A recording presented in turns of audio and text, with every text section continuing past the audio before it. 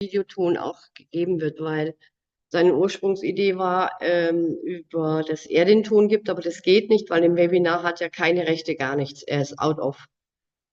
So, ähm,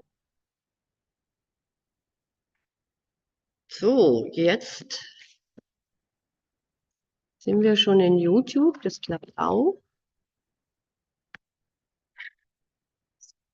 Teilen, kopieren.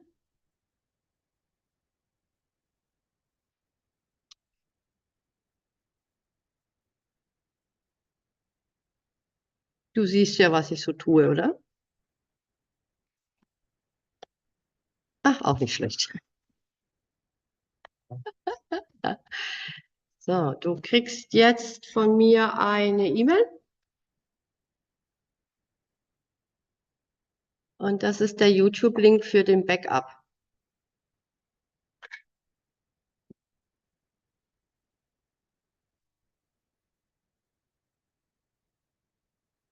30 Sekunden verzögert.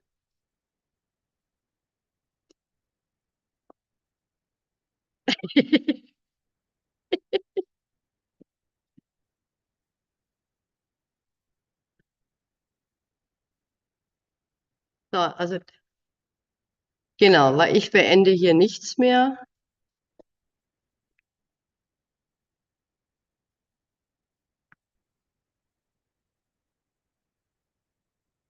So.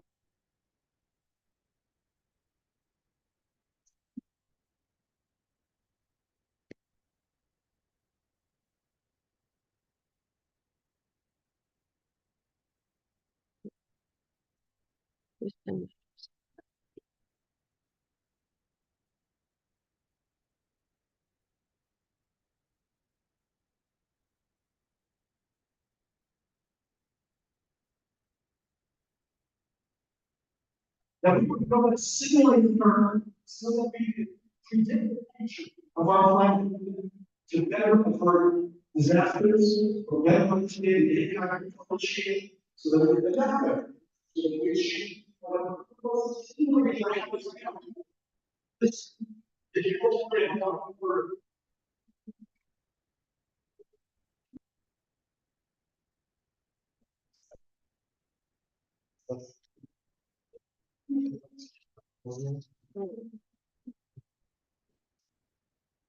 Mein Problem ist, ähm,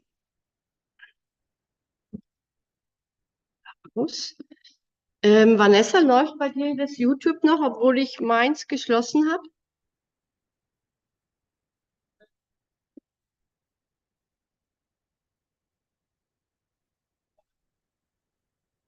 Du siehst mich noch. Gut. Ich werde jetzt mal den Bildschirm teilen.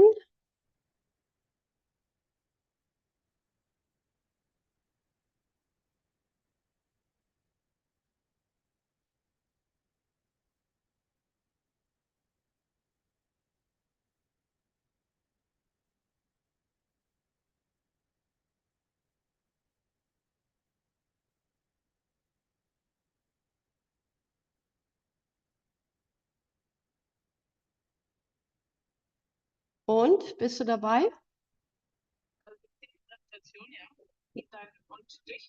Okay, jetzt muss ich nur gucken. Den Ton dazu? so that we could predict the future. Okay, alles klar, warte. Ja, einen Moment.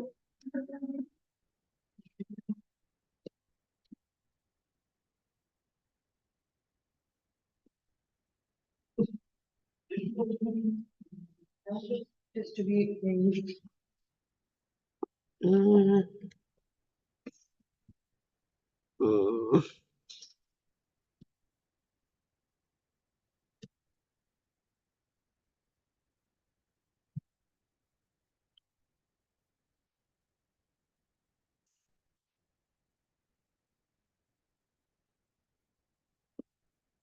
Wenn wir die erstmal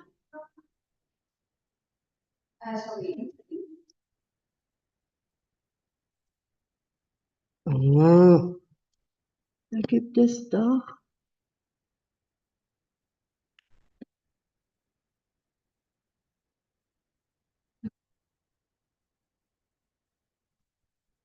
Der YouTube-Link, also YouTube vielleicht? Der ist schon live. Ich frage Vanessa, ja?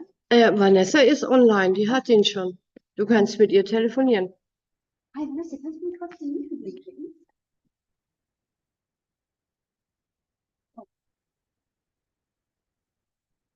Hallo, hörst du mich jetzt? Hörst du mich jetzt? Hi, hörst du mich? Jetzt. Ja. Könntest du mir den YouTube-Link schicken?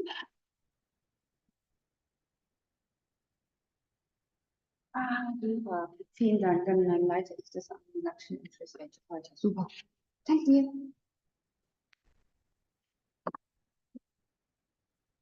Handy ist da, ja? So, Control.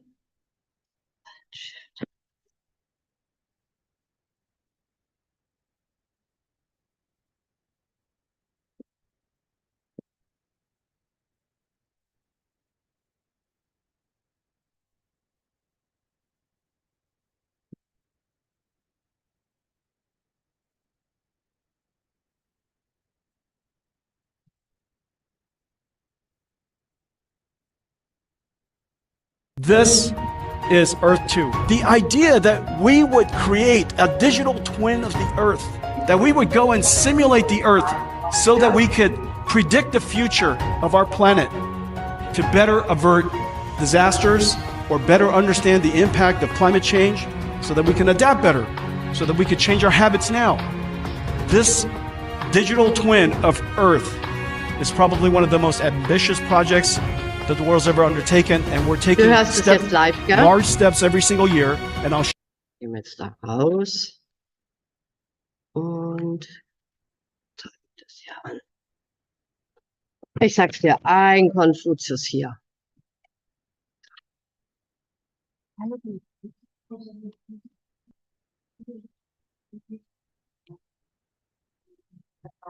Nur das nur zur Sicherheit. Danke dir.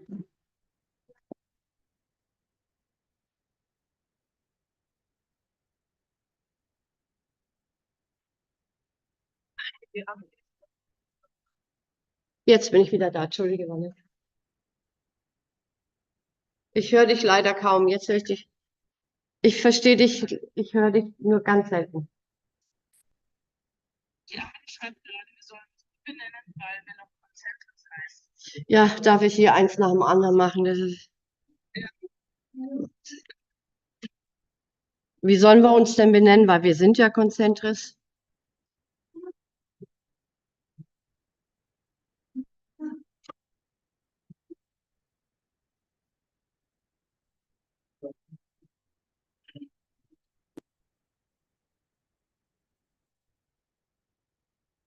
Hm.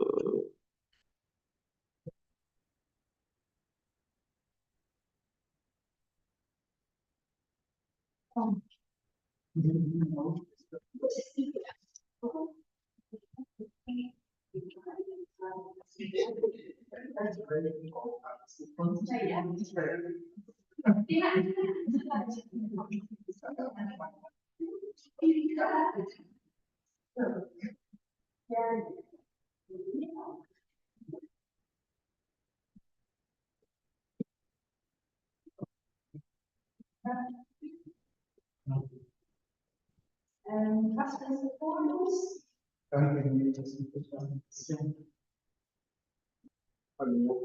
Hi, servus, ich bin die Katrin. Ah, Entschuldige, ich bin in meinem Element.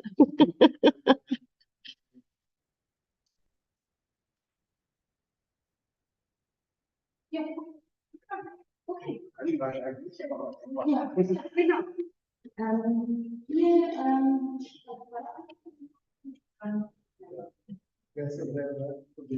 vor Ort.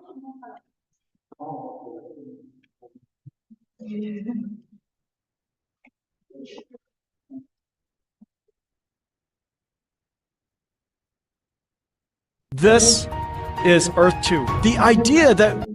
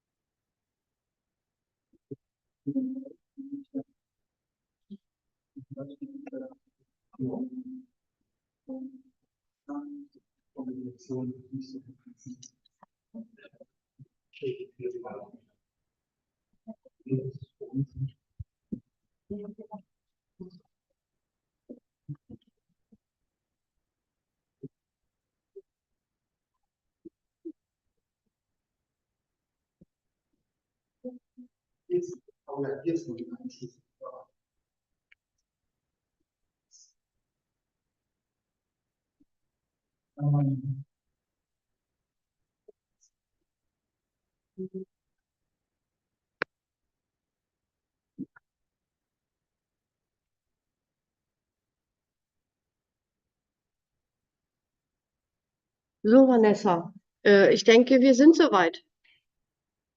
No?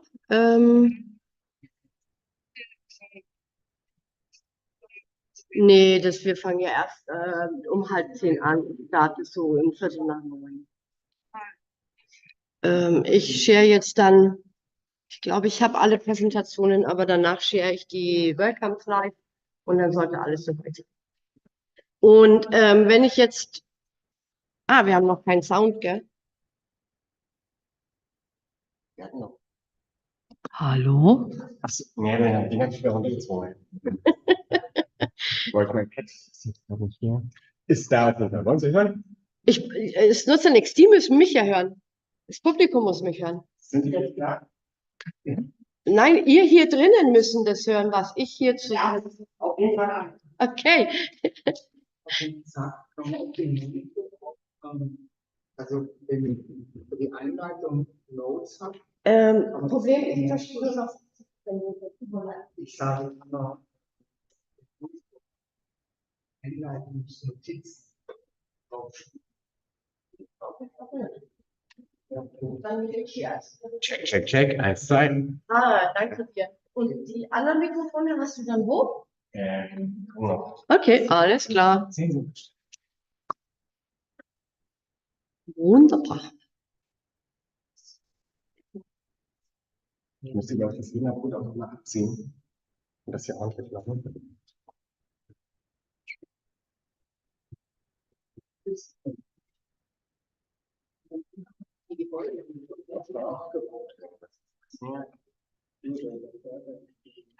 Nämlich alles verbellt mit der Bühne.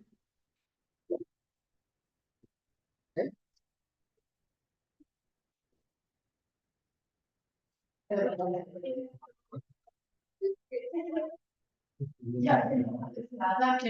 Tschüss.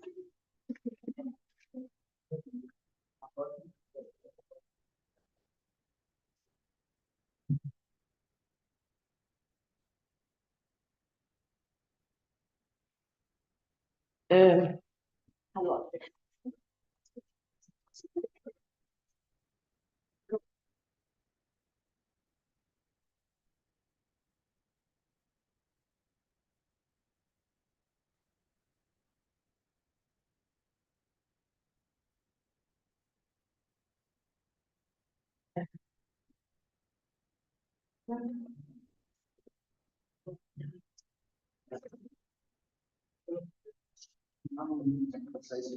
Ja. Hallo.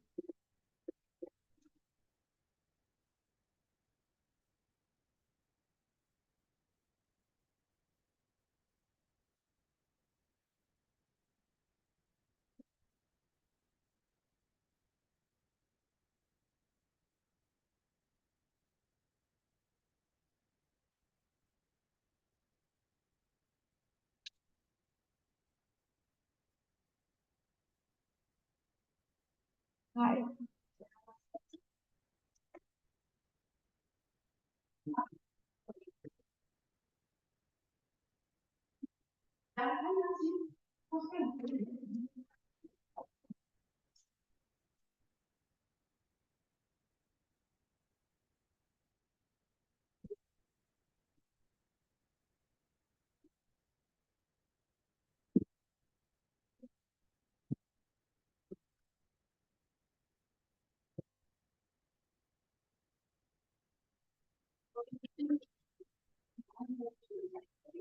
Hallo.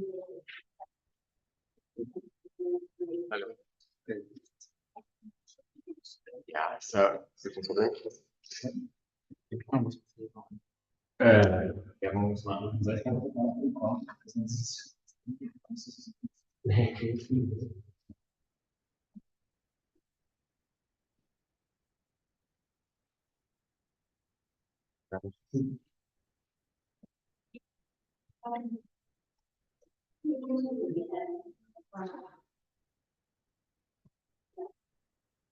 Yeah. No, that's next one. Yeah. Yeah, don't you worry. See, see.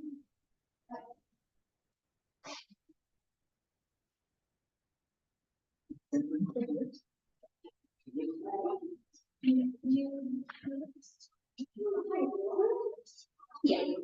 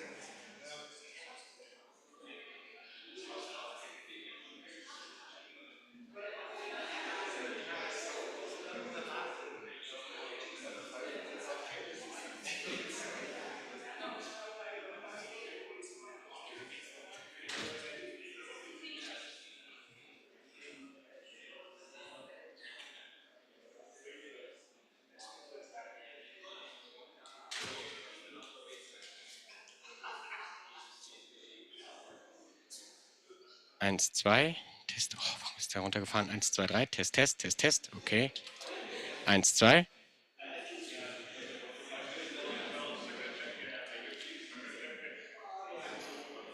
So, der ist jetzt, Feder 1, 2, 3, Test, Test, hallo, 1, 2. Ton kommt auch an, ja, 1, 2, 3.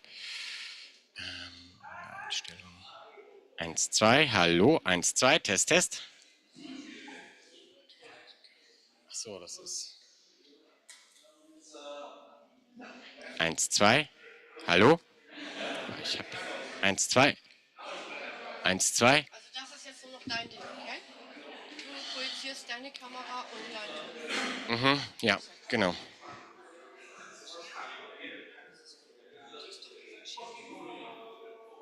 Ja, ja. Aber nicht das Das ist das, was Ihr Rechner gerade sendet. Das Zoom noch nicht, nein. 1, 2, Test, Test.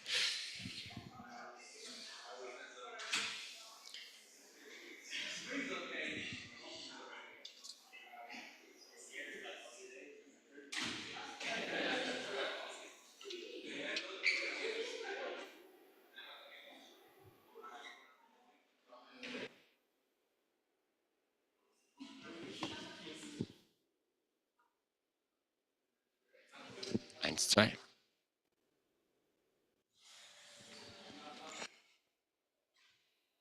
Wir haben hier gerade mega Probleme. 1, 1, 2, Test, Test, Test, Test. 1. Warum?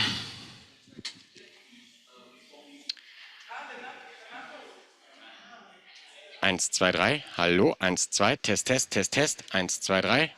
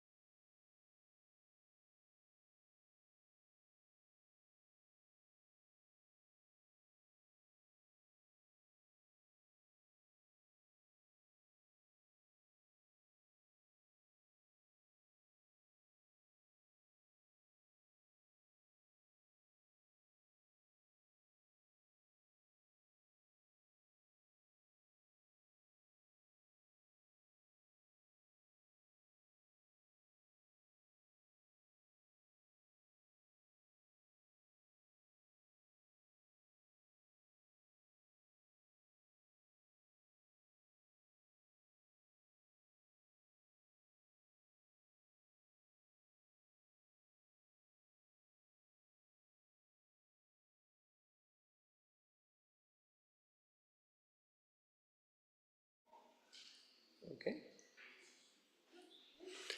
Okay. Wow, this is a very good loudspeaker system. Dear ladies and gentlemen, dear colleagues, I welcome you very much to our Artificial Intelligence in Mental Health meeting. I particularly welcome those guests who have traveled quite a while and have experienced the absolute efficacy and efficiency of the German Lufthansa, as I heard. And I have to say that I had the same experience a couple of days ago. But now you're here, and what you see here is actually the Academy, the Berlin Academy of Science, but it used to be a bank before. This is why it's a bit more pompous. And you see the holes from the infighting in 1945, when the Soviet troops finally liberated Berlin from Nazi times. And if you step outside, you see one of the few but important, interesting periods of German history, and particularly local history here, because this is a place named after the French immigrants that we had here in the 18th century. The Prussian kings were at that time quite liberal, and they welcomed the Protestant French people who had to move out of France. Of course, they were also very interested in their skills as craftsmen and as people who were very experienced in trade and in economy. But at least they named this place after, well, the gendarmes, and they built a French and a German dome. So if you look outside, the right-wing church is the French dome, the left wing is the German dome, and they absolutely look the same, and they have fake cupolas to look like Italian style Palladio. So I particularly would like to thank Gunther and his team for organizing this, but I'm sure he will do this in much more detail, and I will hand over to Gunther Schumann, who has a professorship at Fudan and is working with us at Charité for a very long time and had the idea to organize this meeting. Gunther, thank you.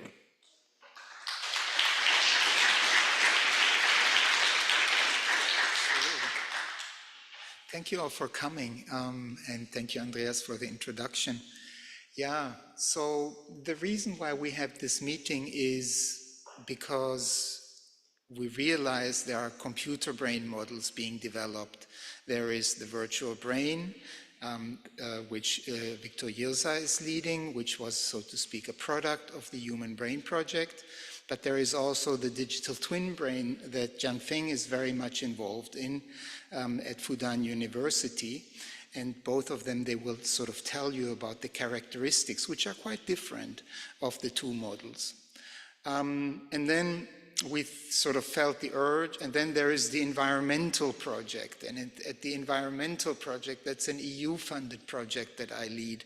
And there we sort of felt the need, or had the idea, to sort of try to use our understanding of brain mechanisms in order to essentially inform and simulate, so to speak, these mechanisms in computer brains. So this is how naive we were. And then Yun Man, who is also here, Yun Man then, spent a really long time to sort of find a behavioral, a brain model that is actually behaviorally relevant, and then sort of use this as a substrate, in this case for the digital twin brain. And during this process, we realized, wow, all these brain things, computer brain things, sound good and are mightily impressive, but if you really want to use them, there is quite some way to go. So this is when it became clear that there was really a need to, if you will, train and understand and perhaps also train these computer brain models. And this is really why we're meeting here today, because we're thinking, okay, it would be really helpful if we could train those models from two directions. The one direction is, so to speak, the neurobiology, right, of the brain. And the other direction is the environment and how environmental aspects influence brain mechanisms. And to do this, I think we have Timo Dickscheid here, And Timo is with eBrains. eBrains is the successor organization of the Human Brain Project. And the Human Brain Project, one of their core outputs essentially was an atlas that would cover the human brain in different, if you will, levels of resolution, starting from neuroimaging all the way down to electron microscopy. So from that point of view, you know, you have like a very well organized and really abundant and multimodal set of biological or neurobiological ground truth data. So the thinking was, maybe we can use those data to somehow inform the computer brains. On the other side, Ellie and others at the Environmental Project are putting together a multimodal and environmental information, and in the same way we would be thinking about how to introduce this into, or how to train computer brains with this. And the one person who is sort of giving us thoughts or ideas as to how we actually do this training is Stefano Panzeri from Hamburg, who is a mathematician who has been doing this sort of data integration for quite a while. So, so why are we doing this? Why are we? What do we expect to get out of this? Just imagine, you know, if you had a brain and you had a particular condition that was associated with psychiatric illness. And then you could model this in sort of, you know, based on neuroimaging information, you could model this in a brain. And then you say, okay, here I have say a pharmacological agent, for example. And this I know that this pharmacological agent, I've tested it in vitro, it affects a particular signal transduction pathway or a particular neurotransmitter system. Now, if you had a really nice, so to speak, developed computer brain, you could just tweak, you know, you could sort of see what happens in the whole system if you alter that particular signal transduction pathway. Yeah? And that might be able to give you predictions, not only about the mechanistic functioning of that intervention, but also of its behavioral consequences. Yeah? And of course, pharmacological is the obvious thing to do, but there is also the possibility, you know, it holds also true for psychosocial interventions. So from that point of view, having a workable computer brain, you know, is something that could just save a lot of time and a lot of effort and would be just an efficient thing to have. Now, this whole, I'm sorry, I'm talking quite a bit, but I hope it's not too boring. So this sort of thinking resonated, yeah, with the people here, with the speakers, and the speakers represent organizations as well, right? So I represent the Environmental Consortium, and together with Andreas, the German Center for Mental Health. Victor represents eBrains, and he's the Chief Scientific Officer of eBrains. Jan Feng represents Fudan University. Timo Dickscheid represents Jülich and the Helmholtz Society. And Stefano represents the Center for Molecular Neurobiology in Hamburg. And Yuman also represents Fudan. Yeah. So the thinking is, let's use this meeting to start a consultation process with these groups. You know, let's try to identify, you know, what are the needs that we have, what are the questions, what are the potential strategies that we could use to address the challenges. And let's, so to speak, use, if you will, the power of these institutions that are behind us to sort of accelerate and, you know, advance this process. And hopefully, you know, we will be getting to a point where we identify clear use cases, where we can also make our case to funding agencies or governments, not only in Europe, but also in Asia and the US, and see, to what extent our research visions can be supported by concrete action. And that's really, so to speak, the content introduction that I wanted to make. There are some smaller things, administrative things. A, the meeting is recorded. B, if you need Wi-Fi, here is the password. The question and answers will, if you have a burning questions after a talk, yes, okay, ask it. But otherwise, if it can wait a little bit, we'll have a question and answer session after each sort of block of presentations. The agenda and if you don't have it already, and the bio sketches of the speakers are on the environmental website. And last not least, I have two announcements to make. Firstly, we have it's called the Earth Brain Health Commission. This is a nature commission. This is sort of like a Lancet commission, but that is this nature commission is concerned with, again, looking at the relation between big environmental changes, brain and mental health. And we will have the launch meeting of that commission, Esther, on the 17th, right? On the 17th of September, here in Berlin at the Charité. So, just keep an eye open for this. You're, of course, all invited. The other thing is, we will also, during this period, I believe from the 18th to the 20th of September, there will be a summer school. And this summer school also will reflect, the relation of earth, brain, and health. So if you're interested in that, you're welcome to apply. Esther Hittchen, who is somewhere, she's probably picking up Professor Lauterbach. Esther Hittchen will be a contact point, but you can ask people here on how to get more information about that. Right. So now let's look at the time. Do you have any questions in the meantime? We're just waiting for Karl Lauterbach to come, so we might as well fill the time. Any thoughts, ideas? By the way, we've been talking about consultation processes, so if you're interested in this, do get in touch, especially, of course, if you have something to contribute, but, do get in touch. Right. I really don't have anything else to say, so. Tell us maybe one or two things about the Earth Brain Health Commission, what you intend to do.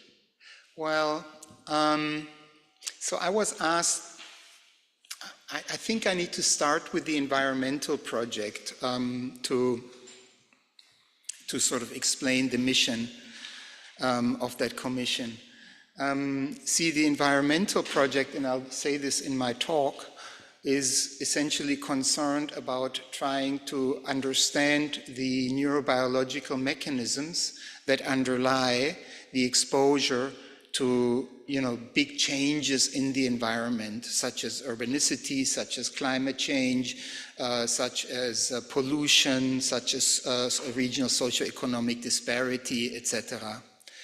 And then sort of see how that affects mental health. And that concept, I think, proved quite popular. And so I was asked to lead a nature commission that essentially deals with the same theme, and essentially, if you will, sets the standards and formulates the challenges and questions for that fields for the next years to come. It is slightly different. It goes slightly beyond the environmental project, which is mainly a European exercise, by trying to include people on a more sort of global scale. It also goes beyond it as it tries. Oh, okay, here we go. Well, I'll tell you later about the environmental project. It's now my great pleasure.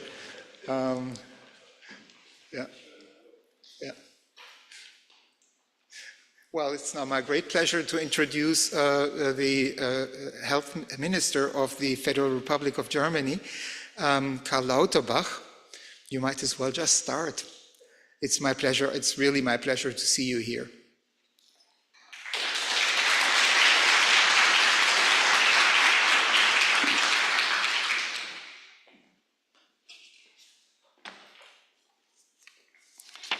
Professor Schumann, Professor Heinz, ladies and gentlemen, thank you for the invitation, first of all. Currently, it's on everyone's lips. Everyone speaks about the groundbreaking possibilities of artificial intelligence in the healthcare system. New breakthroughs are reported almost daily, as a matter of fact. For example, doctors detecting breast cancer better when using AI, AI analysis of ECG data showing minor abnormalities with major predictive power, new antibiotics that are discovered by AI, for example, the breakthrough of a new potential antibiotic for methicillin-resistant antibiotics, where we have been looking for 35 years, and then the derivative of AlphaFold 2 is able to come up with a new solution, a potential new solution.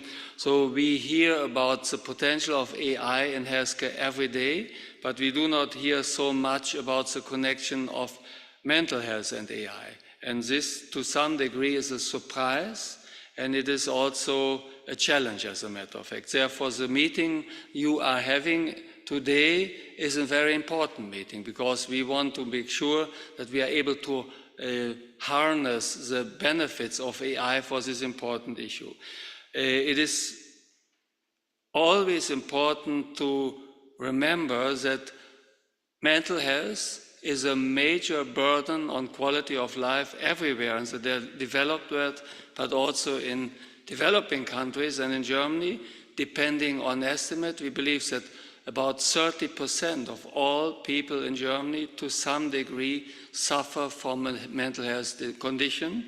And we have similar data from China and Thailand. In the US, it is even estimated, if you include eating disorders, that 40% of the population suffer from mental health challenges. Therefore, the field of AI for mental health is of utmost importance. What we have managed to some degree in Germany is that digitalization is already happening in AI, and it is important that in the field, for example, of let's say digital apps for healthcare, apps financed by sickness funds, 27 of the 64 apps that we currently do have cover mental health conditions. So this is the good news. The bad news is AI is not used in these, despite the fact that the potential, as a matter of fact, is huge here. And therefore, apps on prescription will be, in my opinion, be the first broad use of AI when it comes to using AI for mental health treatment and also mental health research.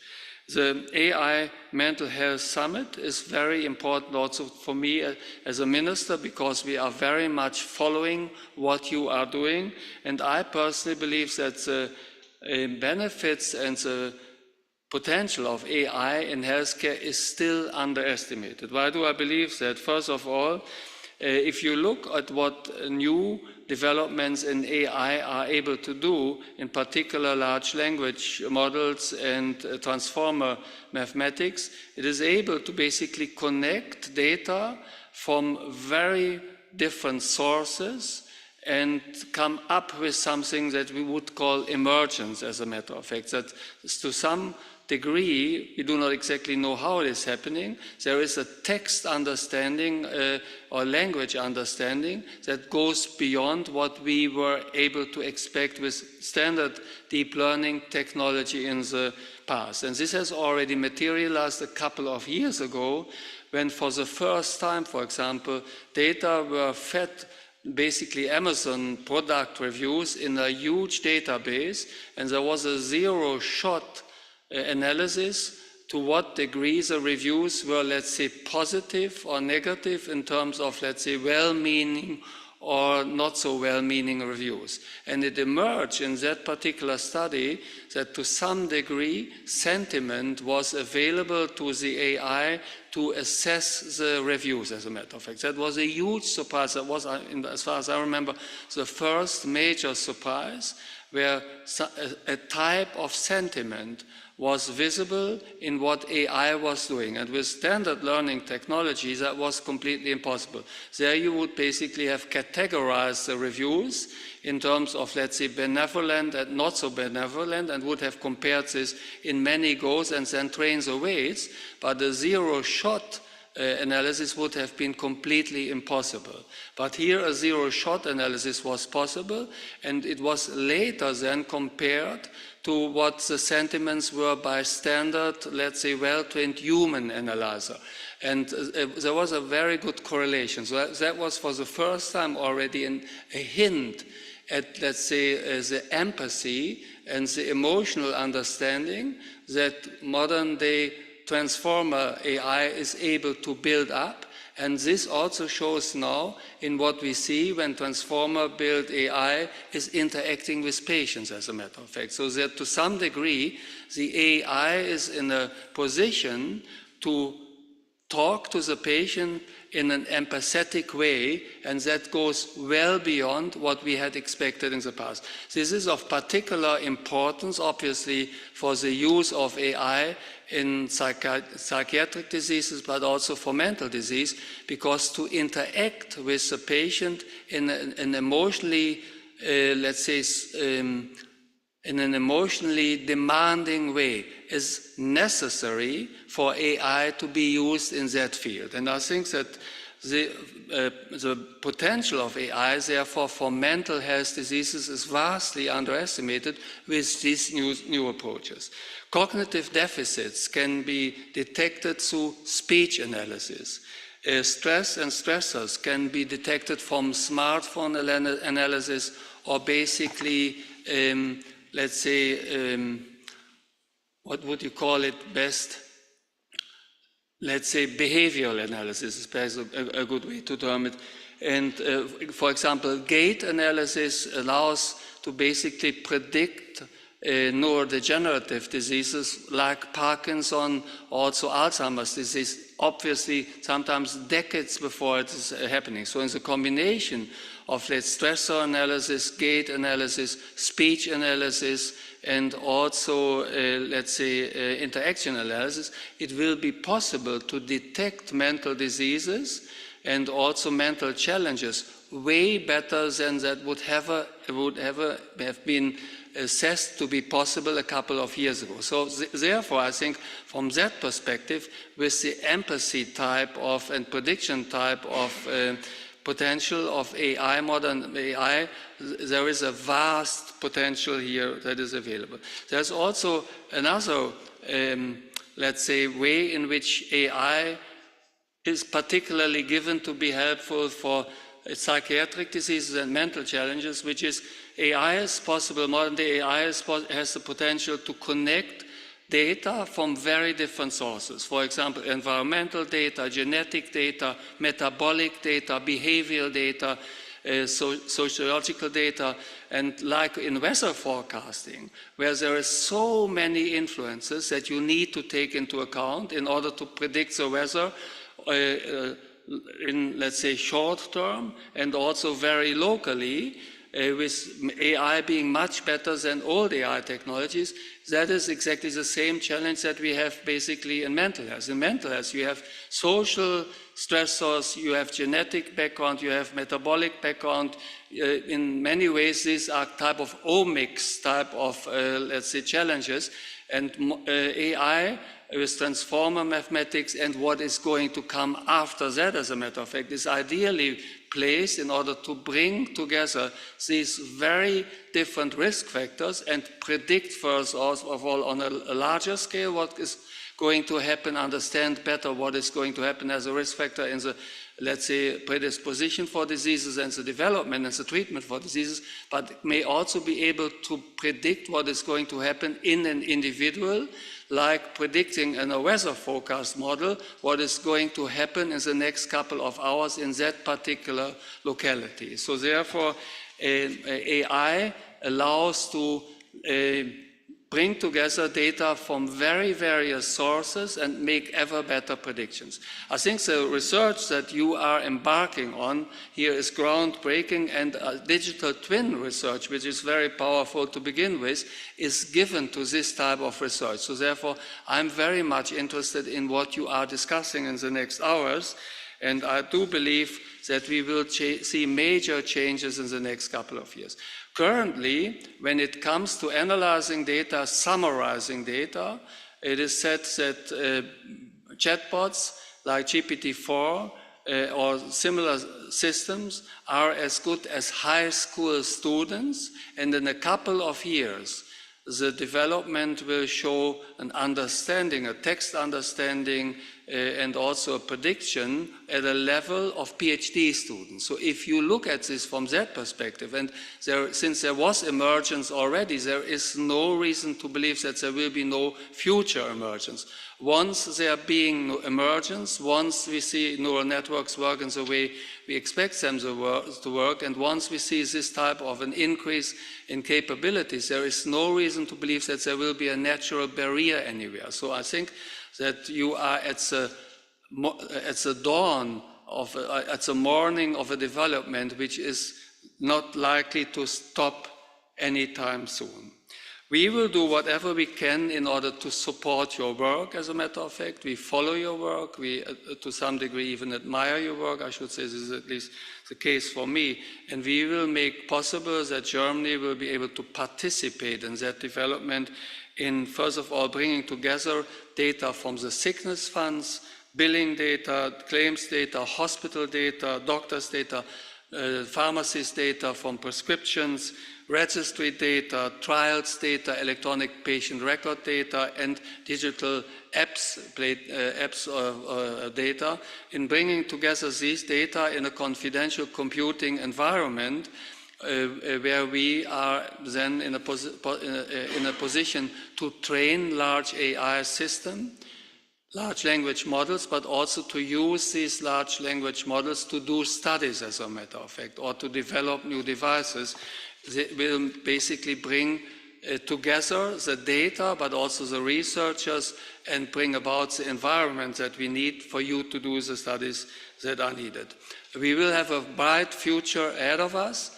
I think, let's say, from the development of new treatment approaches with AlphaFold type of systems where we recognize proteins which could give us a hint where to intervene in the metabolic pathways, the omics data where we use genetic, metabolic, behavioral and environmental risk factors in order to understand better what is going on in a disease, and where we are able to subclassify a disease like in oncology, where we see that one cancer, as a matter of fact, may often be 20 cancers if we look at it more closely. I think we will see a similar development here also in mental health, and also social epidemiology will be able at a level way beyond what we currently are able to master. So I think these are extremely exciting developments, extremely exciting challenges, and we are having experts here that bring together the ambition, the knowledge, but also the leadership and the international collaboration in order to move forward. I will have my colleagues from the department report to me about your suggestions, about your results, and it is a conference which I would have liked to attend myself because it is such a fascinating subject. I wish you all the best for these important hours here in Berlin, and I'm looking forward to the results, and I thank you very much for the opportunity to give a small speech here. Thank you for being here, thank you for the research, thank you for the opportunities. Looking forward to meeting you once we are a couple of steps further ahead. A bright future for mental health and AI future is ahead of us. Thank you.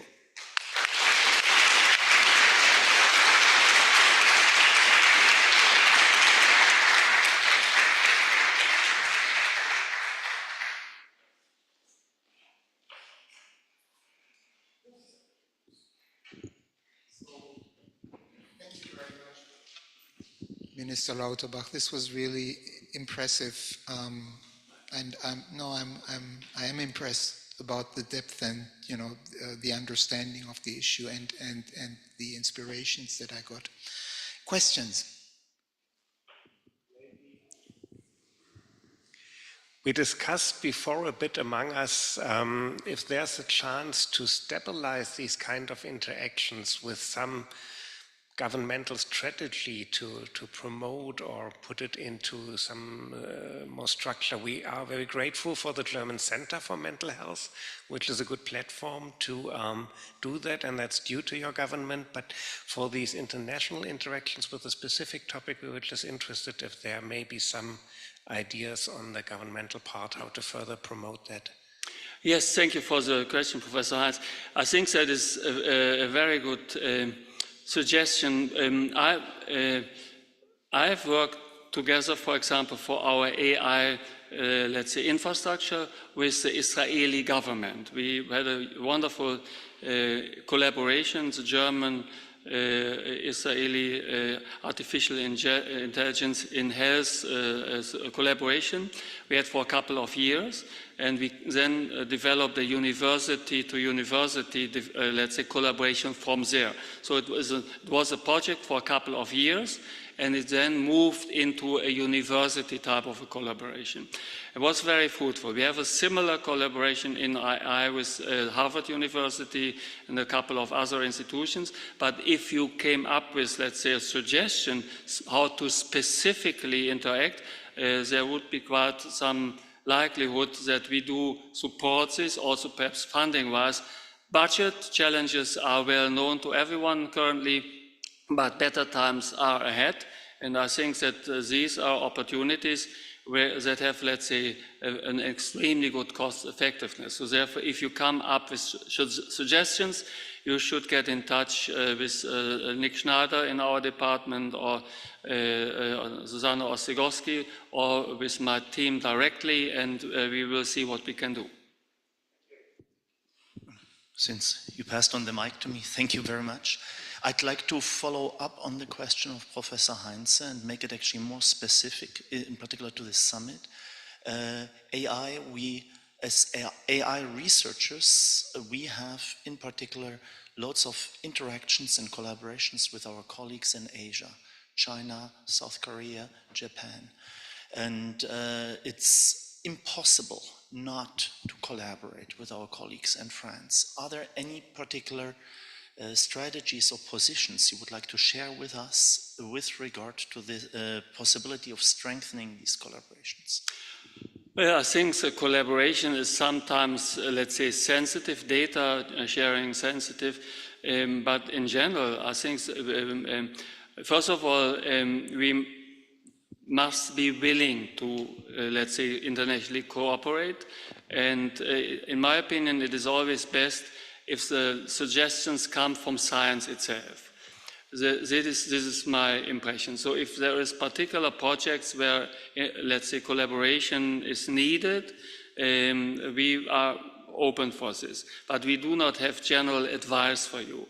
It is my understanding that when it comes, for example, to large language models, Germany currently has a long way to go, as a matter of fact.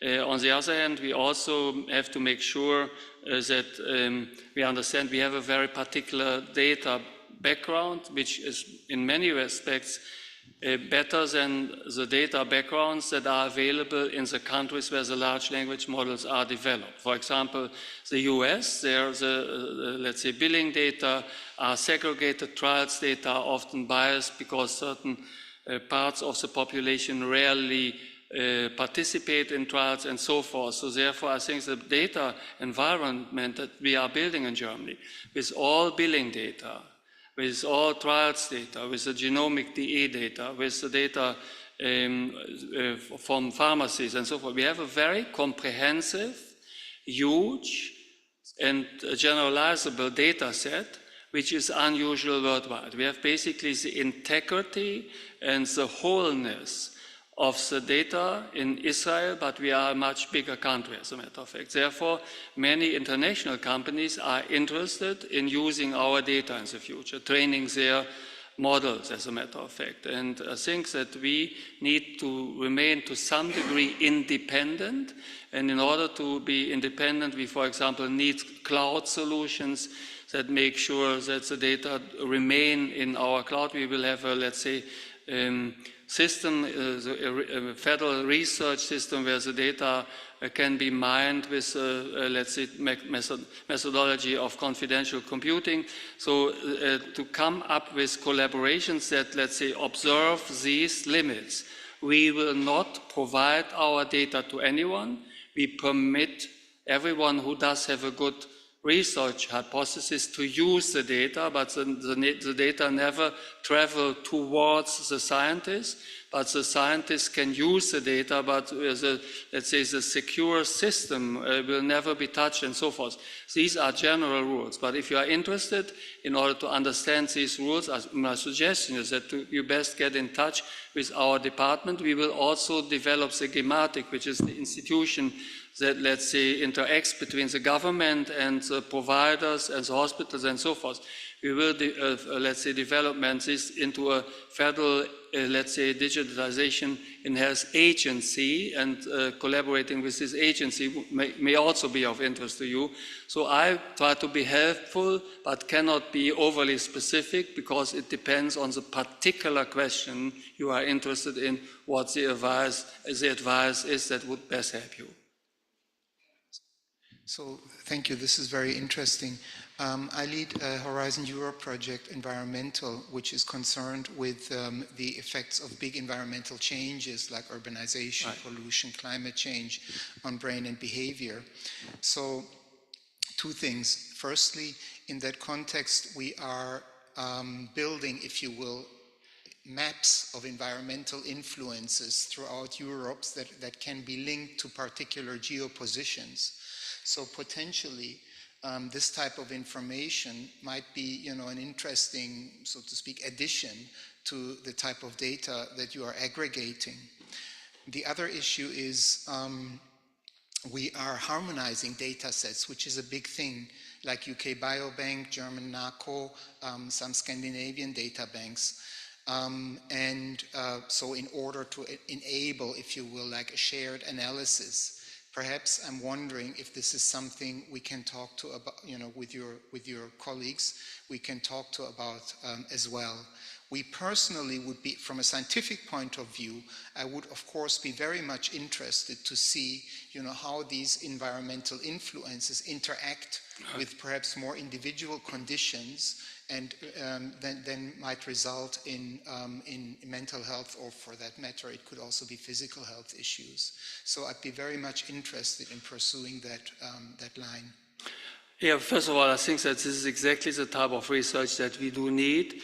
With my, let's say, analogy with weather forecasting, we will see that, let's say, large language models will be able to come up with predictions that identify risk factors that we were not able to identify ourselves. And the interaction between, for example, climate data, pollution data, stressor data, let's say noise data, genetic data, metabolic data, and poverty data, stressors data, and so forth. I think we will be, let's say, get a very fine granulated risk factor model, which then can be employed possibly for prediction in individuals. So therefore, this is a completely different way of doing, let's say, population epidemiology, and therefore for the research that you are doing, the new possibilities are just wonderful. Also, let me point out, I've always thought that it is a major problem that we do not use, let's say, genetic data at the same quality and level like in the UK Biobank data I use, and NACO data, and also data from other, let's say, broad representative studies where we do have good data, as a matter of fact, to link that with environmental data and with climate data and others, that is a very wise and very important issue. And you know, sorry to sort of turn this into a conversation, but we do talk to Google, and we would be, you know, really pleased to have some, for example, Facebook data or also social media mobility data of people, and perhaps also, you know, the affect component that you mentioned that can be detected by these large language models. The trouble I sometimes have, I have to say, is the access. I don't really get access, you know, to the decision-making people at, for example, Facebook or Google. I get access to the academic liaison people. So my question is, might there be a possibility to get support from your department if such access is required? Yes, I think so. We have very good access because these companies are very aware of the fact that the new German, let's say, data environment, and in the long run also European data environment, is of major significance for them, because representative, comprehensive data that are, let's say, can be used in a confidential computing background. This is ideally placed in order to further develop the chatbots for very specific, like Delphi, very specific purposes. So we can clearly connect you with people, and I will also in the fall visit Harvard University, where with my, let's say, visit, there will be a conference on AI and health, which we are currently starting to organize, and we will also visit a couple of the major players at the West Coast again, with whom we are in touch. So that would be an opportunity to basically ask, we will have specialists accompany us, and that would perhaps be an opportunity for you to either come along or place, let's say, requests or whatever. But the short answer is where we can be helpful, we will try to be helpful. I'd be delighted. Thank you. Thanks. It's a very nice talk. I mean, we enjoy a lot. For example, we're using, as one of the example, we're using biobank data. We pick up from 1,000 proteins, 10 proteins, and we can predict Alzheimer's disease 15 years before the onset of the Alzheimer's disease. Right. The paper was published just a few 2 months ago and highlighted in Nature. So we do use biobank data there, for example. And for example, I'm from Shanghai, and in one hospital in Shanghai, we have more than 1 million patients per year, psychiatric disorder. So we really have a huge data there, and I do believe if we can work together, we can speed up the whatever, you know, the diagnosis of mental health or the treatment of neurodegenerative disease there. And I think America, for example, we can access their Enigma data, we can access their ABCD data.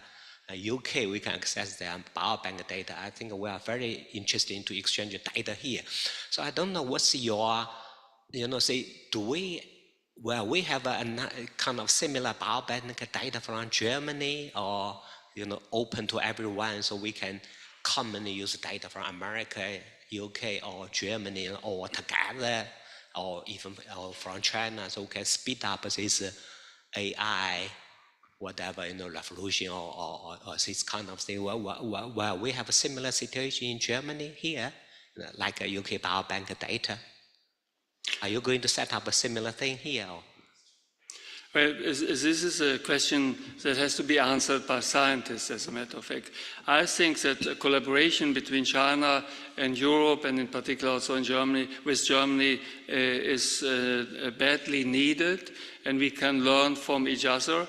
And I see the fast developments in China. I'm aware of the research that is done there. and I think it is highly relevant for everyone, as a matter of fact. So if there is specific projects where the question is, can we share data, can we share, let's say, information, then I think we are interested in helping, but I cannot, let's say, give a general answer, as a matter of fact. It depends on the project, and depends on the data, and depends on what should be done with the data. But generally speaking, I think China is doing extremely impressive work in that field, and is also developing very quickly in terms of, let's say, creating its own models, as a matter of fact. So I think in a very short period of time, we will see major progress here, and this is a progress from which we also want to benefit, so we are looking forward to the collaboration. Thank you. So this meeting is a kick-off to start a consultation process to come up with specific questions, which we will be sure to communicate with you. And I wanted to thank you again for coming. We really appreciated it, and I'm looking forward for a future conversation. Well, thank you and good luck.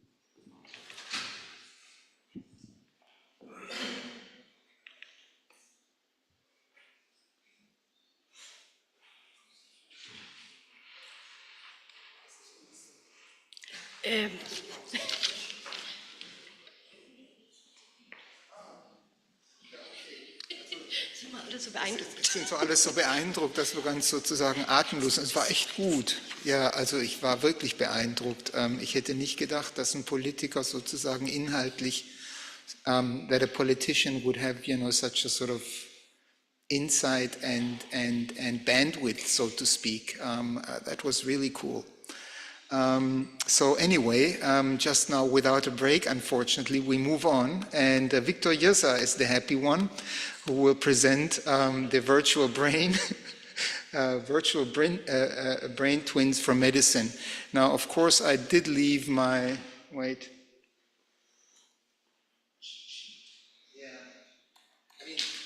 It's not really that difficult. So Victor is the Chief Scientific Officer of eBrains. He's been a major player in the Human Brain Project before. He's a professor and leads an institute at University of Aix-Marseille University in beautiful Marseille.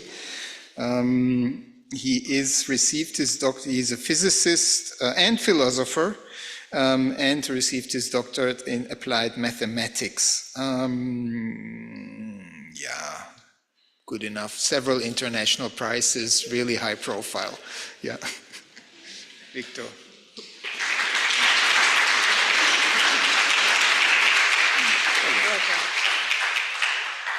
That was a nice introduction. Thank you. I like it this way.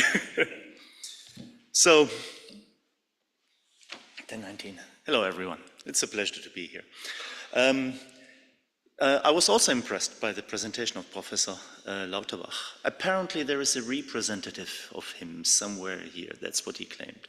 I don't know who that is, but if I can pass on one key message, AI has the capacity of extracting the information that is in the data. If we link AI to digital twins, we can extract what is in the data and beyond. Do more. That's essentially my message for today. Everything else is just a repetition of what I just told you. I can go in a little more detail, which I'm gonna do now. Yeah. So, first of all, what I would like to cite here is a quote by Sidney Brenner when he gave his Nobel Prize lecture. And actually, I'd like to read this out to you. We are drowning in a sea of data. We talked about data. Yeah? We are drowning in a sea of data and starving for knowledge.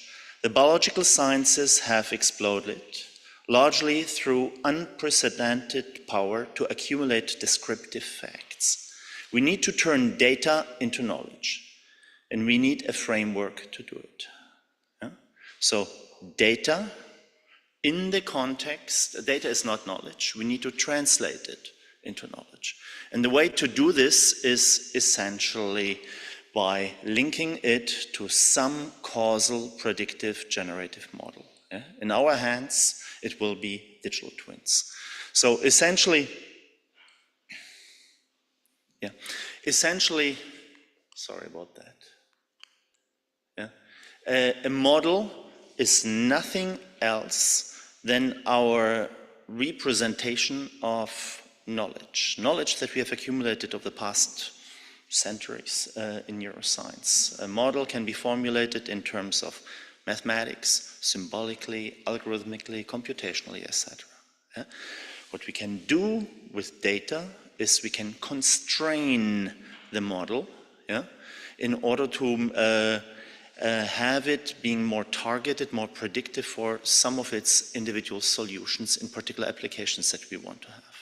That's essentially what we are doing with digital twins. On the one hand side, we are collecting data. We are having data in the real world, and we are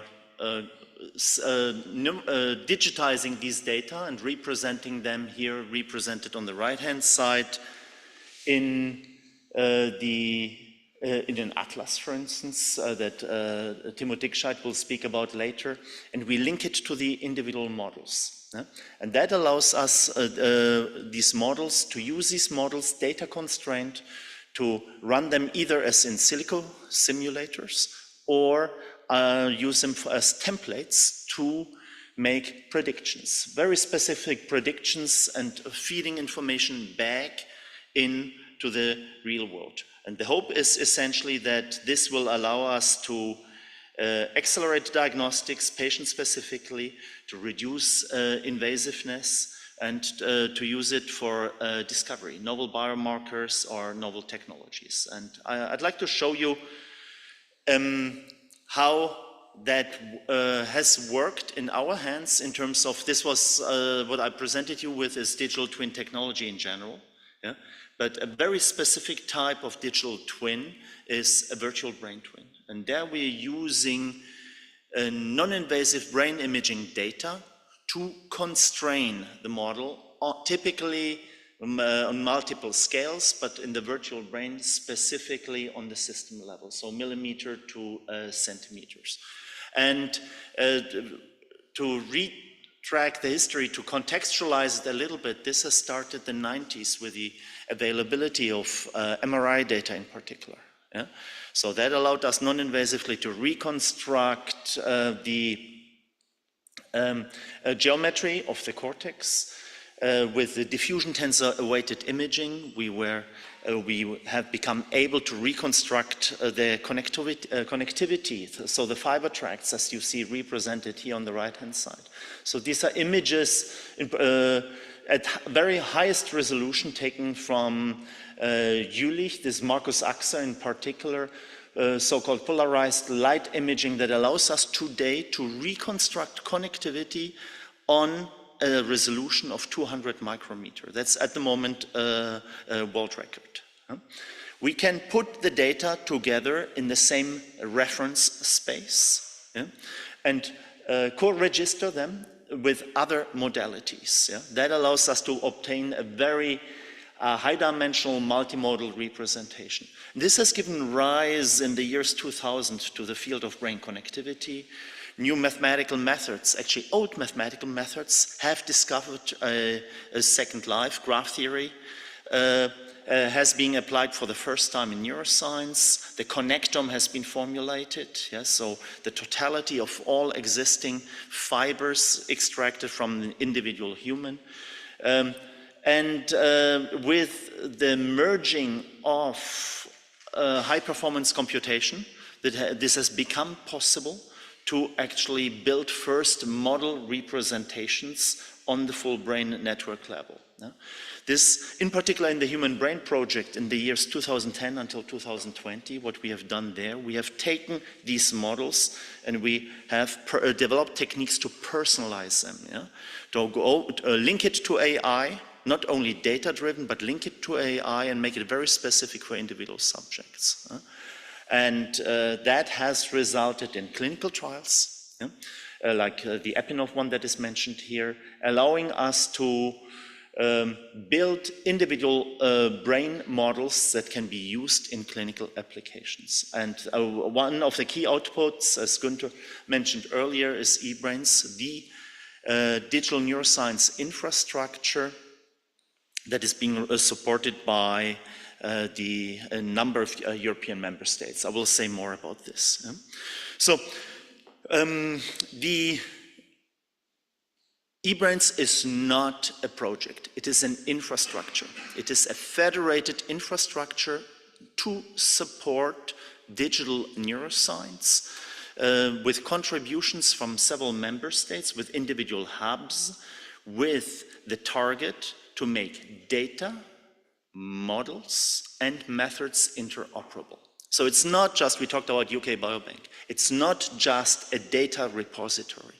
It's a model repository, it's a method repository, a data repository in a reference space in which all these elements are interoperable. So there is a unique value that goes way beyond the repository. And it is supported by 10 full members, so 10 European countries that you see represented here. And each country is represented by elite institutions. Germany, for instance, is Jülich. And there are 54 associated member countries, members. These are institutions like my university is a member, or Pasteur Institute is a member. Charité is a member, I believe, also. Those are supporting the infrastructure, and in the infrastructure we have organized the activities in 6 tool suites that you see represented here. Atlasing services on the one hand side, because the data need to be anchored spatially. Medical analytics with sensitive data, human sensitive data across scales. Modeling and simulation, there we have multiple simulators ranging from the subcellular scale to the cellular, microcircuit, and full brain scale. I will focus today on the virtual brain scale, so that is the millimeter, centimeter scale. Fair data. Data must be findable. Yeah? You need to be able to organize them. So we have put principles in place and methods to allow us to organize the data with, headed by metadata that allow us actually to put them into a knowledge graph and interlink them with the various methods. So it's required more work on your side in order to get the data in there, but once they are integrated, there is a huge added value for you through this integration and interoperation with the other methods. In addition, it's a collaborative platform and a huge compute infrastructure behind that for storage of data, which is becoming a big issue. We are talking about petabytes of data, and high performance computation. 5 supercomputers in support thereof and multiple HPC centers. Yeah? So this is the situation. So just to give you a feeling for how we can operate this, I show you how we are actually building the digital twins. So the virtual brain twin is particularly focused on the millimeter and centimeter scale on the full brain network level. There are other digital twins that are represented on the microcircuit level or here in the tissue level, and loads of details all the way down to the individual ion channel simulations can be performed. Yeah? This needs to be supported by the infrastructure and appropriately parameterized. Yeah? So there are methods that are actually allowing you, without having to specifically define it, where simulations are being run, that you can actually direct the resources where they are needed. Yeah? This needs to be linked to data. The data are available, coming typically ex vivo from different sources. Hundreds of different laboratories in different formats, yeah, across different scales. Patient data, for instance, or ex vivo from also multiple species. So this is being integrated. What you see represented here are in vivo data, ex vivo data, but you would like to merge it also with in vivo data, because if you want to make one of these virtual brain twins applicable, yeah, it needs to be translated for the individual patient. So methods, and again, it boils down to AI, methods need to be developed that allow you to merge meaningfully ex vivo and in vivo data in order to have actually the best optimal approach. This is what we can do in eBrains. So we have spent the last 10 years working on this and built the appropriate platform where there is a single user, so multi-user, single entry access, allowing you to enter this platform. And the twin is essentially defined by all these different capacities when interacting with the different applications. Beyond that, these arrows that you see here, they are not just flashy little graphical symbols. It would be extremely naive to think that all you need to do is put these methods together and then the scientist will be able to use that. That has been tried, it doesn't work. Yeah? You cannot put just the data or the models together and then some thinking or some meaning will arise or some usefulness. You need some operating principles in order to do this. And that came out in Gunter's introduction when he talked about training the models. But it's not just fitting the parameter. We need principles of using those in applications. And there are two slides I wanted to share with you. Yeah? And sorry about, yeah.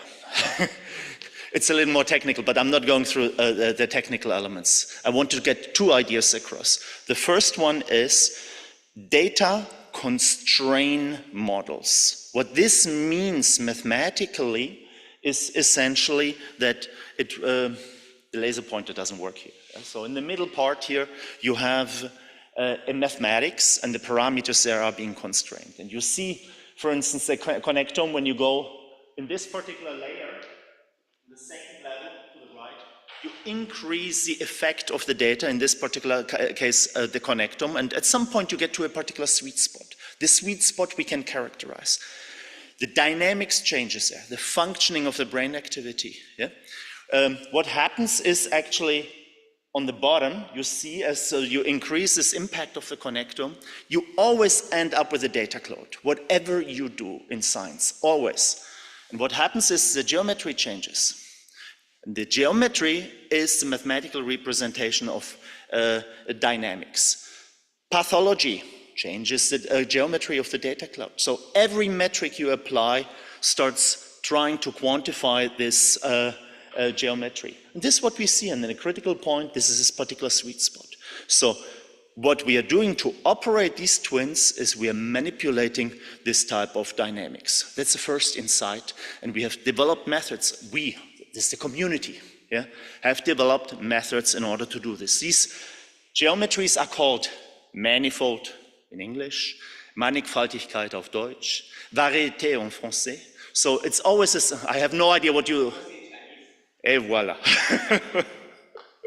So it's a hypersurface. This is the geometry that is behind that. Yeah? The second point is, that gets us back into this digital twin loop, is in such a framework, we can take the pathophysiology and we need to causally formulate it, represent it somehow. In epilepsy, it's the epileptogenic zone. Yeah? In multiple sclerosis, it's a degeneration of the fibers where the lesions are that cause certain slowing down. So there must be a mathematical representation thereof. Yeah? We are able to formulate it. And once we are able to do this, we can use methods from AI actually to estimate the effects thereof.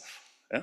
So inference, we call this inference. And the difference to application of AI on the data in absence of a model, yeah, is that this can be predictive and make statements and predictions beyond what is in the data, because you link it to a causal hypothesis. This is called causal inference. Yeah? And it is explainable and interpretable. And very difficult to do. That's the reason why we need to put it on a platform and operate it. But Stefano, I think you will talk a little more about this, won't you? Yeah? So these are the two basic operating principles, yeah, that we can use on this type of level of description. A few minutes to show you what it looks like in real-world application. One is epilepsy. Yeah. I'm showing you this one in particular because that's the oldest one where we have actually worked on. And in epilepsy, the pathophysiology in the case of drug-resistant epilepsy is the identification of the epileptogenic zone. Yeah? In epilepsy, 1% of us humans is epileptic at some point in our lives. 60% of us there we will be able to treat pharmaceutically. The others we will not be able to treat. There we have to explore the brain activity. Yeah? And this is typically being done first non-invasively, later invasively. And here you see some of the recordings that can be performed, stereotactic EEG. Based on this type of data, you have to make a decision of where to resect. And this is essentially where we can help with the virtual brain twins. So we can go through this cycle from real data, creating the virtual brain on the right-hand side, and then putting it into the inference process, formulating a pathophysiological hypothesis, epileptogenicity, and then estimate it from the data. In this process, once it's estimated, we are able for every single patient to build something like this, an in silico platform for the patient's brain, where we can implement an epileptogenic zone, and the patient then undergoes a seizure. In blue, you see every brain region, and in yellow, you see the stereotactic electrodes implanted measuring this type of activity. This virtual brain twin you can operate in different ways. You can change the epileptogenic zone, you can stimulate it, you can disconnect brain areas, etc. You can use it as an in silico platform to ask questions. You can also use it to estimate, as a template to estimate where is a most likely epileptogenic zone located. And this works actually quite well. Here to the left against clinical hypothesis of 54 patients, to the right against post-surgical MRI. How we compare it? Here on the bottom right, you see how this is being done. This is actually post-surgical MRI of a subject, overlaid with a hypothesis that has been inferred. Here, the resection has been performed. These are the black spots. Yeah? And in this case, it's actually good overlap between the surgery that was performed and the estimation. So, this can be quantified. And please note the following. When the patient is seizure-free, it works quite well, clinical hypothesis. VEP means virtual epileptic patient, but it drops down significantly when here. It drops down significantly when there is a surgery failure. And I'd like to show you why that is actually. And this is for the person that is here from Professor Lauterbach, how we can go beyond data using AI. You, as an epileptologist, make a decision about an implantation, here more in the frontal region, prefrontal regions. You drill holes, you put in electrodes, you explore. Then you make an estimation of the epileptogenic zone. What we do with the virtual brain, we model the interior brain, driven by data, constrain the connectivity, the models, but it's the interior brain, which allows us in principle to make predictions of the epileptogenic zone within the data space, where you have measured the data, where the yellow electrodes are, and outside of the data space.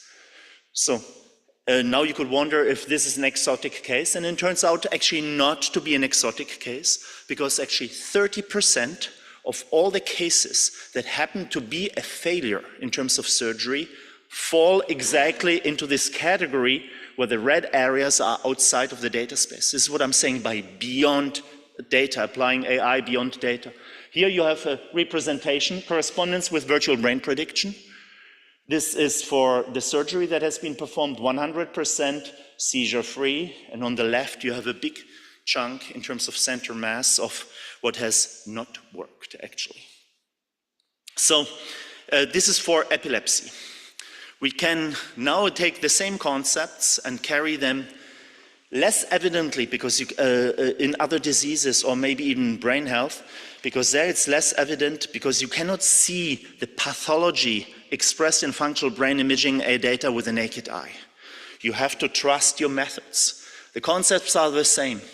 Brain activity, manifold, yeah, constrained to a particular subspace. In pathology, it changes. There is no other way. Whether you believe in models or not, it's always like this, the geometry changes. Can we extract it from data? Yeah? And this is actually key, because if you want to predict brain health trajectories and how they actually start splitting at an early stage, the horizontal axis is the time, yeah?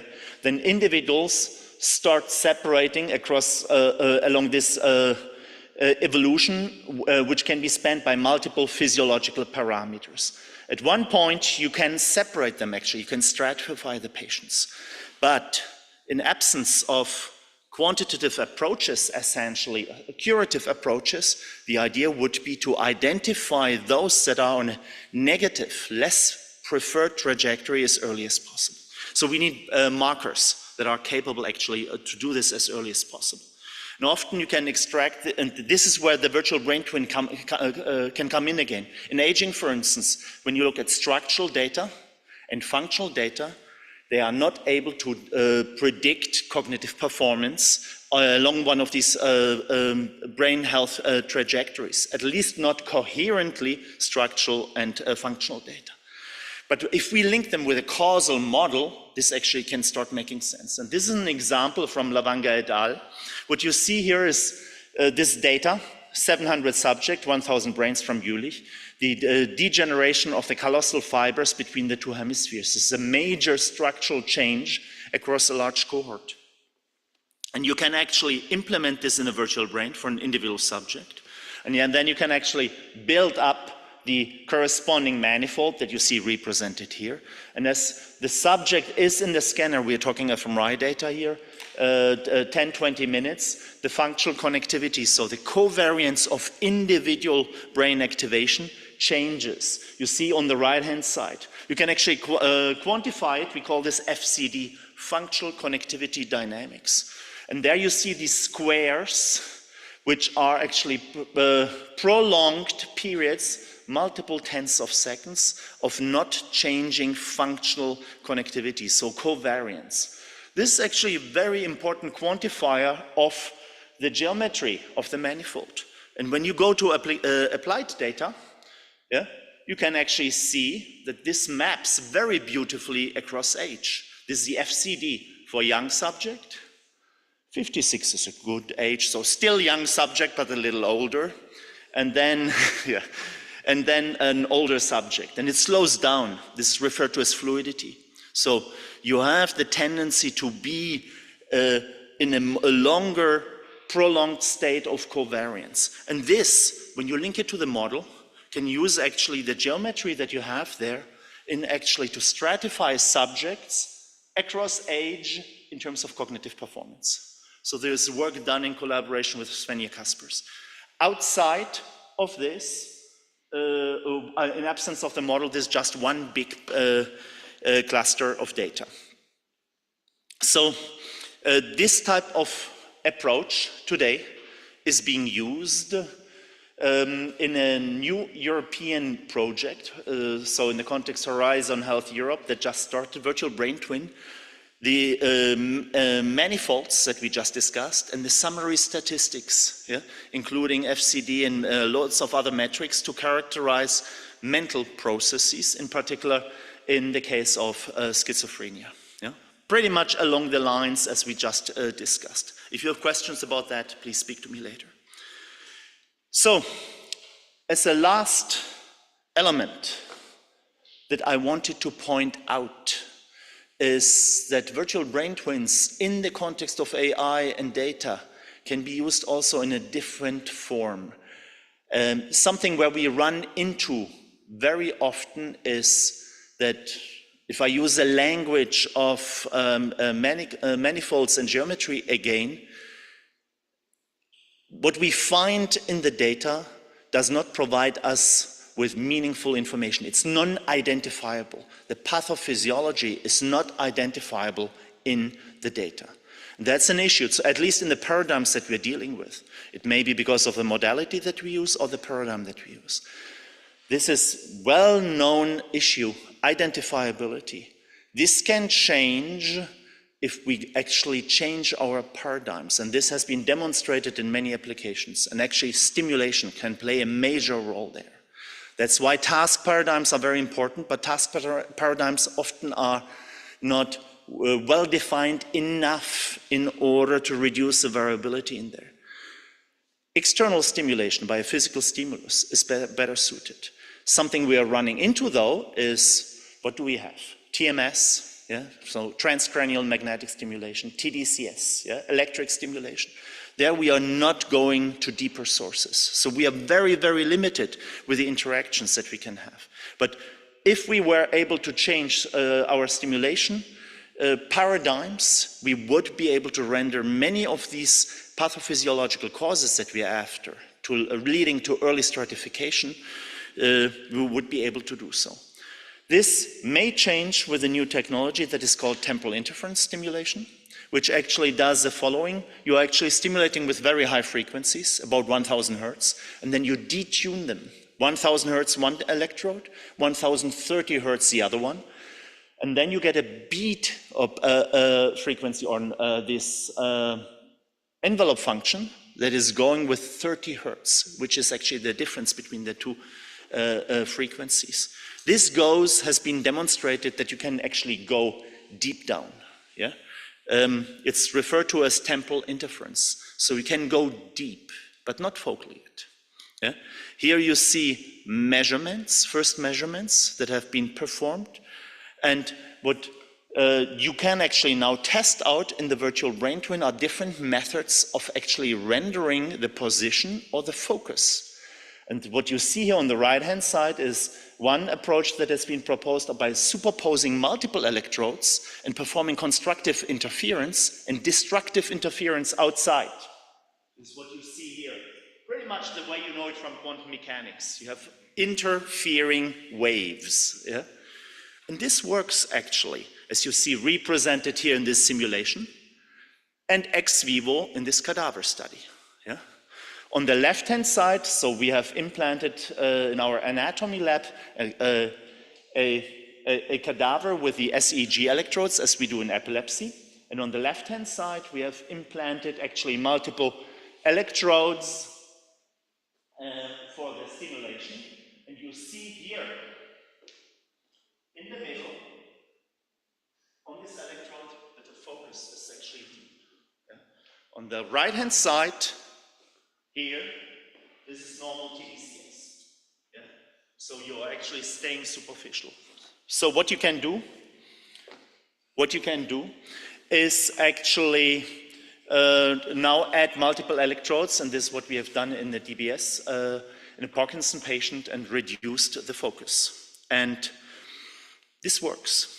Yeah? So this has the promise, this bears the promise actually in this particular case to render the stimulation focal, and in the virtual brain twin we can actually then appropriately navigate and generate the type of stimulation that we want to have in order to render this type of metrics possible. Outside of an in silico platform, this would not be possible, or it was not possible. Yeah? So this is what I wanted to share with you. The idea of such a macroscopically driven virtual brain twin is essentially to build a platform. On the one hand side, it can allow you to simulate the patient data and interfere, on the other hand, with potentially in the future with temporal interference. In research today, it is reality. We have it, we use it in eBrains, for instance, in the infrastructure or in other different types of open source softwares. Clinical availability hopefully will become available at some point. Clinical trials. Today, multiple clinical trials beyond the one that I showed you are in preparation using this type of technology. So let me stop here. Thank you for your attention. Thank my colleagues and contributors here, and thank you for your attention. Yeah?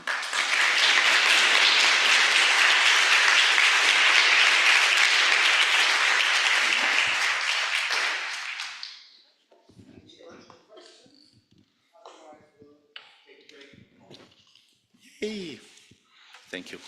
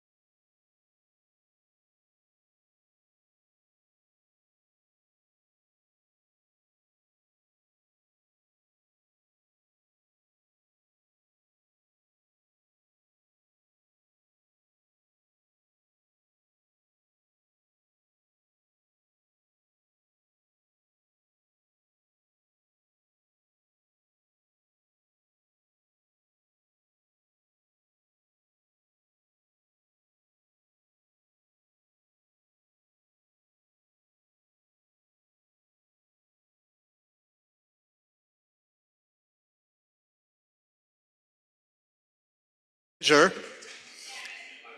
to introduce Jianfeng and I'm wait, are people ambulating? Okay, it seems we're so, and I need to sort of make good on some shortcomings in my presentation before the meeting. Firstly, I need to thank, and I want to thank Victor for his talk, which I think was inspirational and very helpful, and gives the basis for a great deal of discussions we can have in the future. And then secondly, I don't want to fail to thank Esther and Katrin for organizing all this. I think they've done a really tremendous job, really well done. Big thanks to them. Yeah.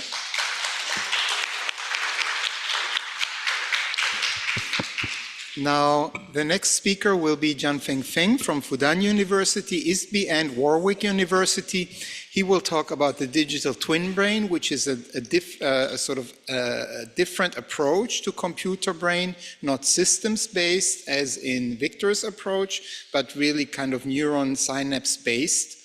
Jianfeng is a mathematician by training, but has been for many, many years been very interested in applied mathematics with regards to brain research and neuroimaging. He is the Dean of the Institute of Science and Technology for Brain-Inspired Intelligence at Fudan University, and I'm very pleased to have him here. Thank you. Thanks, Günther. Thanks a lot. Thank you. Very nice meeting. I was really impressed by your minister. The talk into very, very detailed and up-to-date development. So I will talk a little bit about the digital twin brain, past and future. Past, we only have a shorter history in comparison with Victor. We start from exactly modeling possibly 5 years ago, working on this. And also another thing I think I have to tell you guys, actually, Andreas and Victor, we did have a meeting last 1 week ago, yeah. And I happened to change my slides. You are much, much better than me, and you completely changed your slides. So you two guys, you can ignore my talk more or less. I haven't changed my slides. So that's the thing. You are work much harder than me. Anyway, yeah.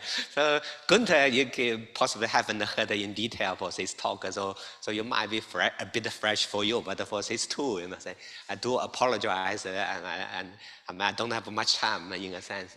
So, well, a little bit about history, I think here, so digital twin brain, I think, we are working on from different groups here. So that's from our group, actually. So we do have jointly with Victor, we have a special issue on National Science Review, and there's 10 papers there, including ours and Victor's group from their group. So, on various aspects of a digital twin approach, from software to hardware implementation there. And that's Victor already gave a very nice talk, about their approach. And there's another thing, actually, if you look around, there's from America, it's a National Academy, they did publish a wide paper at the end of last year about the foundation research gap and the future direction for digital twin. And there's also have a special issue there in the rising of a digital twin. Talks about digital twin approach, and actually they want to do 3 things in their wide paper. The first thing is a digital twin brain. I mean, when we read it, it was a bit shocked, so America have a similar ideas here, even we don't have people here to talk from America to talk about their approach. I think that might be give you I don't know, can we play this movie, or is that someone can do it? Or This is Earth 2. The idea that we would create a digital twin of the Earth, that we would go and simulate the Earth so that we could predict the future of our planet to better avert disasters or better understand the impact of climate change so that we can adapt better, so that we could change our habits now. This digital twin of Earth is probably one of the most ambitious projects that the world's ever undertaken, and we're taking large steps every single year, and I'll show you results every single year. Someday, in the near future, we will have continuous weather prediction at every square kilometer on the planet. You will always know what the climate's going to be. You will always know. And this will run continuously because we've trained the AI, and the AI requires so little energy. And so this is just an incredible achievement. I hope you enjoyed it. So that's from NVIDIA, they published maybe a few weeks back. Yes, and funny enough, the mathematical tool we used in our digital twin brain is very similar to these guys use. They use data simulation approaches. So I'll tell you a little bit about what's the challenge we face in our digital twin brain approach, and tell you a little bit about the future, what's in our mind, what we can do. And I think Gunther's group, Yunman, can also give a little bit more detailed talk in the follow-up. Yeah. So that's the thing. Again, sorry, I don't know how to. So that's a two movie again here. Yeah. So that's my brain actually. Okay. So scan. I scan my brain say for many hours in MRI machine, and so the idea is really very simple from the starting point. We have as everyone sitting here. We know we have 86 billion neurons here. Yeah. And maybe we have 100 trillion connections or parameters there for the human brain. And so the starting point for us is, can we simulate it using our current computers? And so these two guys can be as similar as possible, okay? So that's the starting point for us. We want to simulate this brain with 86 billion neurons and 100 trillion parameters. So these two guys was a bold signal essentially for my brain. So these two brains can be as similar as possible. Okay? So that's the starting point for us.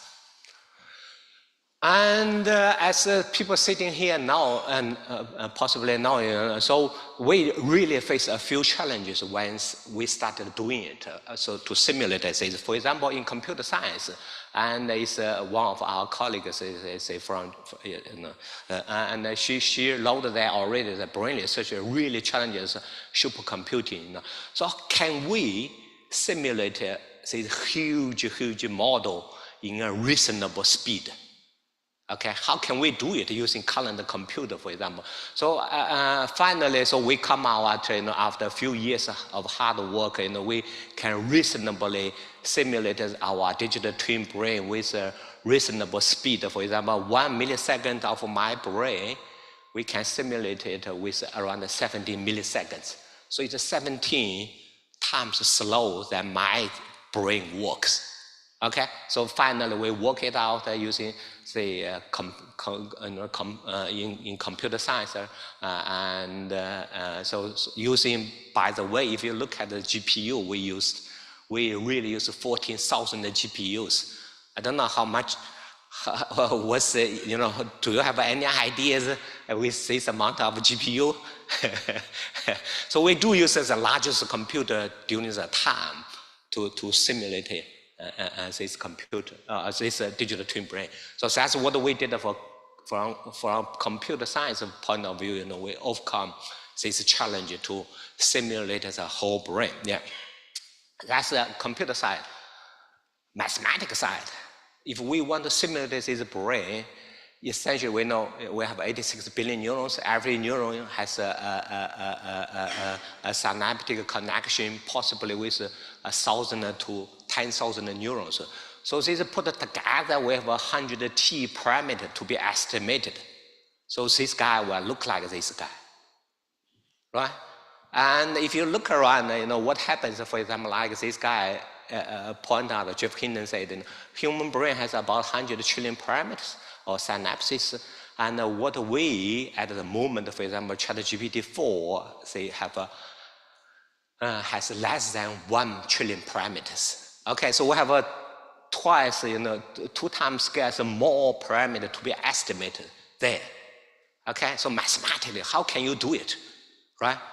Can you develop a mathematical approach to figure out all these parameters so these two look like similar to each other, or they can generate similar bold signals? So that's essentially the idea come in, so we using the data assimilation approach pretty similar to the NVIDIA approach, actually, to the weather forecast approach, and so we develop a mathematical approach, we call the hierarchy, actually, data assimilation approach, and to simulate this model. So at the end of the day, these two models, the bold signal from our digital twin brain and my brain, so we have a similarity between biological brain and digital twin brains. The correlation coefficient is actually above 0.9. Okay, so if we look at the bold signal from my brain, we have around 100,000 bold signals there. Then we, sorry, so I don't know why. Yeah. Okay.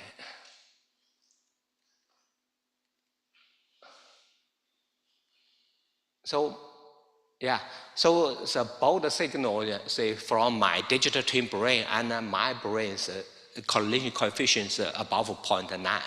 Okay, but that's is a data brain, basically, because that's in the resting state.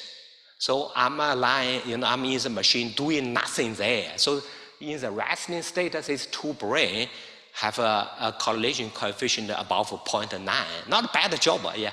But they still, that's a useless brain, yeah? Because they're doing nothing there. This guy is not interacting with the environment at all. So it's in the resting state, the two, we have a correlation coefficient above 0.9, okay? So how can we make sense of the brain? So in the neuroscience, we want to say, make the digital twin brain useful or functional and meaningful. So how can we do it? From neuroscience point of view, of course, from mathematical point of view, like Victor already pointed out, yes, so we simulated this brain in a sense, we learn all these parameters, these two behave similarly, but then, how can you assess it's not overestimated? Yeah, the parameter is not overfitted. So we come up with another idea, so we try to say, let this digital twin brain interacting with the environment. Okay, so work with the environment. So what we did is, okay, so can we, say, for example, my brain can see this picture and I give a score there.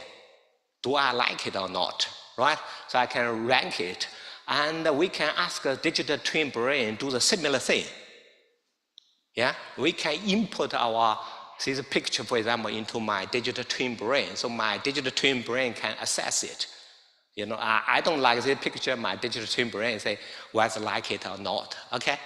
So how can we do it? I mean, you can ask me, that's a question time question, okay?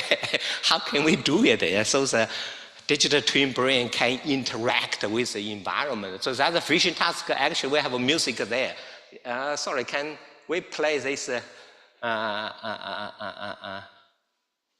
small piece of music there? No? Okay, well, then doesn't matter, yeah. So we can work on the visual task and the audio task as well. And yeah, so for the task, for example, so that will be one of the, say, visual task, another audio task, listen to the music, see the picture, and the correlation coefficient between my biological brain and the digital twin brains is around 0.6. I think this is vision one or one of them actually. And if you look at the activation of my digital twin brain and my biological brain, for example, you will see the patterns are pretty similar for one of the picture, for example. So we do validate it, Yeah, we not only fit the model, and we also validated the model using task data there. Okay, so that's what we did in the past 5 or 6 years. Work out the digital twin brain interacting with the environment, and the final publication is here, more or less. We still have another paper for Nature Computational Sciences under revision now. Yeah, so we have a. If you have interest, you can have a look over the paper there already. Okay, so that's the past. How about the future? So what we can do, using our digital twin brain? Yeah. So that's my second part of my talk is. So say in application side, so we can try to say develop it as a platform for brain disorders, like Victor already talked part of it, for his virtual brain. So he used it for epilepsy. Yeah. So in our model, so we have this model there. What we can do, for example, we are working on simulate the brain tumors. Actually, with clinical doctor, we are working on simulate brain tumors, and of course, neurology side and psychiatry side disorder. For example, that's the thing we are working on with people. We using digital deep brain stimulation, DBS data, or possibly it's a machine brain interface kind of task. So we can stick needles basically into your brain and say what happens there. Yeah. So we do work on this, using the digital twin brain as a clinical platform to test, for example, this DBS stimulations. And I think Yunman will talk about this part. So not only neurology side, but also for the psychiatry side. For example, working on depression. And unfortunately, I should have put this window down here, from Fudan University, but I put mistakenly or whatever. I put the window for Victor. So it's a mistake, or is that whatever? Yeah, so we do work together, try to possibly implement the psychiatric disorder as well. So that's the clinical platform. We can use it as a clinical platform, And also we can use it as a dry experiment, as an experiment platform for neuroscience. For example, as I mentioned, we already did this for fMRI data. We did the data simulation for fMRI data already, so which is very slow, as everyone sitting here know. So we did a similar job at the moment using image data, actually, so we can simulate the digital twin brain with the image data, and the correlation is not too bad. And then, as people sitting here now, we have a huge data come from the brain project from China and the USA for mice data. So we have a lot of very, very, very detailed data. Actually, we have already implemented the data for the mouse model as well, mouse brain.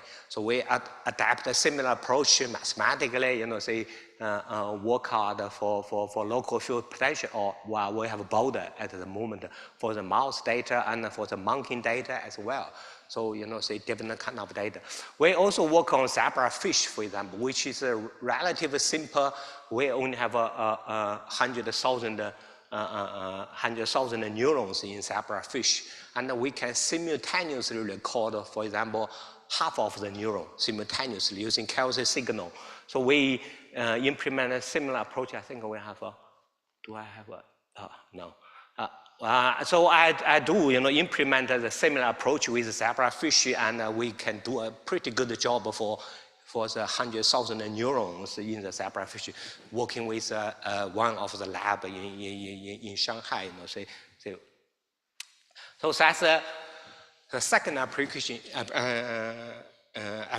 And then my final application, I'm talking about possibly once we have this model, we can play with it, and hopefully, we can.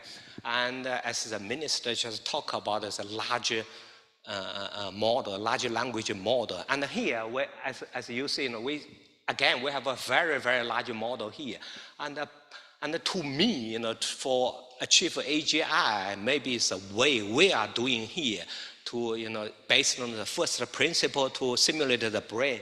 That might be a more efficient way to achieve the artificial general intelligence. So what we are trying to do at the moment is, so we have the digital twin brain model, and we want to say interact, let the brain, the digital twin brain interact with the environment. For example, drive a car there. So that's what we are doing at the moment, using our digital twin brain to achieve this more kind of artificial general intelligence. And that's a comment I wrote last year, simulating the whole brain as an alternative way to achieve AGI. So that's a part of the thing we are doing there as well. And for example, just to give you one very simple example, how can we explore this for artificial general intelligence? For example, we can test the scaling law in our digital twin model. Actually, that's a paper I mentioned, for our National Science Review paper. So the question we ask there is, again, very simple question. In AGI, large model, people always ask a very, very simple question. How large is large? How large is a large model? How big is a large model? 20 million, 100 million? So can anyone here tell me, how large is a large model? Yeah? But here, because we have a golden standard, we have the digital twin model there, so we can play with the model. We can reduce the neuron in our model, for example, so that we can have a similar behavior as our human brain data. Yeah, we have a golden standard there. Well, unfortunately, not 1 billion, actually it's 5 billion, say 5 billion is more similar to the human data, actually. So, so a very simple question using our platform, for example, large model. How large is large? Can anyone tell me here? Yeah, so we can explore this very basic and simple biological factor. But just to put another question here. Do you know 5 billion neurons correspond to which animal brain? Anyone sitting here, do you have a rough idea from neuroscience? Yeah. So how large is a model? We essentially have a kind of possibly similar to human behavior data there. Yeah. Anyway, so that's the kind of thing we can explore. Also, after all of this, maybe I want to put 1 or 2 mathematical formula very quickly. Yeah. Possibly Stefan Stefan have a similar interest here. Yeah. So we have this brain here. Yeah. And then of course, it's a brain where a bunch of neurons. So that is a neural model here. And can we develop a mathematical tool to understand what's going on for this mathematical model or neuron behavior? I will not go into details, but we try, in the past few years, try to develop a mathematical theory say to simulate this random field theory. And essentially what we did is, so we have a spiking activity, mean find rate, that's essentially, and standard deviation and the correlation coefficient for the random field. So so essentially if we forget our second order statistics, that's the current neural network approach. And what we have here is not only first order statistics, we also look at the second order statistics. We can include the high order as well. So we developed this theory in the past few years, say learning and inference with this neural activity or spiking neural. I will not go into details, but that's more or less a summary slides from me. So people are very interested in artificial intelligence or generally artificial intelligence. I think we have 2 approaches here. One approach at the moment is a large model approach. I don't care what's in your brain. Yeah. What I want to do is I want to achieve my functional meaning. Yeah. If I can do it, that's AGI. Yeah, that's one way to do it. The current approach is AGI, so we don't care about the biological factors there, any constraint there. So I don't care. Simply, so from this large language model, and we develop whatever there, try to achieve AGI. But what we are doing at here is possibly we are slightly, say cautious here, called brain-inspired. So it's only AGI. The organ we have is possibly the human brain. So we try to do it. We want to say structurally alike. So we want to say simulate it with all these biological details as much as possible. And if we have structure there, hopefully we can achieve AGI more easily because we have a structurally similar system there. Yeah, so we can implement here, for example, whatever the task we have, then that might be another way, say to achieve this AGI approach. Okay, right. I think I stop here. I have a lot of details. I will not go into, for example, the mouse data. We just implemented it, and we did the similar thing for our digital twin brain of human brain, and it's quite successful at the moment. Well, as a computer we use, the largest computer actually. During the time we have it, and we have all these things. We have zebrafish data. I think there, for example, we work out a zebrafish, and what we are doing is try to figure out what's the learning rule, how zebrafish can learn using our digital twin platform at the moment. Okay, so that's all the thing we are doing there. Yeah, I think I'm. Just up around the time. Okay, thanks. Yeah.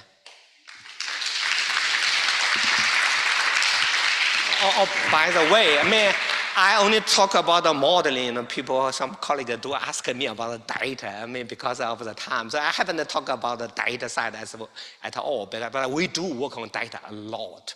We want to have a first-hand feeling of the data before I go into modeling. So we do work on neuroscience data a lot, from physiology, from molecular, from up to brain image for that.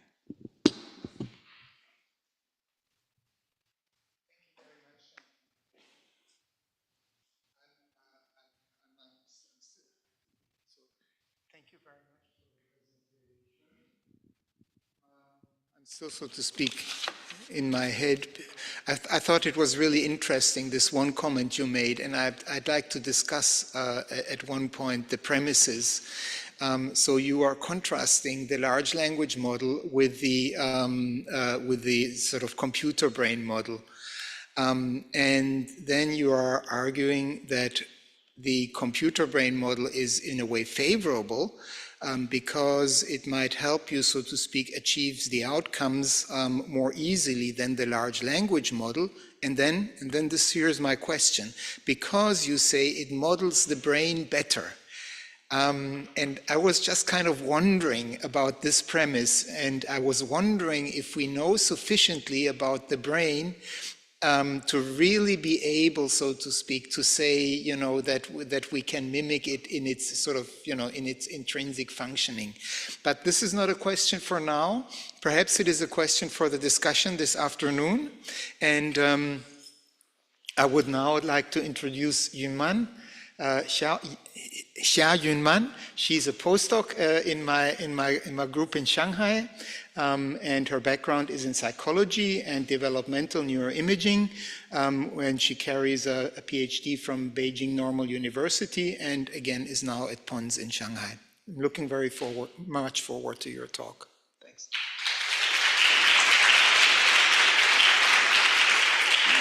Thanks for the introduction. I'm so excited, and it's my pleasure to be here to share with everyone our project about how to use the computational brain model. That is, we use the digital twin brain models to answer some questions raised by psychiatry disorders.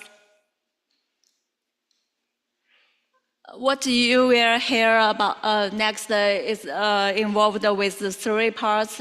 First of all, I will introduce our background, our research aims, and then we would I would introduce the data analysis method and also what the results we have now. And then the last but not least, we would introduce some difficulties and also challenges we met And also next steps, everything is still in progress, and we still struggling with this project. So it's just like a demo experiment for everyone to know how we could use these models, use some computational brain models, whatever which models you use. I'd like to give you some brief background that is about the computational brain models. First of all, we used some structured MRI data and combined with some mathematical formulate to want to simulate the dynamics of neurons in human brain. And then we wanted to how to measure that this model successfully or simulation performance is good. We to calculate how much similar between the simulated functional functional brain data and the empirical functional data. How much simulated between these two? We could use some EEG data, and we in this project we use the functional MRI both signals. What? Sorry, this way.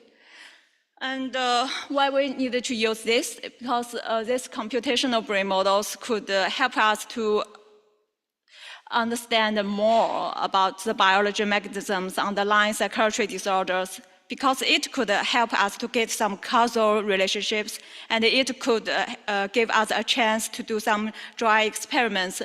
We couldn't do such things in viral human brain. So what we wanted to do is a simple story, simple logical research is that we want to simulate some brain features that lead to behavior symptoms, psychiatric disorders, and then we want to manipulate these brain features in the models. It's quite a simple story at first, when Gongcha taught me, but how we can do it, how we to do in reality. So to achieve these aims, we think about maybe we need to do some specific studies.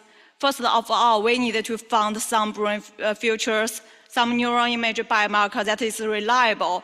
And we wanted to it's related to multiple behavior symptoms. Why? Because we wanted to change length in the models, but we want to impact more. So it's a little bit ambitious, but this is just our design. And then we needed to develop brain models. And this model, it needed to simulate these neuroimage biomarkers in a healthy and diseased state. And then want to, if we could do it, we could simulate it successfully. Then the next steps in the future, we want to manipulate to turn these neural biomarkers from the disease state to a healthy state. That is just like a way of a venture intervention. Okay, in the first study, we used the two data sets. One is imaging follow-up to a large healthy sample aged 19 years old. And then the second sample is we both having clinical people and a healthy control. At first, when we to identify neural biomarkers, what we need owning the task fMRI, we use the monitoring incentive delay and the stop signal task. It involves with some reward processing and execute control abilities. And then the behavior symptoms data was measured by the double questionnaire for each individual. So at first, just like traditional neuroimage data analysis. Then we followed the same method from 10 years work published in 2023 Nature Medicine. It's called the connectome predictor models. That is in a simple word, we use the task state fMRI functional connectivity to predict the multiple behaviors symptoms. So the x-axis is some brain functional connectome, And the Y axons is externalizing and internalizing systems. And what we want to use these prediction models. We want to identify some task functional connectivity, which are both related to externalizing and also internalizing. So it's some just like cross disorder functional connectivity.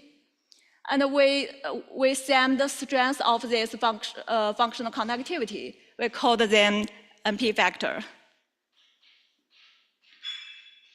So of course, the functional connectivity have two direction, positive and negative, correlated with behaviors. So we validate this positive NP factor and negative NP factor in independent clinical samples.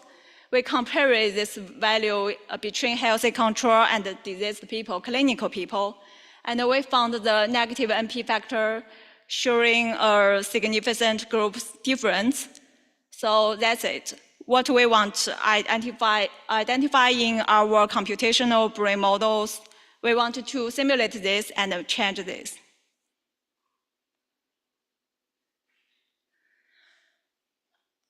So in the second study, first of all, we need to develop computational brain models. They could to simulate the task state fMRI. It's quite challenging for, I think for this field, this research group interesting is quite challenging. So we used the models developed by Jian Feng. In a sample world, we have 3 steps. First of all, we construct a structural neuron. We use the individual structural MRI data, and also predefined some model scales. For example, here we use the 1 billion neurons. And then the most step, we use the data assimilation process. Okay, I'm okay. So the assimilation process, it's aimed to adjust the activity of synaptic currents to fit the simulated and empirical both signals. That is just like we want to make the models generated the both signals with your real brain. Your fMRI data both signals is more and more similar. We want they just nearly quite to be the same. So it's just our aims. And then after we get the hyperparameters from the assimilation process, we could go to the simulated process. Just like we get some parameters and we use these parameters to simulate the both signals. And then when we got the simulated the both signals, we could calculate the NP factor, which is essentially some task state functional connectivity. A little difference between resting state and the task state in our project is that when you need to construct the task resting state DTB, you need to simulate for all of the voxels. Then you got the hyperparameters for each voxel. But in the task, in here, we chose the MID and ST2 task. So we conduct the simulation process for specific some task-related regions. For example, the MID, the OFC, of course. Thank you. The stop signal, the DLPFC, IFG. So it's a very task-specific selection for the assimilation brain regions.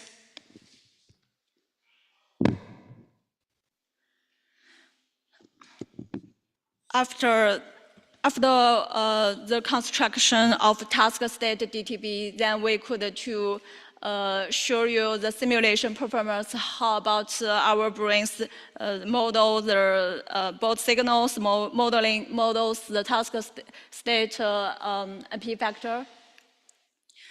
As we could say that, you could say this figure. So the green one is the resting simulation performance. We use the Pearson's correlation coefficient between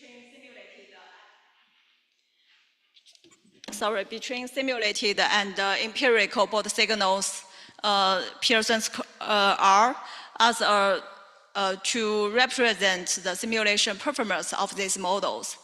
So you could say that for the MID and ST task, we could get around 0.4 across individual and 0.5 across individual. Here we show you 3 healthy people and 3 diseased people. MDD is depression, AUD is alcohol use disorder, and the AN is a type of eating disorder. Then we just, the right panel is a demo of, because the left panel is mean value across all of the voxels, and the right panel is show all of the Pearson's are across in the voxels across the cerebral cortex. And the question is that, could you, should we believe the I value of the just like around 0.4? Is this 0.4 or 0.5 is meaningful? So it's just like some autocorrelation.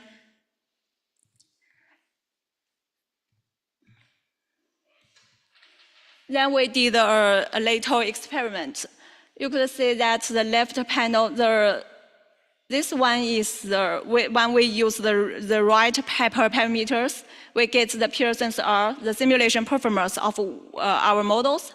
And the right one is that if we use the disrupted hyperparameters, it's just like we got a random time series, and we couldn't get any similarity with our real brain. So that means without a simulation process, without this brain, we pre-identified, we still could increase in similarity with our real brain. So it's, we think maybe these brain models capture a part of information process, information to transmission from the assimilated brain regions toward those brain regions without assimilated. Then we move on to the NP factor. The left panel is that we show you, okay, so we could get more similar both signals, and so there are second measurements. The NP factor shows what? So you could see that our model distinguish healthy people and diseased people quite well. We also show you for the intra-functional connectivity in the middle panel. You could see that the dots along this line. And also we compare this difference between our simulated value and the empirical value.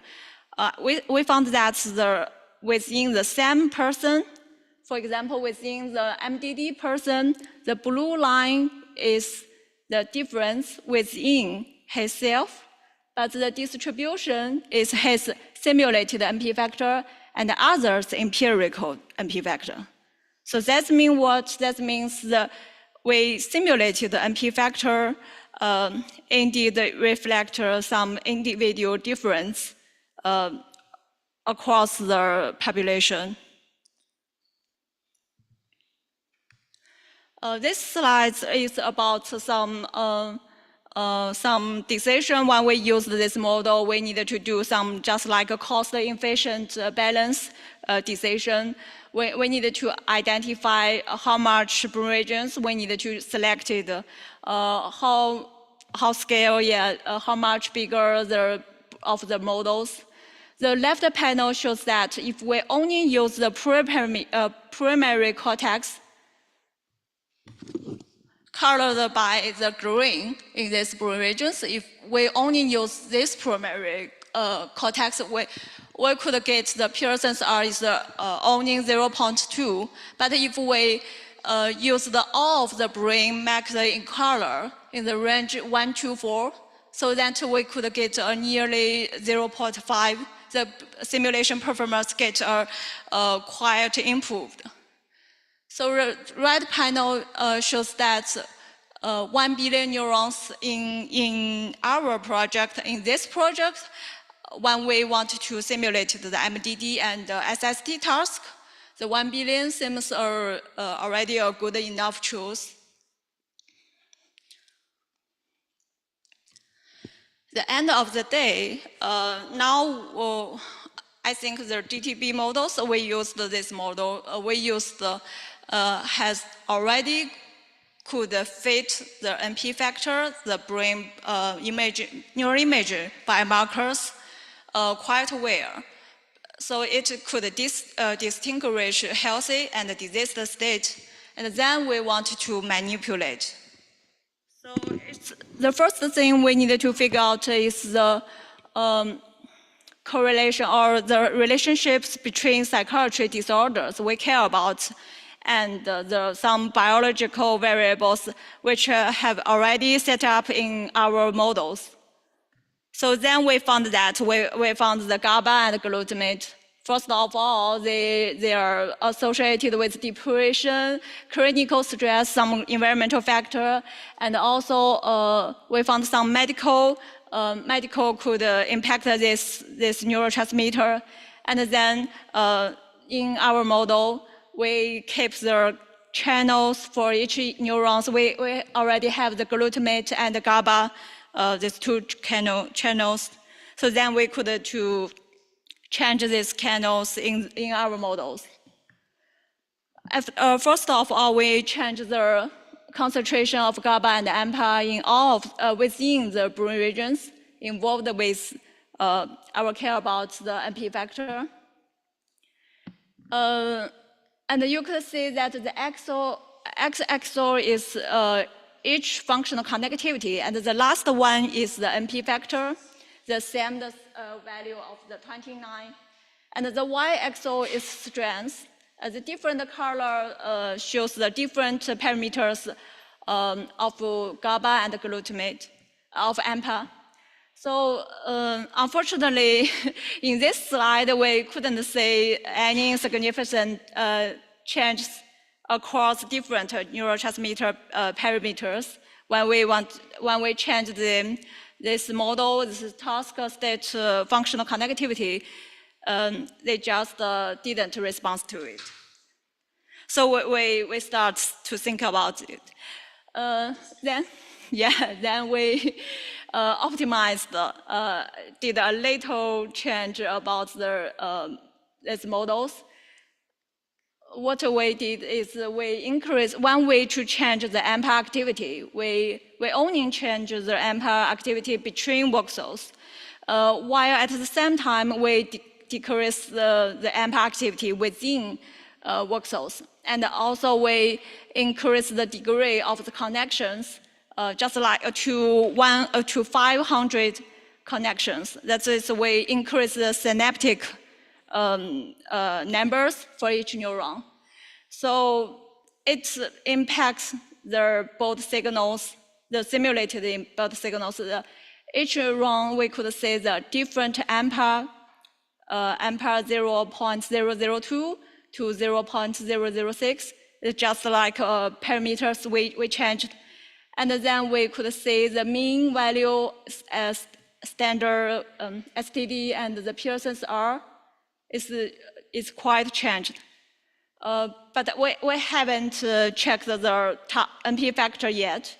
So this result is still in progress. We are still struggling with this part. So anyway, at the last, we think one way to change something, some neurotransmitters in our models, the time series or the activity of some neuron, you can say neuron dynamics, it actually responds to these manipulations.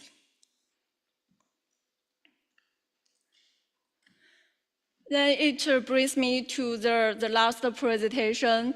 The next steps, first of all, most important things to us, to our project is we want to build a more biological, reliable brain models. We want to learn about some more data, more biology information, knowledge from the previously reported papers. And in the future, if we could successfully manipulate the MP factor, the biomarkers in our models, yeah, maybe we are successfully. And then we still need to validate in reality how the manipulation, the strategies, does it work in the reality? So it's a very future, some plans, some next. Although our project still has a lot of things to do, but yeah, we received so much support and help from so many people. So we have to say a lot of thanks to everyone for your help, for your support. Also, thanks for your attention.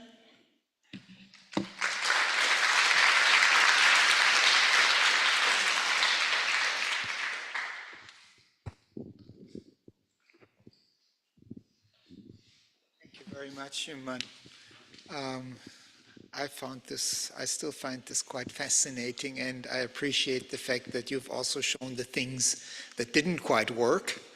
And this brings me in a way back, to the premises, because at the end of the day, we decided, okay, let's look at it as a black box and change the parameters in a way that a postdoc of you had already done. Now, we don't really know if this sort of change of parameters really reflects what's going in the brain. But what we do see is, the change in the AMPA profile. So now, if we are getting on such thin ground, so to speak, biologically speaking, could one perceive of the possibility to just essentially offload all, so to speak, the biological premises and look at, really accept it like as a black box and look at input and output? It's probably too extreme, but perhaps it's something that should enter the discussion, because it seems to me that we must be careful not to fool ourselves, right? That we are actually reconstructing the brain, or at least the function of the brain, by what we're doing. I'm a little bit unsure we're there yet. But okay, this is just a little discourse based on Yuman's interesting and great findings. Any questions? Now we have the question and answer session.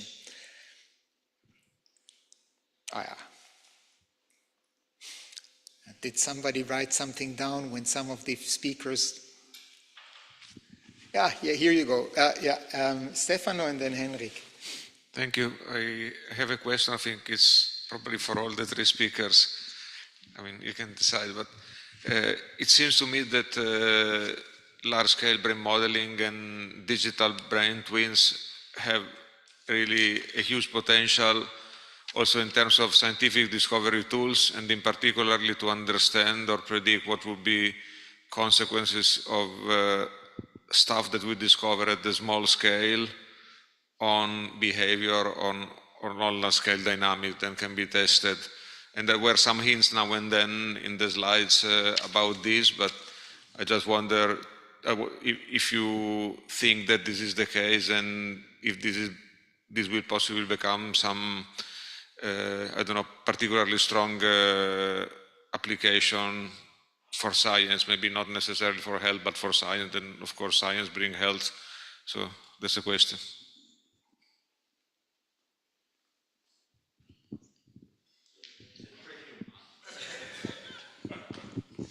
Thank you, Stefano.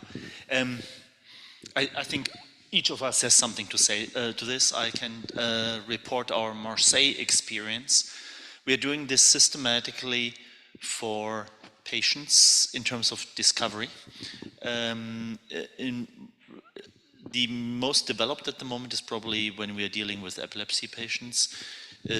Discovery of different, you ask about scientific discovery. This is now clinical discovery, virtual surgery using the in silico platform for an individual patient to look for avenues of treating or manipulating the epilepsy of this patient. This is being taken extremely seriously by our clinicians, and we're using this not on a daily but on a weekly basis.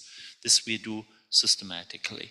Another element, now more scientifically, is the way I posited it is in terms of manifold theories, and we are trying to get a better handle on this, trying to make it useful. You heard John Feng's talk when he talked about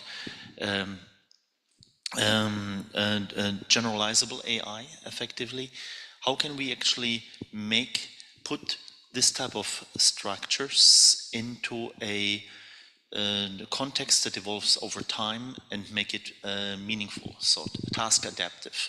So there, several groups are essentially using this type of models and try to link it to cognitive architectures. Yeah, there, for instance, we have a collaboration in place with Rainer Goebel. Yeah, that is actually implementing cognitive architectures that he's using in deep networks, and that we embedded into the connectome-based model, and then we are comparing it directly to functionally specific or task-specific fMRI data. So there, it's driving the research, allowing us to use this as a scientific discovery tool. Yeah. I think depending on in which area you are talking about, for example, as I mentioned in computer science, so how can you implement such a huge system in current hardware?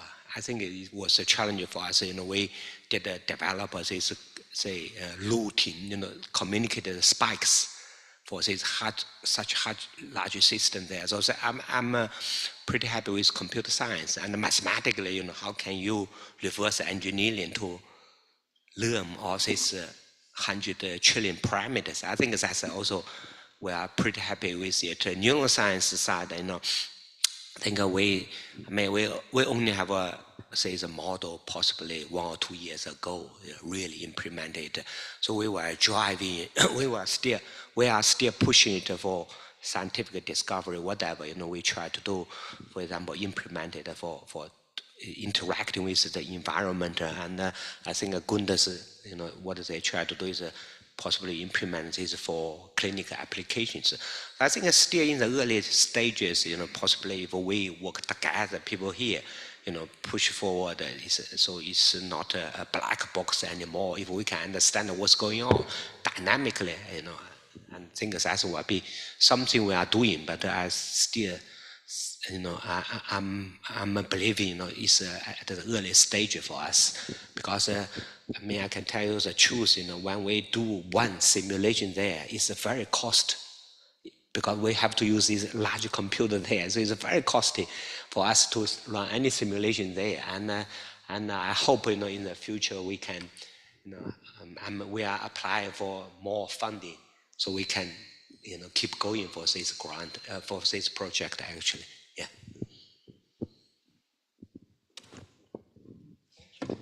Yeah, thanks, Junman. I have a question to you. So it seems that resting state was much more correlated, the simulated empirical data, than task-based. So 2 questions to that. Have you tried everything just using the task-based, or do you need the resting state, or do you need the task-based to construct the NP factor? And second, have you perhaps used also voxel-based connectivity or atlas-based connectivity? Because you said you just used the ROIs, which were relevant for the task. So it seems like it's a quite limited amount of information which goes in from there.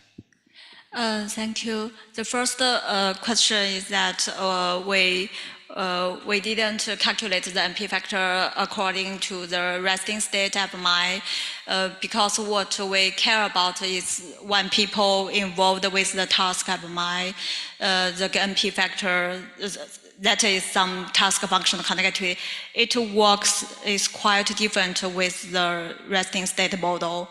So we focus, we want to use the task state FMI. And the second question is that when we calculate the NP factor, we use the brain region postulation, the brain region level, the functional connectivity. But when we constructed the DTB models,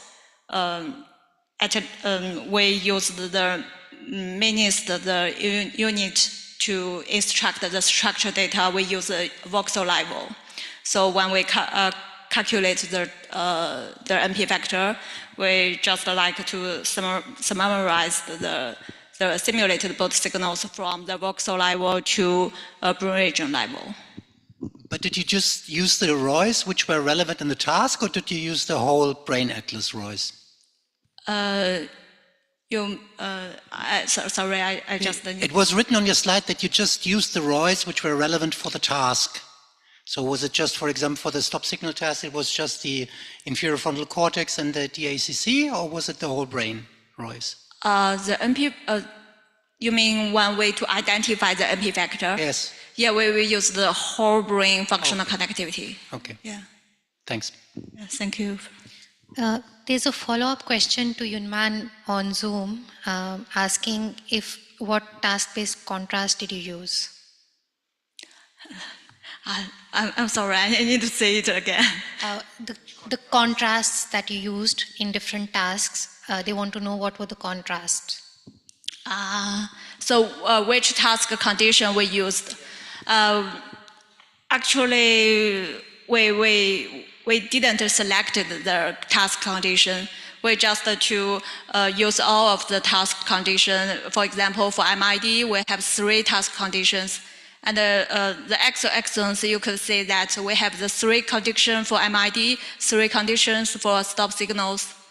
So what was this condition? The most contribution is the stop size and stop run of stop signals, and the second one is the anticipation and the positive feedback of MID.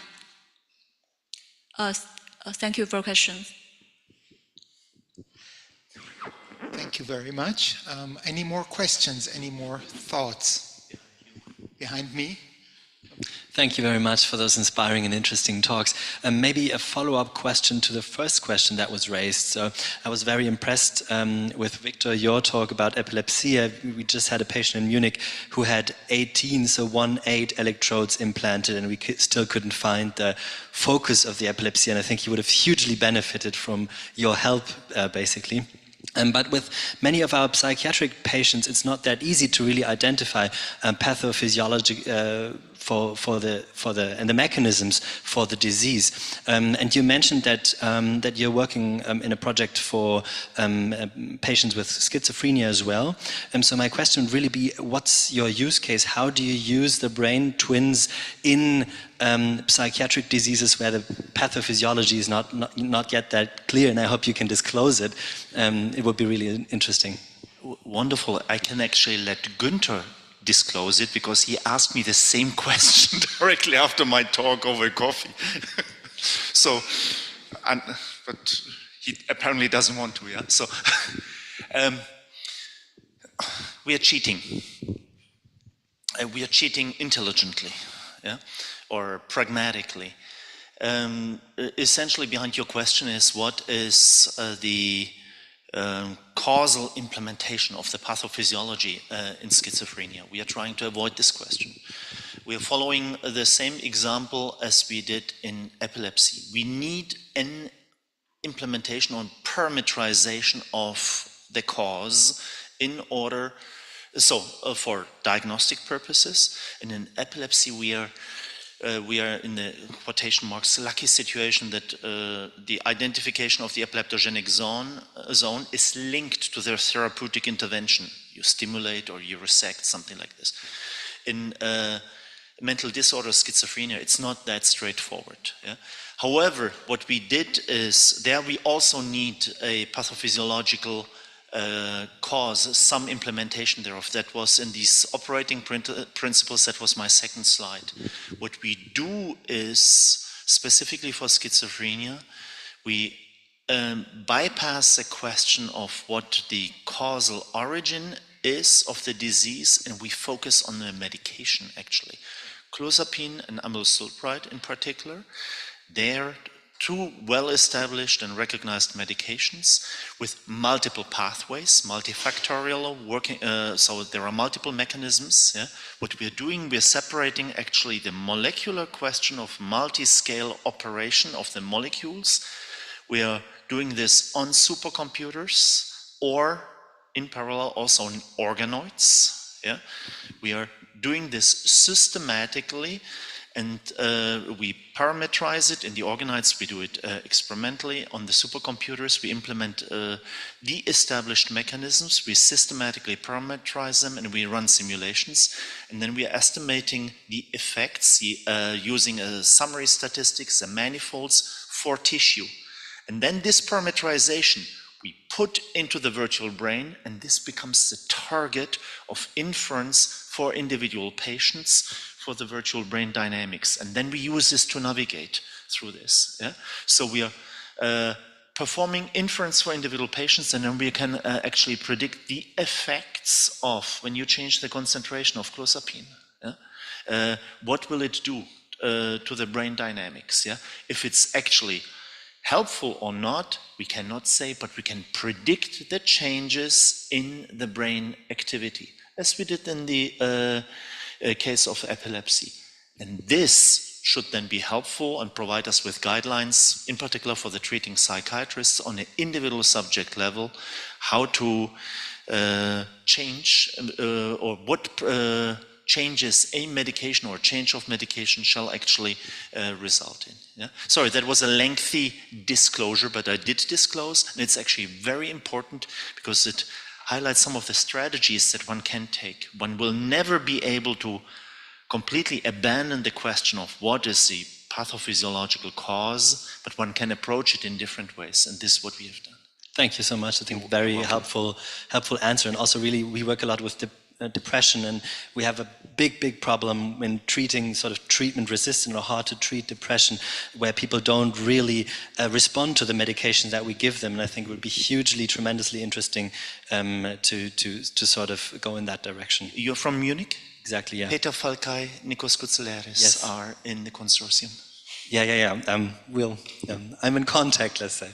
And maybe a follow-up question, if I may. I'm not sure if we still have time, but to all of you, sort of, because we know that not only pathophysiological mechanisms in terms of biology play a big role in mental health, but also sort of environmental factors and sociological factors, psychological factors, such as, for example, there's been a trend in recent years and we actually find that sort of adverse childhood experiences, for example, really play a big role in later adult onset of psychiatric illness. And my question is, how do you integrate those factors into your models, if so?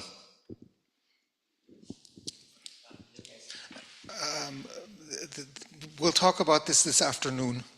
Thank you. Okay, thank you so much. Looking forward. We do integrate it, yeah.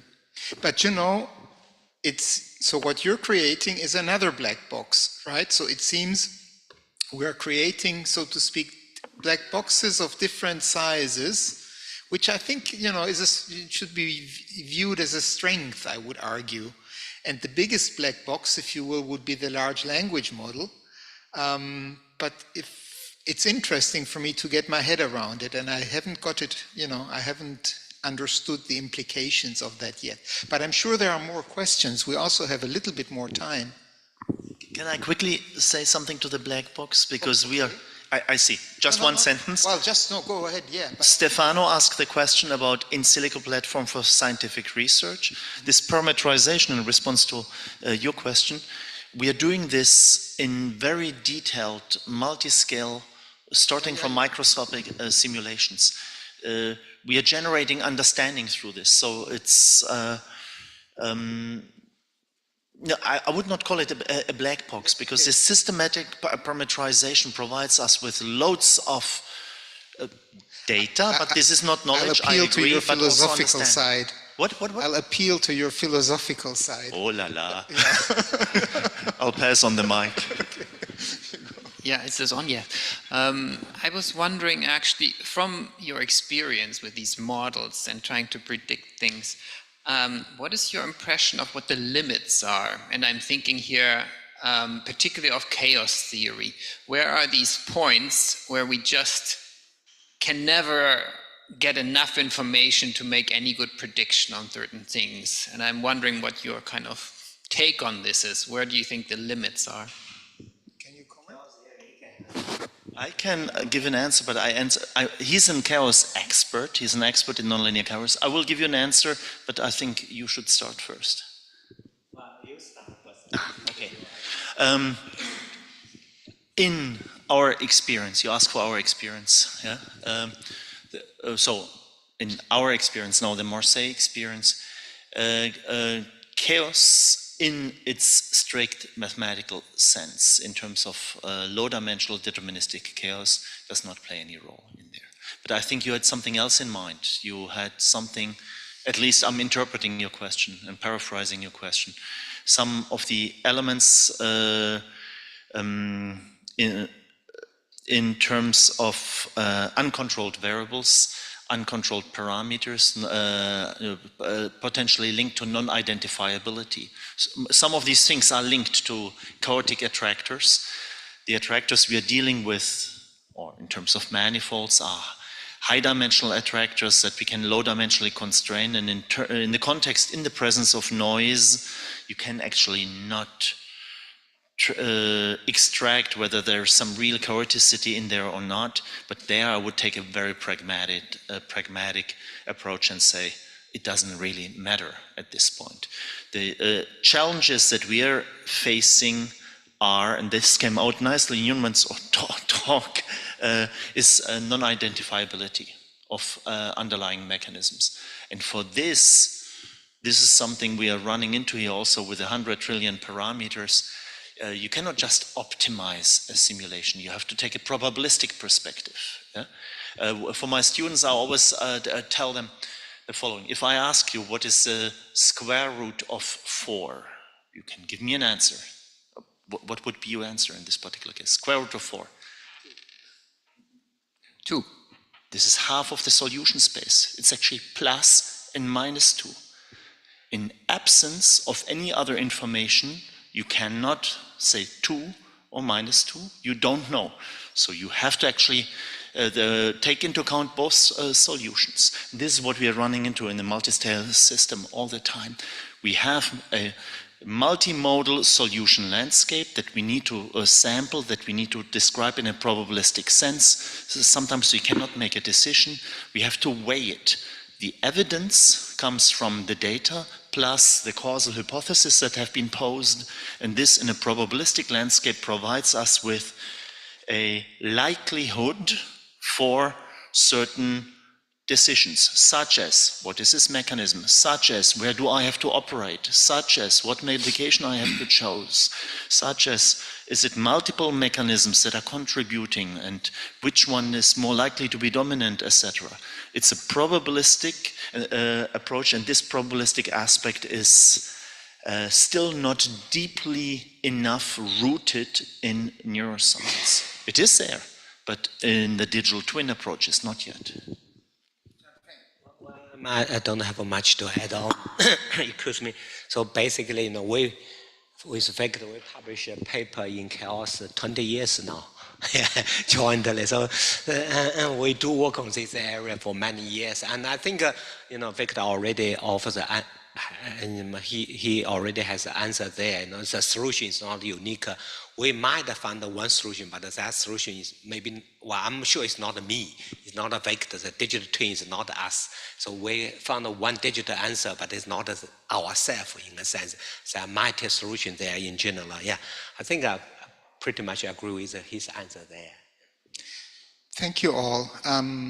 Unless there is one burning question that, you know, has a quick answer, then if that is not the case, then I'll say we'll have lunch and we'll see each other all at 2 o'clock. Thank you.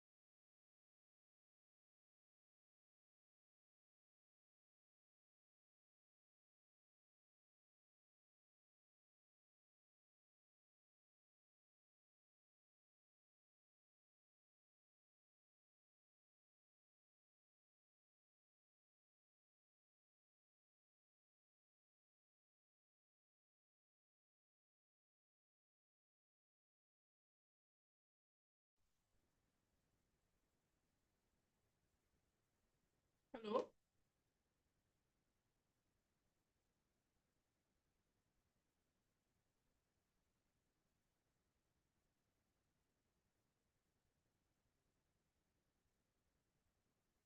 Hallo?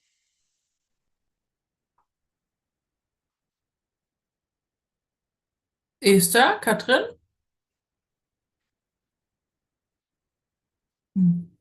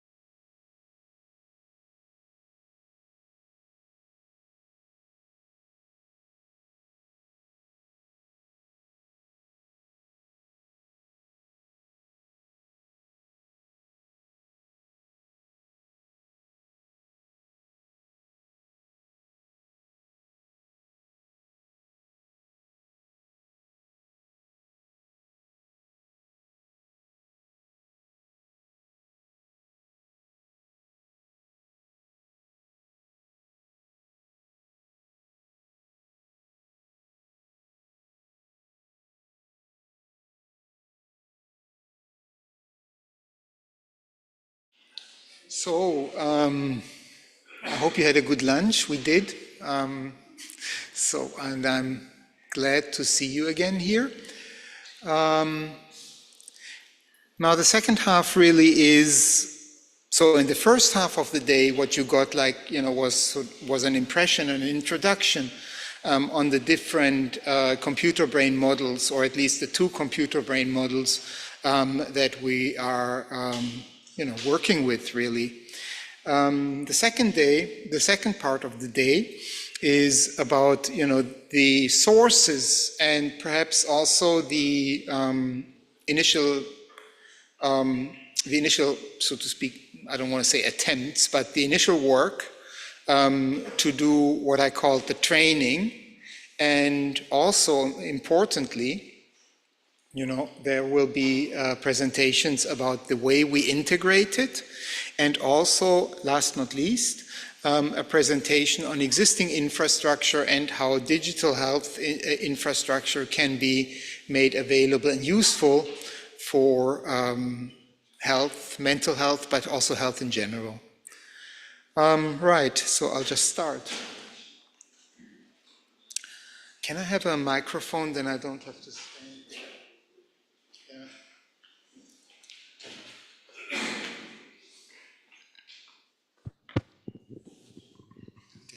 Okay, so it's three parts really. In the first part, I'll introduce Environmental, this project that has been mentioned before today. In the second part, I'll describe how we, within the Environmental, develop neurobehavioral substrates for computer brain simulations. That essentially is following up upon Yunman's, here she is, on Yunman's presentation.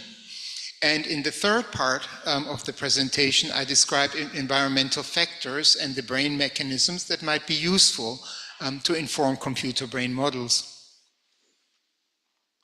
Oh, okay. So, I mean, this is stating the obvious. You all know that. You know that mental illnesses account for about 30% of the disease burden among non-communicable diseases. And you also know that environmental factors can account for more than 50% of the attributable risk from mental disorders. And lastly, you know that new environmental challenges are emerging. So especially that second part, that environmental factors can account for more than half of the attributable risk, I think justifies its inclusion into a sort of a model that looks at, how shall I put it, determinants of brain function in computer models. What we do is we are particularly interested, we're just interested in the relation between brain and behavior and environment. So just to keep it very, very simple. And the project, so to speak, the vehicle of this is the Environmental project. It's also, already like 2 years out of 5 years running. It comprises 25 partners, mainly in Europe, but also Fudan in China, as well as Google and other American, USC, American institutions. The aim of this is to reduce the impact of major environmental challenges on mental health. Now, this here gives you an overview about the project. And I think this speaks to quite a bit of the stuff that has been discussed in the morning as well, especially also I'm thinking about Victor's parametrization, developing of parameters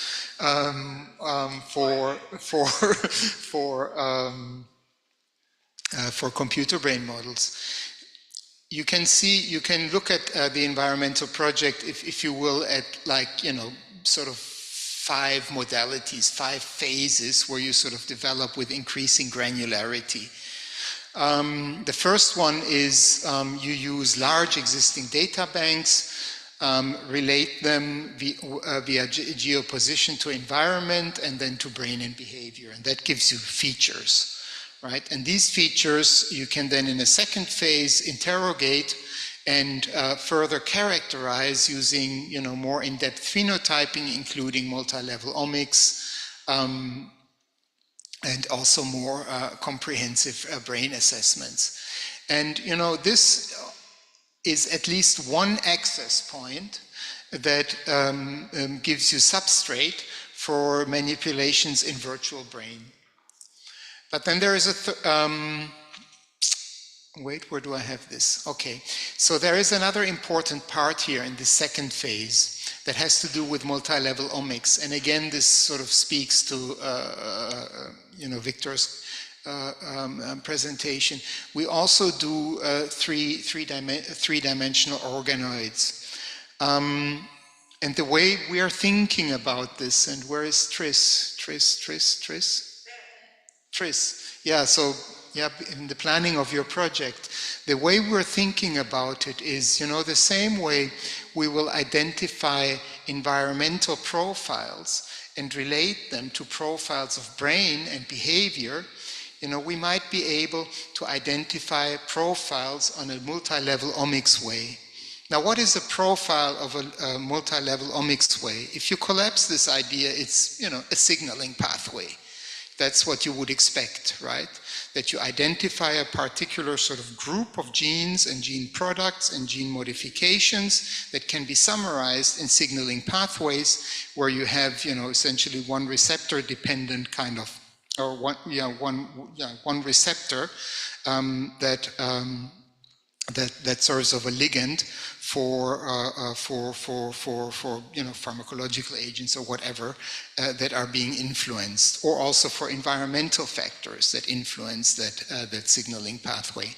Now, if you have such a signaling pathway, or if you have at least a group, a profile, an omics profile that is, if you will, interdependent, then you can manipulate it. And this is when the 3D organoids come in, or the organoids in general come in.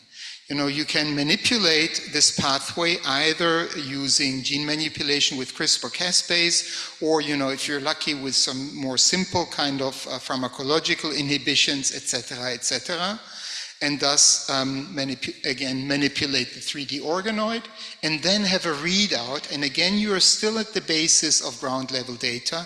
You have a readout about neuronal characteristics. Neuronal characteristics can be things as neurotransmitter release, can be, you know, synapse formation, synapses, morphological features, but also could also be single cell derivations from, you know, neurophysiological work.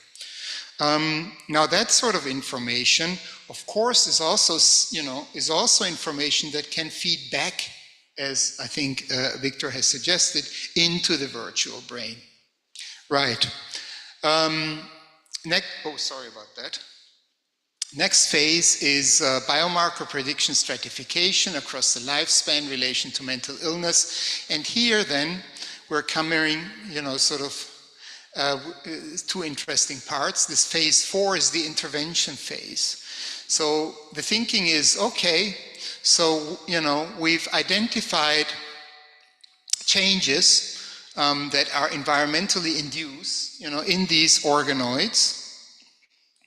We have related them.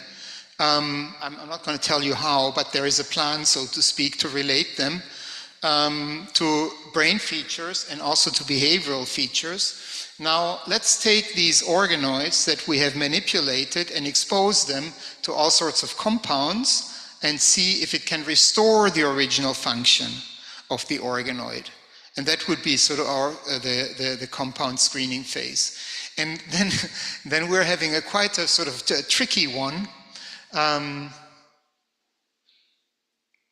don't want to say philosophically again, but it is a bit tricky. So it's a VR induction and a virtual reality intervention. Now the tricky part is the following one. So imagine, you know, you have a particular profile which is really bad for you. Say, you know, climate change, urbanicity, crime, poverty, really just bad. Yeah, and now you come and say, all right, I'm going to have a virtual reality program which sort of creates such an environment. And the aim of this program, of this intervention, is to help you to cope in an adaptive way.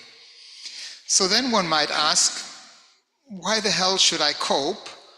And what is an adaptive coping to a situation, you know, where my environment is really screwed up, if I can put it in, you know, simple terms as that.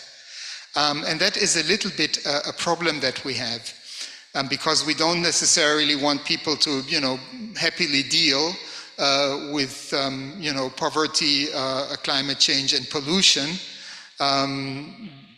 That wouldn't really seem like an appropriate kind of, like an appropriate solution. But on the other hand, we don't also feel that our position should be to, you know, sort of, you know, suggest, you know, why don't you join Greenpeace?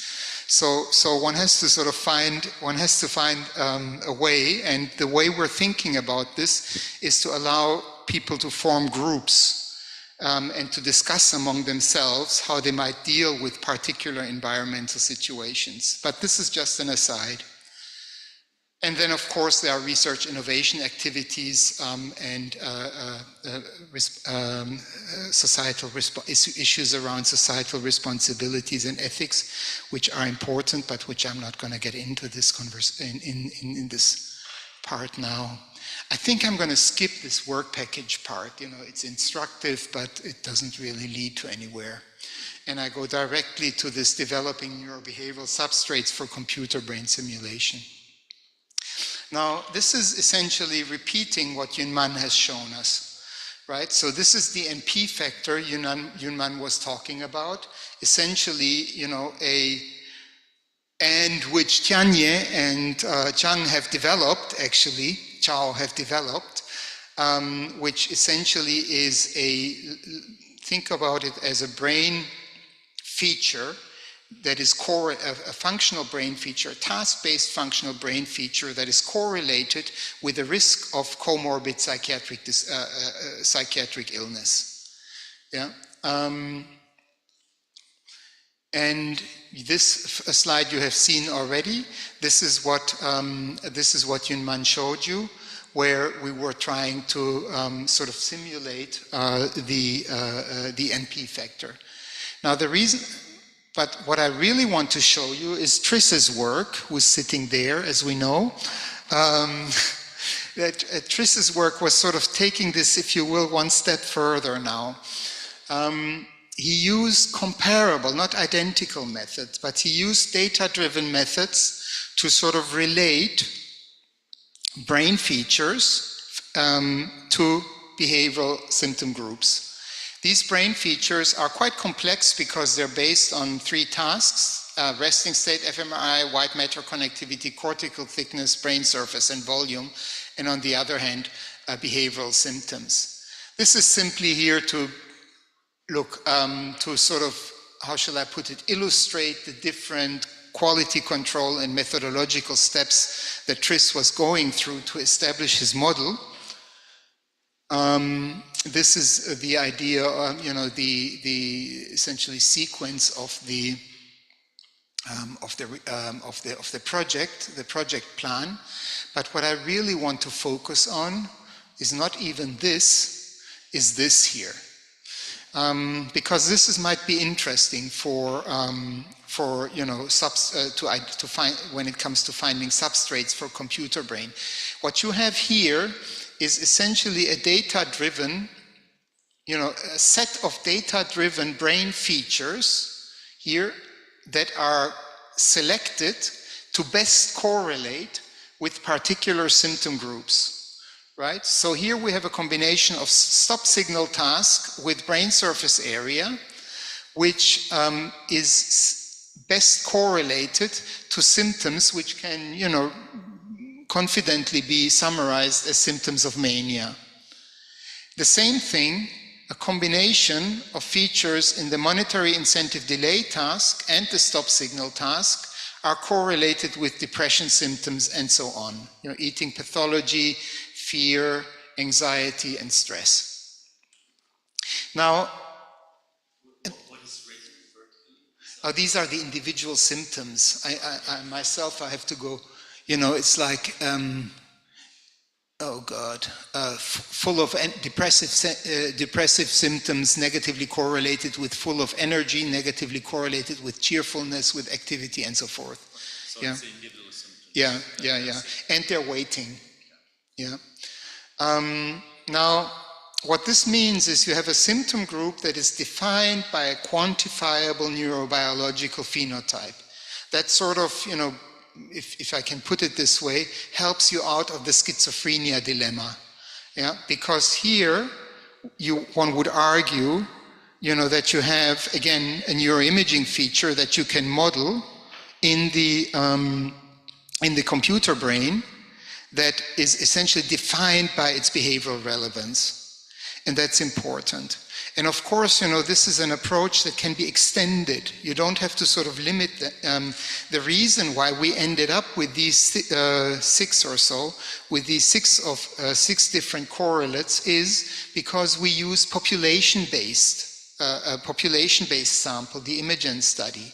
So of course, you know, in a population-based sample, you will have a high incidence of affective symptoms, anxiety symptoms, and so forth. But you will have a relatively low incidence, you know, of schizophrenia certainly, and you know, maybe other specific psychiatric disorders. So but having said that, you can use exactly the same approach, you know, in a sample that is enriched for schizophrenics, and then, you know, identify features of schizophrenia based on the same principles as you do here.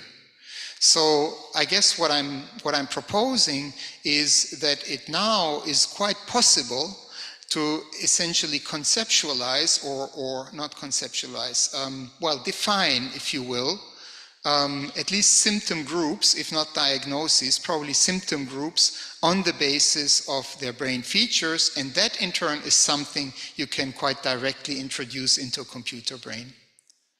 Does that? Yeah. That's, well, it's a combination. You see, it depends. For example, here the mania symptoms. This is a network that is combined of stop-signal task and surface area. Task structure, task resting state only, and so forth. Yeah. Okay, now we come to the environmental factors. So, you know, really this is back to this sort of core issue of, or the core concern of the environmental project. So we were looking at these global macro-environmental challenges, and we defined them, for better or for worse, as, you know, urbanicity, air pollution, climate change, and inequality. So we thought these were the big things. You see, this is really understudied in psychiatry, because when psychiatry was looking at environmental factors, it was mainly in the past looking at factors that are, so to speak, specific for the individual. You know, we learned this morning about child abuse, childhood trauma being correlated with, you know, some subsequent psychiatric disorders. Childhood trauma, psychosocial stress, maybe, you know, birth conditions, that sort of thing. This is what, you know, these are the environmental factors that were typically investigated in the psychiatric literature. And the reason why this was done, and not stuff like urbanicity, which was also looked at, but not to that degree, is actually, I think, quite simple. The effect sizes that you have, you know, with each of these factors are just very small. Yeah, and it doesn't mean that they don't mean anything, but they're just much smaller, and you need much larger samples, and you need much larger samples that are characterized for psychiatric, you know, behavior and, you know, even brain, and these were not available. So now we are, so to speak, in a position, now that we have samples like UK Biobank, I think I can switch here. Yeah, like UK Biobank or the Norwegian Mother and Child Study and the German NACO study, you can see we have access now to like 1.5 million participants that have been, at least to an extent, characterized for behavior and psychiatry. Now this puts us, so to speak, in a space, where we can also detect small effects. So we're leveraging this information, and then we use the geoposition, essentially the house address of the person, which is very imperfect, and enrich it with the environmental data that are linked to a precise geoposition.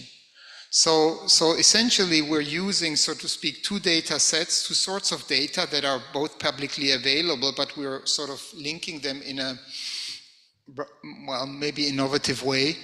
And you can see quite easily that, in between these 50 or so variables that we have here, that if we link them to behavioral and brain phenotypes, we will find particular profiles. Now, the profile idea is also an important one, simply because, we do not live in an environment that is characterized by extreme heat events alone, right? This is not going to happen to us. We live in an environment that might have an extreme heat event, and we may or may not have access to a park where we can go in, under the shade of a tree and have sufficient means to buy an air conditioning. Yeah, so this is, so to speak, the sort of, an approximation of the profile. And then we live in an environment where, I don't know, say, for example, I have a harmonious family, or I have a not a harmonious family, I have other stressors, and they will also, to speak, combine to my overall living situation. And what we're trying to do here is essentially to recreate in a very primitive way, but as best as we can, real life situations. Yeah, and and now you could think, well, hey, Gunther, this is going to be one big mix-up. But I can show you in a second how we can weight each individual element of this profile.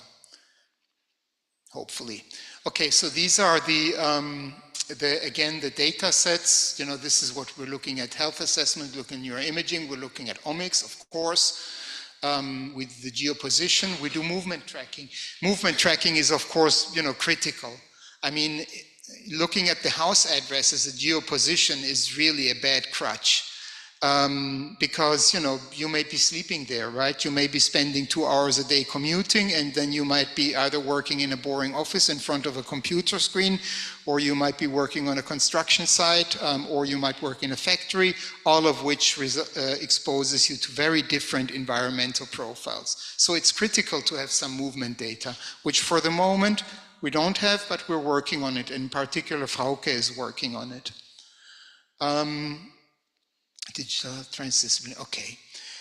Now I'll give you an example of urbanicity here, Jock, for the visual effect. Yeah, just to show you, that things are growing. Some people have seen this slide about 100 times, so I apologize. That there is change. And I'm also showing it to you because it was at the entry door, so to speak, of this whole exercise. And this is just an example. So, this was in a way the first time we linked geoposition to brain and behavior. And here what we did is we developed a satellite-based measure for population density, which we used as a proxy for urbanicity. And we found, correlations of urbanicity here with brain volume. We identified particular sensitivity periods, and we sort of had a dose-response effect. And we've also found that this urbanicity measure is correlated with behavior on the one hand, and a positive correlation with social cognition, and also a positive correlation with depression, and that this correlation is mediated by some brain features. Now we expanded this, and this is, if you will, our, it's like, what's the word? Our yardstick, if you will, currently for the for our approach. And so what we did here is we combined, we related brain volume with the environment, with mental health problems, and with genes. And this was using data of UK Biobank. And that's sort of the reason why I'm showing you this is this, if you will, represents pretty much not quite the current state of the art, but is essentially, shows you our motivation why we wanted to do the environmental project. Now, I'm not going to go through the intricacies, so to speak, of the study plan. But what I want to point out to you is, again, we find particular profiles of environment here that are linked to rather specifically, all yellow, with particular symptoms that are related to affective depression symptoms. And now, while you have a profile here, you can see that we have that each individual environmental factor in this profile has a particular weight. So you can sort of estimate, how much, for example, in this sort of affective symptom group, what weight the score for deprivation has, for example. Yeah. And again, here, this is here, yeah.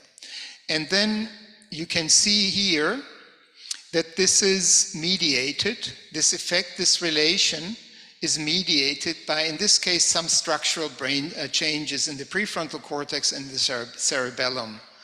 Now, 5 minutes to go. Okay, I'll be fine, I think. This here, of course, is very rudimentary.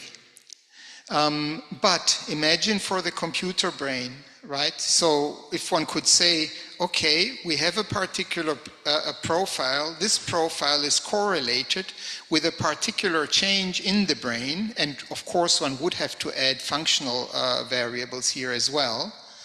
Then you could essentially model, how the effects of this sort of environmental impact, how this would alter, sort of the brain system in itself.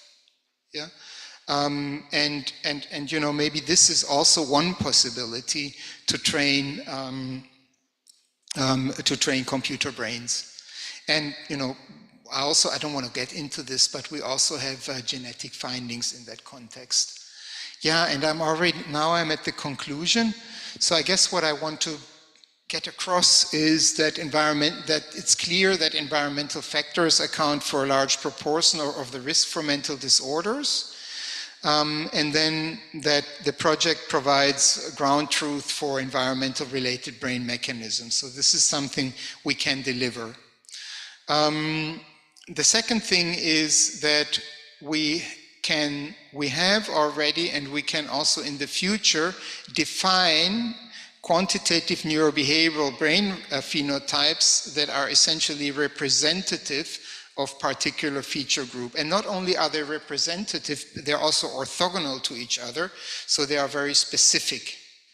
And thirdly is, through the work of the environmental influences, we can map particular brain functions that are affected by the environment, and that can also, so to speak, inform brain models.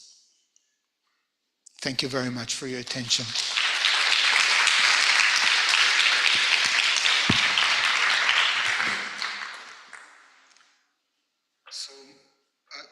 Good. So I just want to have a quick question here. Say currently, of course, we have two approach for two models. One says use mine. I don't think it works.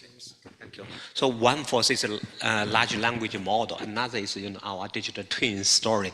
And I talked to you a few times already. In your grant, in your here, if we can actively, say, interacting with all the data you have. So if we can develop a large language model, for example, so can generate, for example, if I input all my information into your model, so this is a large language model, and possibly it's your position there, and the model can tell me possibly tomorrow I should not come here for the conference, for example, environment, some more kind of active interfere. That's will be really put everything in of your outcome into a concrete model, and people can use it as well. So that might be interesting way to push.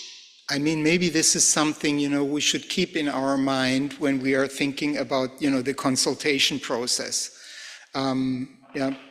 We shouldn't forget, and also I have not forgotten, but it takes a little time. So mid-July we will meet Shravya Shetty from Google, and she's one of the research directors there, and she will be she has members in her team who are involved in large language models, and we want to discuss exactly that sort of subject with her, because to be perfectly honest, I don't really have the wherewithals, to sort of know how to navigate that space. And this is also why I was asking Karl Lauterbach about access. So it won't be forgotten. Right, and now it's my great pleasure to announce Timo Dickscheid.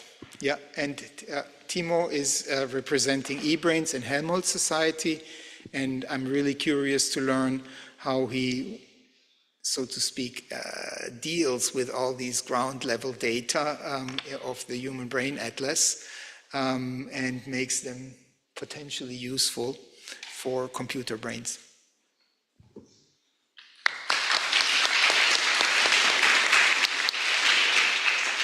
Das bewegliche Mikrofon bekommen?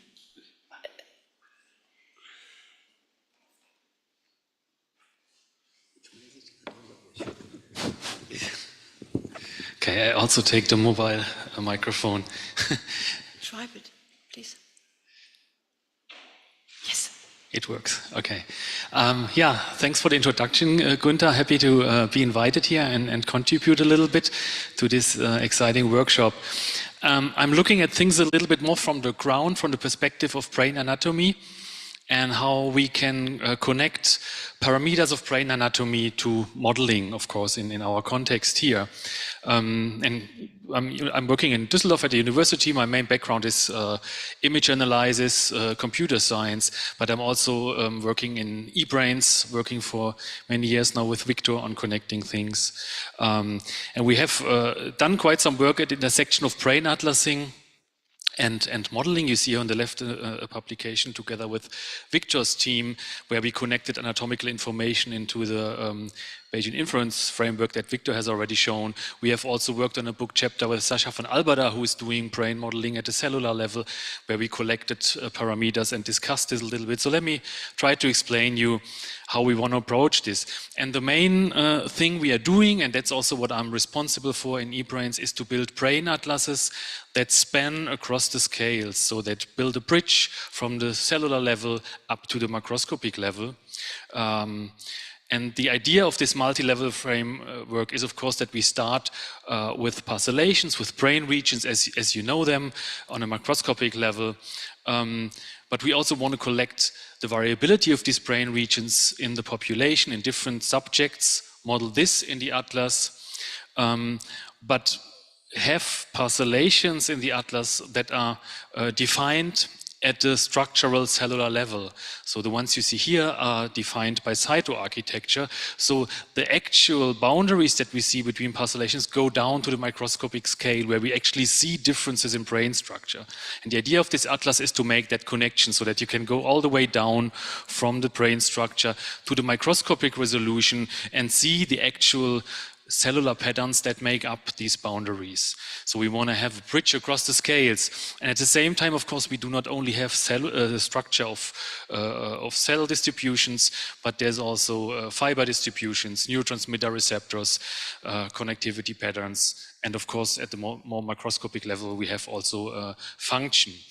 And this aspect of multiple modalities is implemented in the atlas by, of course, incorporating multiple parcellation schemes, but also by linking data to these atlas entities, such as parcellation averaged connectivity or histological measurements in certain brain regions.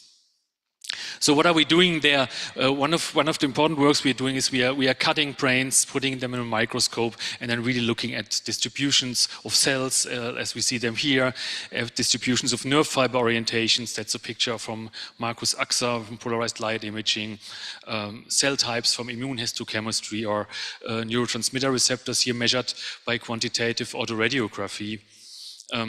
So these are like the main ingredients of the atlas we are building, besides measurements of the in vivo world, of which we have seen a couple already today. Let me just pick out cytoarchitecture, because that's for us a very important reference modality. And here we have a long history in Jülich of mapping cytoarchitecture, where neuroanatomists actually go into the tissue sections and find transitions where the cortical layer arrangement and the distributions of cells have statistically significant differences. So that's happening for many years, that neuroanatomists find these boundaries. And typically this is done in some sections and then put together in a millimeter scale, a 3D brain space, where you actually see how much these structural entities vary between different individuals. Here we see the primary and secondary visual cortex in 10 postmortem brains, work from Katrin Amundsen. And this has been collected over the years in this probabilistic atlas, where actually these individual mappings of individual brains have been co-registered in MNI space and put together into a probability map, where we actually see here on the right how much the morphology of this brain area is actually varying across individuals. So blue here would mean in only 1 of 10 postmortem brains the area was extending so far across the brain, for example. This atlas is available. It maps about 300 structures already. And these are based on, on kind of sparse annotations in the brains aggregated into the 3D space. What we are doing now with computer science methods is we try to go to the full resolution 3D and look more, densely how this works. So we've built this big brain model, which is a 3D reconstruction of a brain from all sections. In that case, I think 7,500.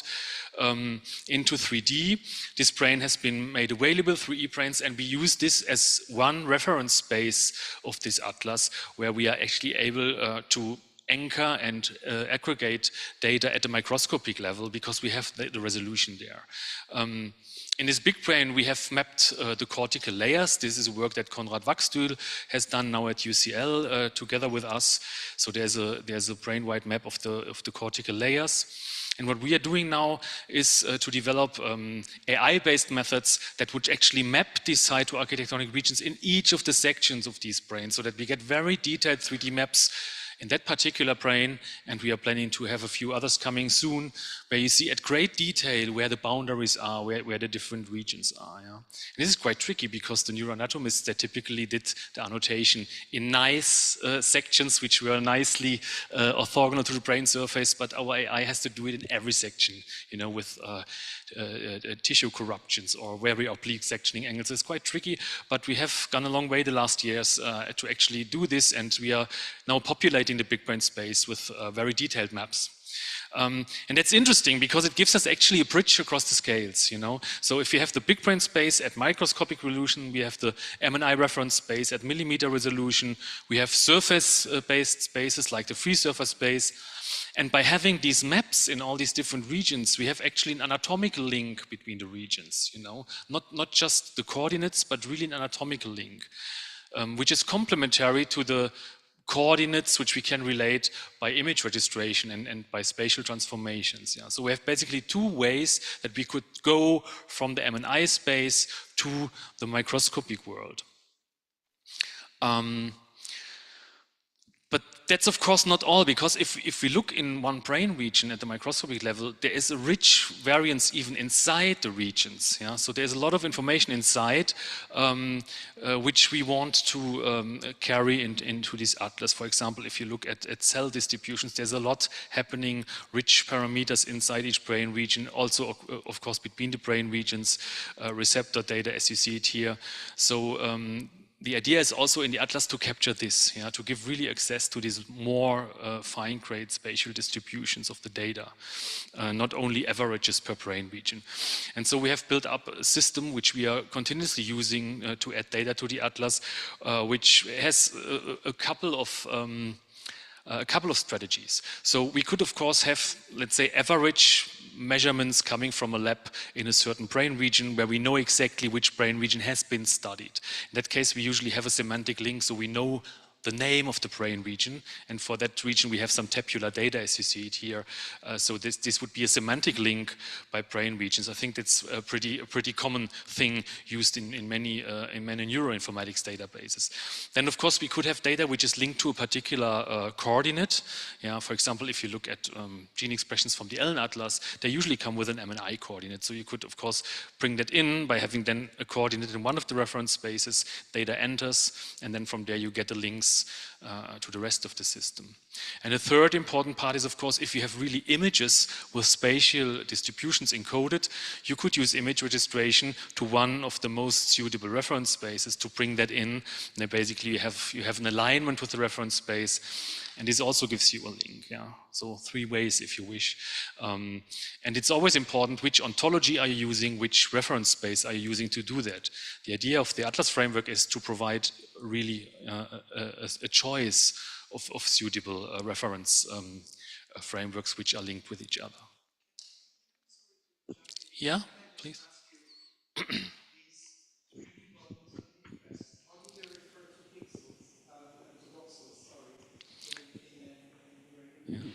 I would have slides about that, but I don't have them with me today. So it's anchoring volumes of interest, high-resolution volumes of interest, that's a tricky one. So we have tools to do that, yeah? But actually if you want to do that well, you need a couple of strategies, because usually that's from a different brain, a different modality, so that's usually not a way to do that automatically, yeah? You cannot generalize it, it's really hard. Usually we trigger this interactively by really loading such a volume into an interactive application where you see then, for example, the big brain model, and you put it approximately to the right position, and usually we keep it there with a linear alignment first, document that properly, and then depending on where you are, you could do better. For example, if you are in the cortex, yeah, and if you have a segmentation of the cortex, you could actually use the curvature and the cortical thickness to normalize cortical depth. So you could do much better in terms of cortical alignment. Basically, you position it on the cortex and then you normalize for the depth. It doesn't always work, but sometimes that's a good strategy to go better. Yeah? If you're, for example, in the hippocampus, yeah, there's a framework which has been developed in Canada by cooperation partners to unfold the whole hippocampus into a canonical space. You could use this. But if you want to do it at that resolution with partial volumes, it's really tricky. It's basically a project per volume if you want, right? It's tricky. Yeah, we're trying to do well. We have curation teams for that, but it's tricky. Yeah, and often it is not voxel-wise correctly linked. Yeah, but then yeah. Is there like a reference scaffold? I mean, to see whether you performed well or you placed it well or not. You usually go with expert annotations of point independent to check how much it aligns. But there's not a single correct solution. If you go between brains, right, you're actually always doing wrong. But you can only try to do as well as possible and to document as good as possible, right? It's a tricky one. Yeah, it's an important point that you raise here. Yeah. What we, of course, want to do, especially from image data, is we want to quantify. You know, we want to provide quantitative information, not only images. I show this here for cytoarchitecture again as an emphasis. So we have worked quite hard in the last years to do very exact cell body segmentations. Actually, we were in the winning teams of a NeurIPS challenge last year, and we are applying such approaches now to provide detailed, precise regional measurements of cell distributions. So we have used this for a data set which is already published of 12 brain regions, where we see here the points in the brain, where we have collected 10 microscopic image patches in selected brain regions, each quantified this, and then you can actually get distributions per brain area, per cortical layer, which you can even then subdivide by size of the cell bodies. So this is already available on eBrains, but we are meanwhile working on a much larger data set. You see that on the bottom, which has approximately 1,000 samples spread across the brain with this rich information. I will talk in a couple of minutes that I'm actually more interested to give the software in the hands of researchers to do that themselves automatically. But of course, as we develop this, we are trying to release such data. So this data set will come up this year. What is even more interesting, so our interest is actually to provide a fully data-driven description of brain structure. And what we are working on right now, this is really very, very fresh result here. It came 2 days ago from my postdoc Christian Schiffer. So we are training at large-scale AI models which see almost all the microscopic images that we have. And they are not trained to predict the cell, the brain area, which we did previously. They are just trained to distinguish brain architecture. Basically, we show them 2 images and we just tell them whether they are far apart or close. And then many of that. And the AI model has to learn a good representation to express this similarity, in that case of cytoarchitecture. What we see here on the right is an embedding space that the model has learned with only knowing how distant certain samples of cytoarchitecture are. And you see here data based on 9 different brains, and you see how the embedding space actually separates the brains. It doesn't know about the brains, yeah? And it doesn't know about the anatomical location. And what's more interested, for these 9 brains, we have expert annotations of the patches. And if you color them by brain region, you see that the different brains actually are decoded into the same anatomical structures. Yeah? But the AI model has never known about brain regions. It does not know anything about that. Yeah? But it actually uncovers the intrinsic structure of the cytoarchitecture at the microscopic level.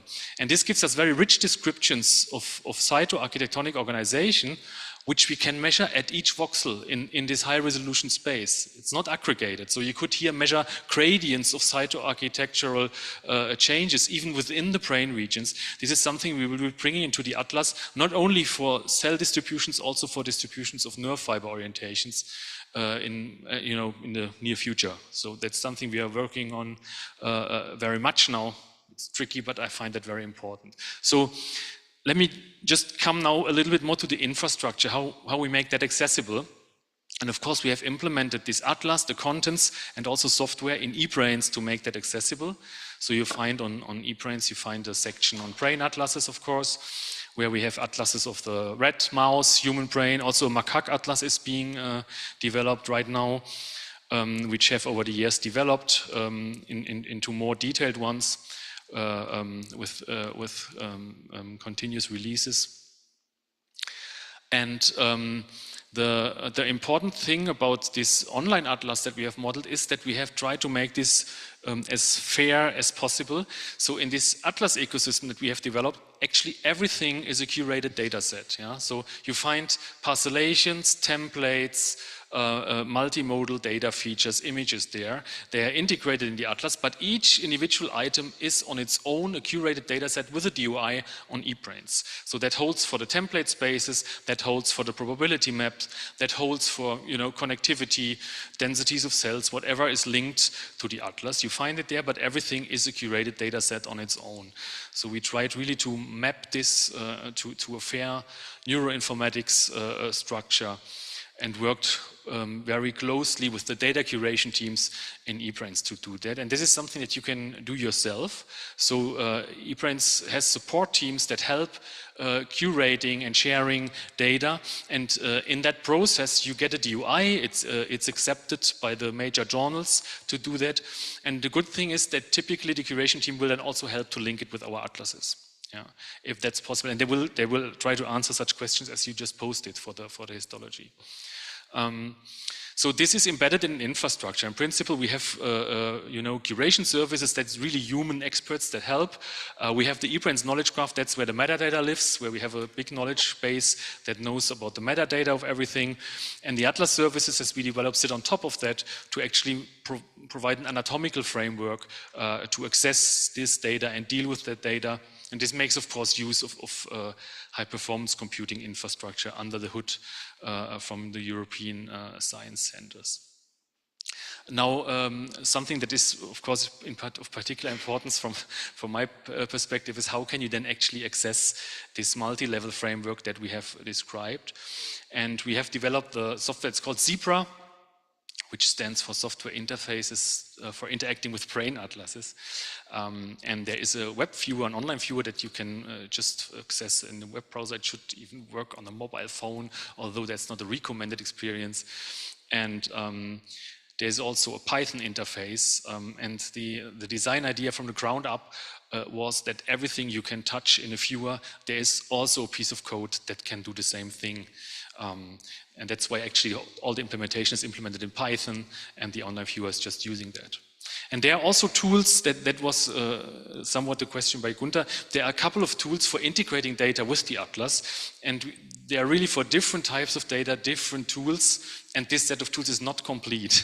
But it's already, there is already quite something and quite some experience to do that well. So the online viewer, here's just a little movie about that. When you go there, you see a brain pastillation, you can click brain regions, see these probabilistic maps, and then you find features linked to the brain regions, like here receptor density profiles. You see here, each of them has a DOI. You can also find a data set from there. And when you zoom in, you could then just switch to the big brain space, for example. It will show you the same place in the brain, just in the big brain, where you can zoom into more detail, and you find microscopic data that is linked to those regions, and you can zoom in. So what you see here on the movie, you can do that online. That's all available. That's really just a screencast of myself accessing the tools, nothing more than that. There's still work to do, but we are trying to get everything online as soon as it works all the time. So please try it out and get in touch if you're interested in something. Now, the challenge is a little bit, how do you do such things in a programmatic and reproducible fashion? And if you want to do modeling and AI, of course you don't want to go to a viewer, click around, download stuff, that breaks the whole chain of reproducible computations. So of course we want to make that computable, let's say. And that's what you can do with the Python client. So you see here actually just a Python notebook that does exactly the same stuff that we have just seen in the online viewer. So you can really specify brain regions, can access the probability maps, and from there, with a few lines of code, find data features related to this. You can also copy over from the viewer a certain region of interest, and the Python client can transform this automatically into actionable JSON specifications, and you can work with this. Yeah, for example, here we have the view that we used in the viewer, the bounding box just copied over from the URL, and the system can actually build on top of that a pipeline of extracting cells, and so on and so forth, which would be reproducible, which you could ship with your research paper to really reproduce the incoming data. There's another question. Sorry to ask again. So now imagine I have a particular brain phenotype that is characterized by, say, some sort of functional network with identified nodes. So if you will, like geopositions of the brain, right? Could I then could I punch in that geoposition into your Zebra Python platform and then essentially get a a profile, you know, of the different levels of resolution Absolutely. of the brain features. I have a slide about this. Oh, okay. It's the Sorry next then. one. Yeah, okay. Well, sorry about That's that. exactly the idea. Yes, yes.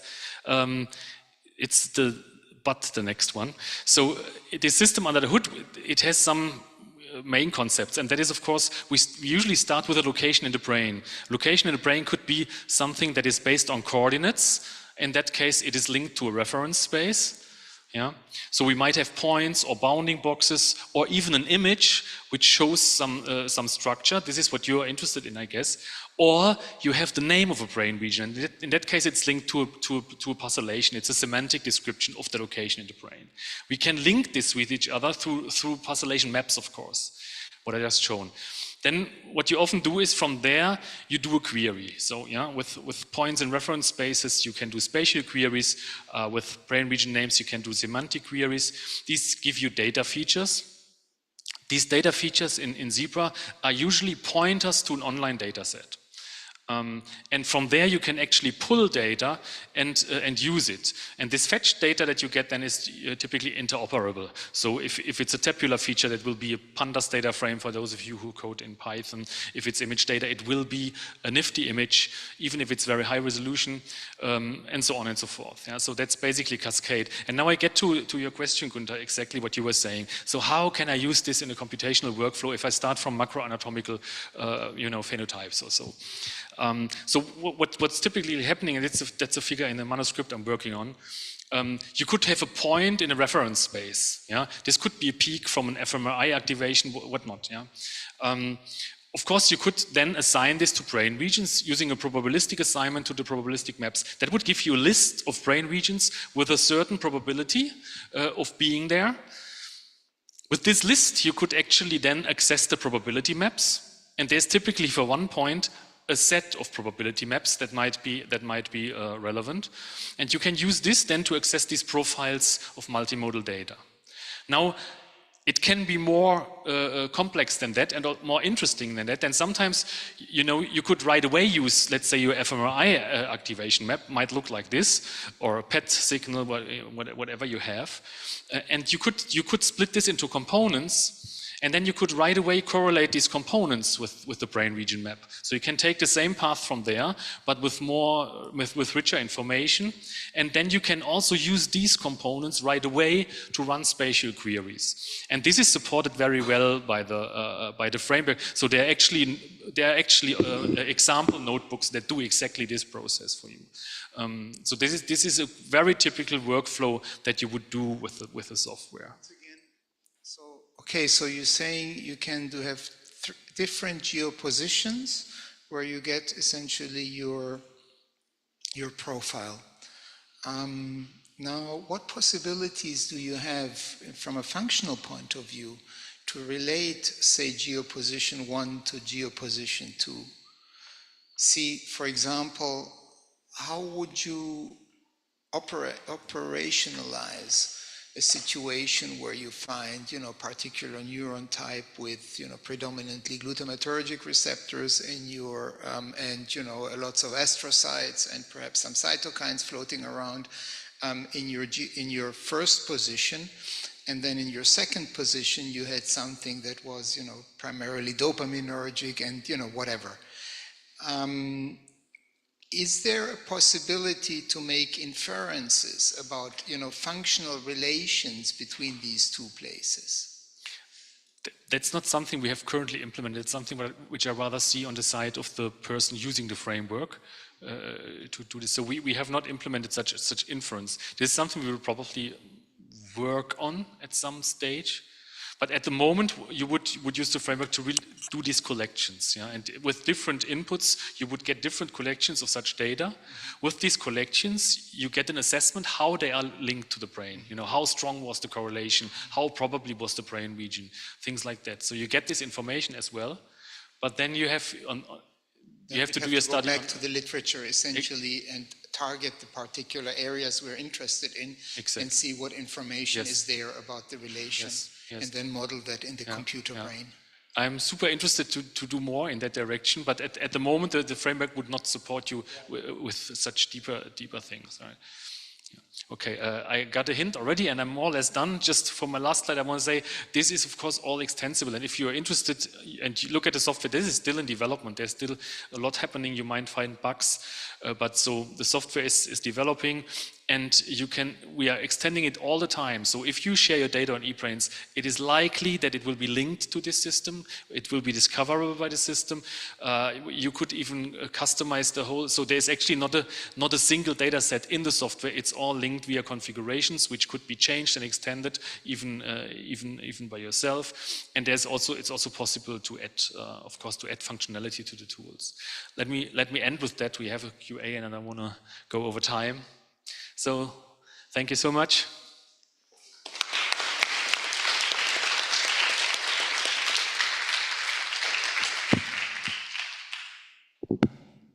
Thanks a lot. Oh, yeah, go on.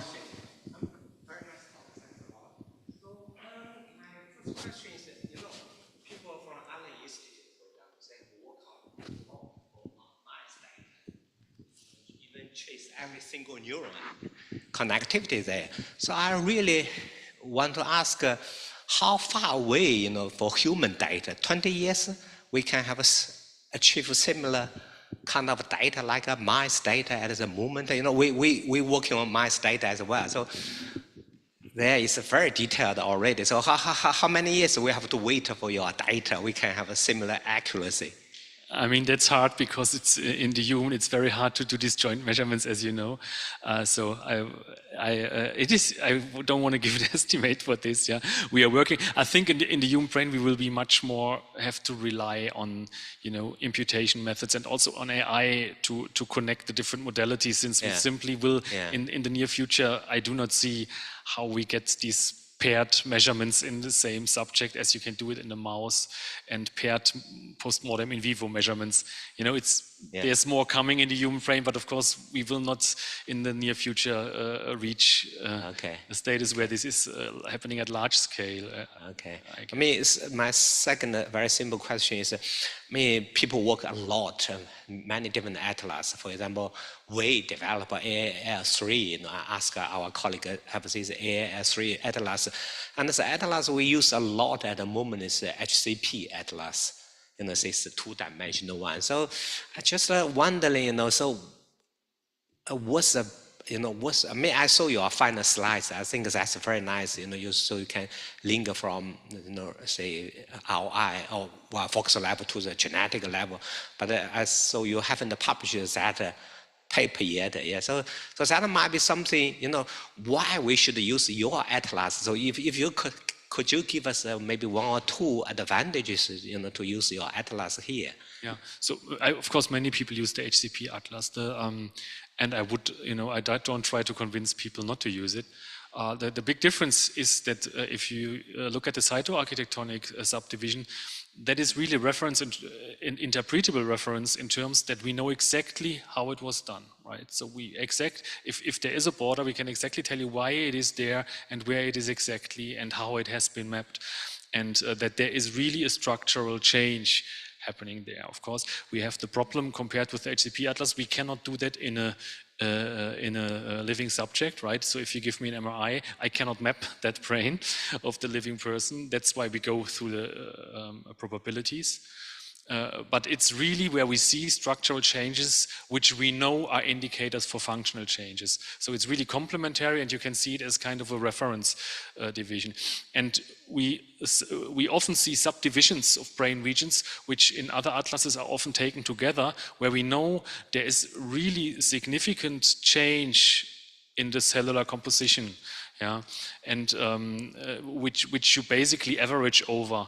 If you take a macroscopically motivated atlas. So I'm not saying don't use it, but it is very good to contrast it with this, because this is really very, very detailed and very interpretable what's happening there. Thanks. Let's stick with keeping time. And next speaker, thank you very much, Timo. This was very inspiring, and I have to think a lot about. This is great. Thank you. Yeah. So next speaker is Stefano Panzeri from University of Hamburg. I think he was in Boston forever and recently came back, and he's a mathematician, and he's talking about estimating realistic neural parameters. I think I use this. Does it work? Okay. Good afternoon to everyone, and thanks Gunther, and thanks also to all the other speakers for the interesting talks. And I'm aware I have a very strong Hamburg accent, so if you don't understand what I say, please interrupt anytime.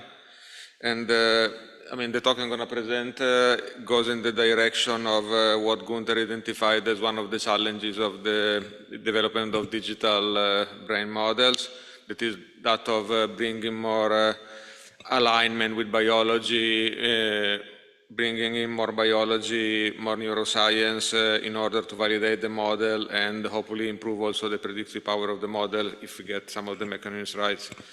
And I am a theoretical scientist, and I've been working as a computational neuroscientist for a number of years, both at the single neuron level, as you can infer from some of the names of my collaborators like Mrigan Kasur or Chris Harvey, but also I've been working for a number of years also trying to understand signals and dynamics observed at the macro scale level like with fMRI, and also the connection between the two with people like Nikos Logothetis. And I do not work on large scale brain models as some of the speakers do. I work more on at the level of modeling single circuit or small number of circuits, but I believe that hopefully some of the problems and issues we have faced and the way we try to reason about it in order to include more biology in our models may be relevant to also to large-scale brain models, generative brain models, and I'd like to offer to the community our way of working and reasoning as a possible way to address some of the problems that we face. And the way I hope and I think we try to reason and to bring more biological alignment to models is first, from the point of view of people that work at the cell resolution level. I think we need a lot more work, more effort to understand, to document not only the precise cell-to-cell interaction mechanism, but also what they mean in terms of behavior. Are they really critical for behavior? If so, what's their contribution? What do exactly contribute?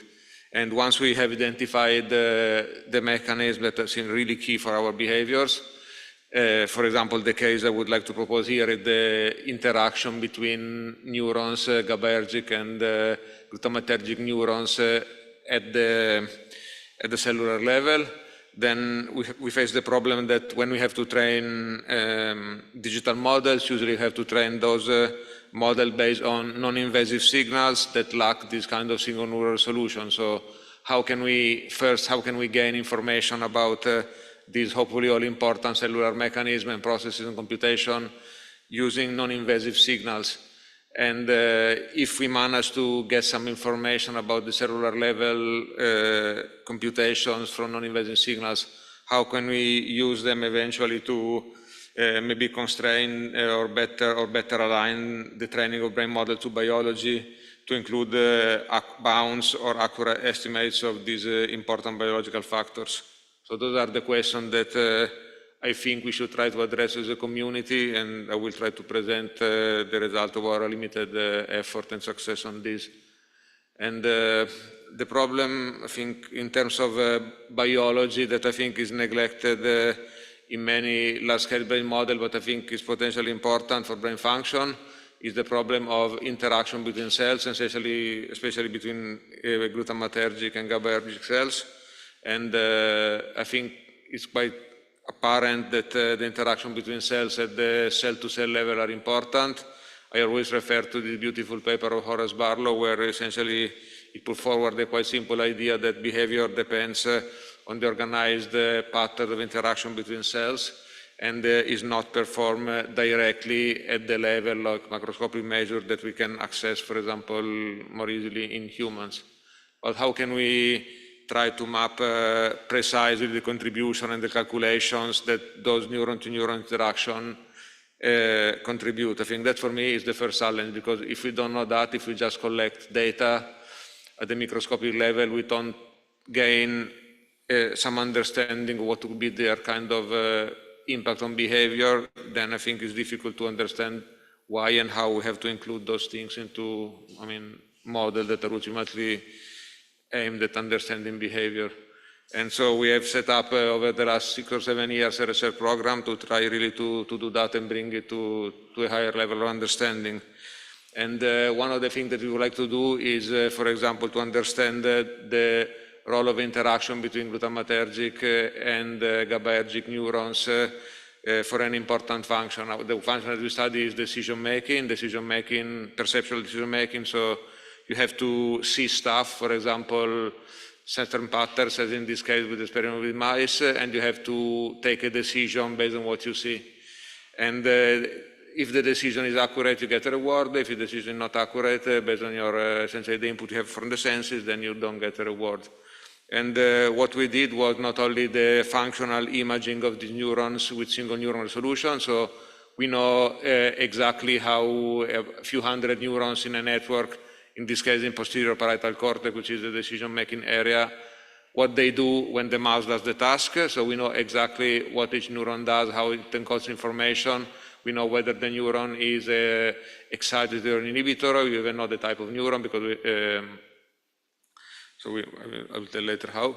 But so what we do in the end, we want to understand and characterize the cell-to-cell interaction, how they contribute to behavior.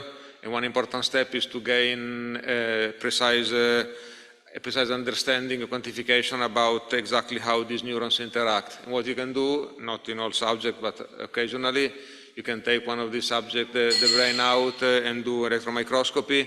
So measure the size of all the synapses between all these neurons. And then you know what these neurons do, and you try to reconstruct a circuit diagram and understand what it does. And when we did that in this recent paper, what we found was that there was a precise pattern of connectivity between these GABAergic and the glutamatergic neurons, depending on how they encode choice. In this case, choice is left or right. And essentially, to cut a long story short, excitatory neurons with a certain choice preference, for example, less selective neuron, excite inhibitory neurons with the same preference, and those inhibitory neurons with the same preference in turn inhibit excitatory neurons with the opposite preference. And this is a kind of winner-takes-all dynamic, so the most important stream of information kills the other one. And there were many kind of models about how this is done and the interaction between these pools of excitatory inhibitory neurons. And we were able to find exactly in the brain what is done, what is the type of decision-making model. And by putting essentially all of this knowledge into, either analytical mathematics or simulations, we came to the conclusion that this circuit does two things. The first thing is that because of the winner-takes-all dynamics, so that the strongest stream, for example, the left choice, excitatory neurons, through this opponent inhibition, they kill essentially the other stream of evidence, the weaker one, so winner-take-all, they amplify choice, so they increase information because they separate the responses of neurons to different choices, but also they create patterns of correlation between the activity of the neuron with the same trial. For example, this would create a pattern of negative correlations, shown by this banana oriented in this way, between excitatory neurons with different choice preferences. And what does this stuff do? Why do we have to care about this? Maybe we don't. And we do have to care about it because when we measure this cell-to-cell interaction, either during correct perceptual decision, during correct choices, or during incorrect choices, we find very consistently that this pattern of interaction are stronger, so neuron more tightly correlated when the mice make correct decisions. And those things are more, these correlations are stronger also between the neurons within the neighborhood that project to the same downstream anatomical target. You can put some viruses, I don't know if this works, here that act as retrograde tracers, and they tag the neurons within the field of view that project to the same anatomical target. If you analyze those neurons, they have much stronger correlations during correct behavior than other nearby neurons. So we believe that the way that this correlation and behavior is that they increase the transmission of information to downstream cortical targets. And we can also prove it by doing a model of every single choice made by the mouse as a function of various parameters, including the strength of correlation within a single tribe between the cells. And what essentially we found is that the information encoded by this population is better read out, is better informed behavior when the neurons are more correlated, because again, probably the downstream propagation of information is increased on the fly when neurons are more correlated. And also, just to show that this stuff cannot only be made observational, we can also try to prove it. We also try to design patterns of stimulations of the brain to elicit virtual perception, and we demonstrate that if we do it in a way that, according to our theory, would enhance the readout of information, the mouse is better able to read out information that you write into its brain, in this brain-machine interface for visual sensations. So those are just examples of applications, but what I would like to essentially say is that one contribution that we can give as computational scientists working at the lower level is that we can help individuating the mechanism that may be relevant for the function that we want to model. And then, assuming that we find precise contributions of neuron-to-neuron interactions, as we do in our case, one, I think, important question is how can we essentially put them into brain models. And brain models for humans, they all have to cope, to be trained to primarily to non-invasive data that first don't have single-cell resolution, so you see an aggregate of many different things without single-cell resolution, and second, in some cases like fMRI, are a pretty indirect measure of neural activity. It is certainly related to neural activity, but there are a lot of intermediate steps. You don't measure neural activity directly. So in the end, you have an aggregate signal, in part indirect, and you want to try to see whether it's possible to infer from this some information about the cellular level. And essentially, some of the questions that we would like to try to understand, that I'll try to show our work, is how can we gain information about the cellular processes and computation when you use non-invasive signals? How can we train brain models, train on non-invasive signals that somehow include a reasonably accurate estimate or at least a bound on neural interaction? And how can we better calibrate against or align with what we know about the biology of the brain when you do these models? And in particular, I think with all the knowledge and the opportunities to validate that we have from animal experiments, and also how can maybe improve usefulness of digital brain models to understand brain function and the ability of models to predict the effects of interventions. And to some of these, I have some result to show, some of these not, but at least I would like to reason with you about how essentially calibrating with knowledge from animal biology, animal experiments could help the improvement of digital brain models. And the idea that we have to try to help in this endeavor, I think, is relatively simple conceptually. So first, I think we try to do pretty detailed models that link microscopic neural activity to macroscopic measures of activity in the same brain region. So we focus on one or two brain regions and we try to improve the biological detail with respect to the work of other people. And then, of course, if you are able to do, for example, a very good model of how features of the electroencephalogram, for example, the frequencies, the power, and so on, relate to this microscopic interaction, for example, between excitatory neurons, then we can run this model pretty extensively and then do some machine learning and then learn the relationship between those two that you observe with the models. So according to essentially the laws of physics of excitation and inhibition, if you are interested in the relation between excitation and inhibition, for example, and EEG oscillation spectra. And once you do that, then so you learn the relationships from mathematics and biology, so from biophysical models, and then rather than fitting the model to the data, you try to validate it, at least at first, on experiments, either with humans or animals, where you have a certain control and you can manipulate neural parameters and see whether you can reconstruct the changes in your parameter based on your model that estimates the microscopic neural activity.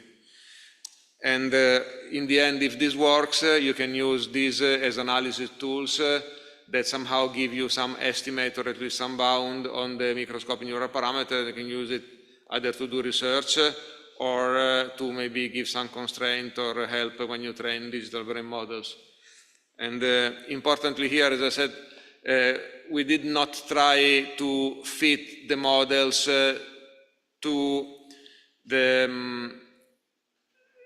train the models on the biological data like the EEG and the fMRI. We try to train them on the simulated data to try to learn some kind of basic facts that we hope are reasonably universal because they impinge on the laws of physics and biology. And then we use animal models or human models to test and see whether this can work.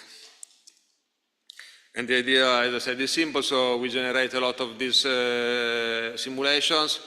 We compute, I will explain most of these related to electroencephalograms, but we did also work with fMRI. I'll try to comment briefly at the end of the talk about this. And then essentially we generate a lot of simulation, we train this model, and then we test it on a variety of data that we had at our disposal from our collaboration that go from non-invasive electrical recordings in humans to invasive electrical recording at the mesoscale in ferrets to also mesoscopic measures of field potentials in mice with various manipulations. And we did not attempt to estimate all the parameters because we thought it would be too difficult, but we thought that there is a certain number of parameters that you can estimate, and if you estimate them, you can inform a meaningfully larger scale models that have many of these local modules inside, and also that capture some of the basic computation of a given local recurrent circuit. And those are the inputs, so the strength of inputs to the neurons in the circuit, a measure of recurrent processes, which is the ratio between excitatory and inhibitory synapses, synaptic strength, synaptic efficacies, and the firing rate of excitatory neurons, which is a measure of the output of the area. And at the basis of this is the forward modeling that we try to kind of improve based on our experience of existing modeling. And the basic modeling, I think I only have 5 minutes, so I'll try to go faster. It's integrated FIRE modeling of the type that Jian Feng, I think, presented. So with excitatory inhibitory synapses and the current connectivity. And this generates very interesting dynamics, and importantly, doing a lot of work, we have shown that we can, just with a handful of parameters, fit minutes and minutes, even hours of data, for example, from visual cortex, not only during REM state, but also during function. We can explain not only with a big R square, so 0.96, which means an R of about 0.99 minutes of data, spectra on a scene-by-scene basis, but also the information content of each power, information content, for example, in visual cortex about visual stimuli. So we can reproduce both resting state data and activity to a reasonably good approximation. And and key to this work is that we did a lot of work to try to get good measures of mass activity, for example, electroencephalograms from these models. Those models are very simple to run, but for example, from the point of view of the EEG, they do not generate dipoles, and so they don't generate energy directly. So what we did extensive simulation, either using these simple point-like models or equivalent models made of three-dimensional neurons, and measuring the dipoles using Maxwell equations. And we found essentially simple ways to approximate the 3D field potential, the electrocellular potential, based on those small simulation with about 93 or 94% variance. We did similar work with fMRI using our collaboration with Nikos Logothetis, where we mapped in detail the relationship between the frequencies of neural activity and the fMRI on a moment-by-moment basis. So we have some similar stuff also for fMRI. And then what we did this training of the model, and we found essentially some basic relationship between the microscopic parameters and the mass measure obtained in the same location. And what we try to do is to see with animal experiments, but also with human experiments, we do systemic or even better local chemogenetic or genetic manipulation of these parameters. And what we want to do is to see whether we can reproduce, essentially find the sign of the manipulation applied, for example, increasing or decreasing synaptic conductances, increasing or decreasing the firing rates that we know because we know the biology of what we did. And we did about, 14 independent data sets with 2 validations. And this worked very well in each of these cases. So there is some validity in what we did. We cannot estimate, because the model is generic, the size of the effect, but we can estimate the direction of effect. We can tell whether, for example, excitation or inhibition went up or down, either in terms of firing rate or changing ratio of synaptic conductances in all cases. And also, we did also other validations. For example, one thing that we thought about is that, if you present a visual stimulus to a subject, you would expect higher input and higher firing, but only in visual cortical regions. And if we try to do this comparing baseline versus stimulus in MEG, we can try, essentially we retrieve this result reasonably well, meaning it's also the method has a reasonably small amount of false positive, which I think is pretty good. And so essentially the model seems to work pretty well. Also it predicts the changes in firing and synaptic conductances that are known to happen during development in mice just based on surface recordings. So everything seems to work very well. And sorry, I think this is not the file that, okay, sorry, for some reason we uploaded an older version of these slides, but also we did quite a lot of work to use these to map changes in brain configuration between autism and typically developing individuals. And we were able to map and relate to changes in excitation and inhibition in prefrontal cortex, the camouflage level of individual subjects, using the collaboration with Simon Baron-Cohen in Cambridge. And also, from the point of view of brain prosthetics, we have been trying, using data of Peter Rootsma, who is developing brain-machine interfaces for restoring vision, to be able to predict with reasonable single trial accuracy when you present a virtual visual stimulus or electrical stimulation directly of the cortex. If you do it with a small current, sometimes the monkey perceives it, sometimes it doesn't. And with this model, you can kind of predict when the monkey would perceive it and when it would not. And also we can use this, we try to use this also to estimate the potential effect of drugs on the cortical network just based on magnetoencephalography recordings. So those are the kind of things that we try to do. And in summary, I think, as I said, I don't work on digital brain twins, but I've been trying over the years to use models to bridge between the microscopic scale and the mesoscopic scale, and try also to go back from the mesoscopic scale to the microscopic scales. And I believe that it would be really important for us to continue this validation of the basics of cortical circuit models that we use for the digital twin models using animal data. And the reason is that we can test and align with biology so much better. We can infer principles. And I think that the work that I presented that we do supports the credibility of the general effort of using models trained on aggregate measure neural activity to infer brain function and also brain computations at the microscopic level in high quantitative details. And also I would think that essentially doing this approach of understanding general relationship that bring in all the wealth of knowledge that we have from microscopic data and use that to infer neural parameters, or at least constrain them, would help resolving some potential issues with constraining model parameters when fitting data. My understanding is that, as also some of the speakers said today, you can have many, many different parameters that fit reasonably well state activity. If you use this type of knowledge to constrain at least some of the parameters, you might be able then to infer some of the mechanisms better and then have a higher prediction value of new effects, because maybe you were not overfitting somehow the observation too much.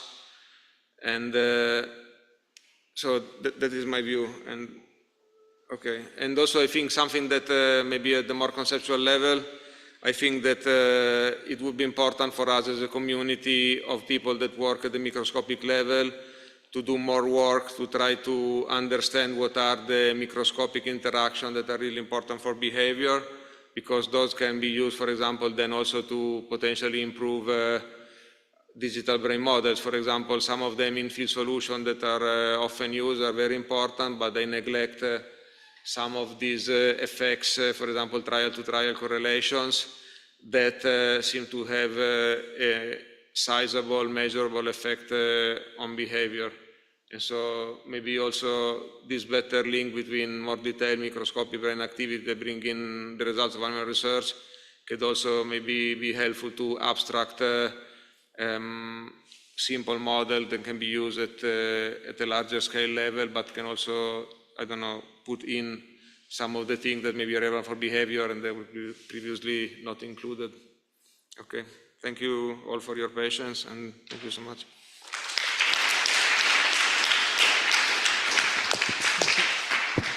Thank you very much, Stefano. A bit complex, but I'm sure if we find the right use case, it can be extremely, helpful and help advance things.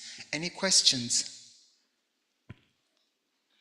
Just have a very simple comment. Yeah. For example, if you look at C. elegans, Charles is giving you the microphone.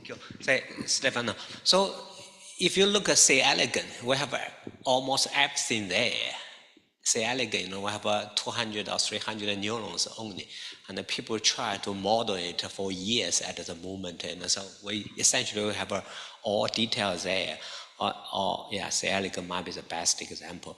So, but we still not there to have a C. elegans, model which can interacting with the environment. So to your so what's the problem there? Say we do have all these microscopic data for C. elegans, but still we don't have a kind of a e-model for the C. elegans. So to your experience, what's the problem there? I'm not an expert on the C. elegans. I'm aware that despite that they kind of see and map the entire connectome, they reached some understanding of how this relates to behavior, but not as much as they hoped for. And I don't know what the problem is. I believe that probably the characterization of behavior is not complete or not fully understood. And also, of course, you need function, because any given circuit configuration, depending on the state of the network, depending on the parameters, it can have a different dynamic. So we write our, opponent inhibition, blah, blah, blah, blah. But as you know, for example, the synaptic efficacies depend on the level of input that you have. For a given level of input, a given motif of the circuit could be dominant, and for another level of input, another could be dominant.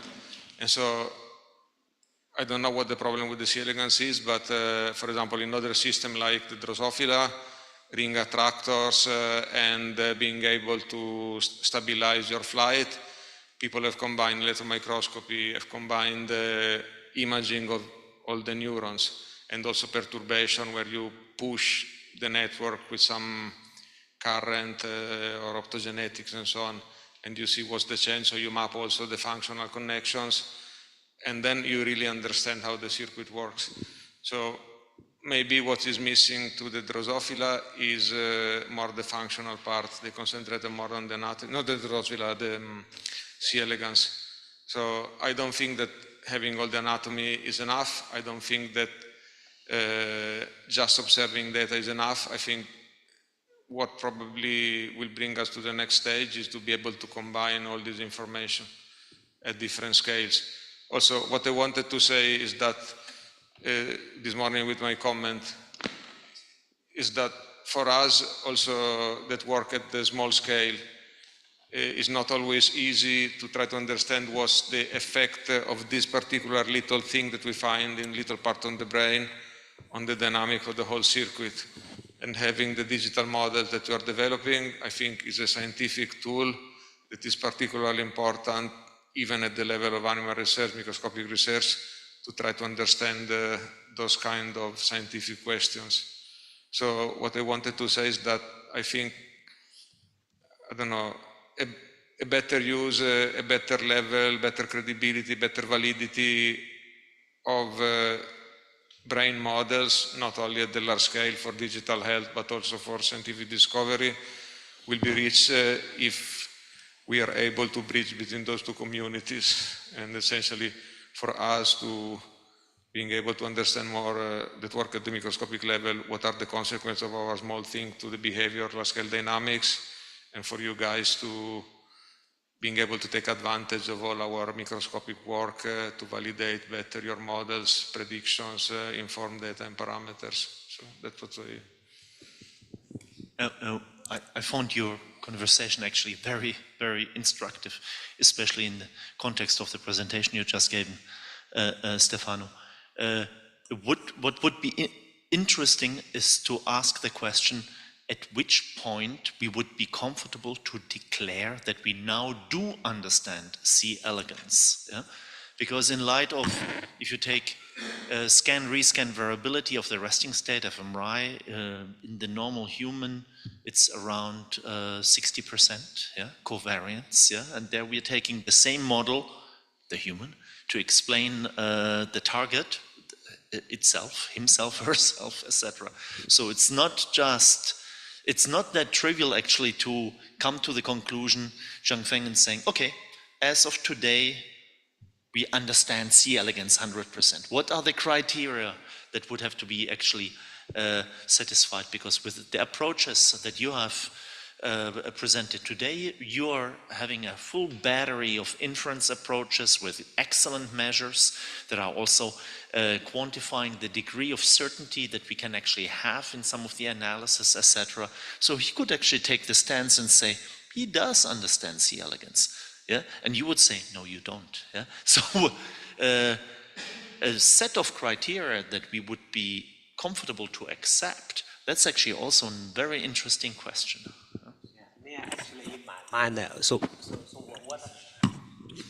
Let's keep this particular discussion brief, and then sort of step back a little bit and go to the, go back to the sort of big aims that we had at today's meeting. But I don't want to, sort of stymie the conversation, but, if we can just keep it brief. Well, maybe it's a good idea. We can discuss this, in our discussion session. But to me, because actually I want to challenge Stefano, is he exactly like you said. I mean, for us, if we can treat the schizophrenia 3% bad, 5% bad, it's not. We can never treat schizophrenia 100%. So what we can do is using our model to improve the treatment 3%, 5%. We are happy enough. So we never want to say, possibly in my lifetime, we will never to have a real perfect model there as you have here. For example, that's what I try to say exactly.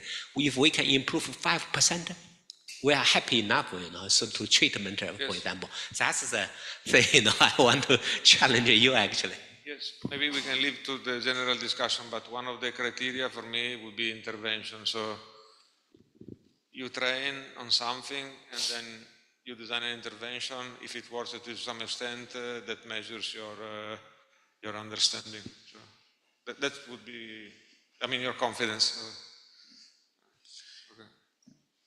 Great, thanks. Thanks, Stefano.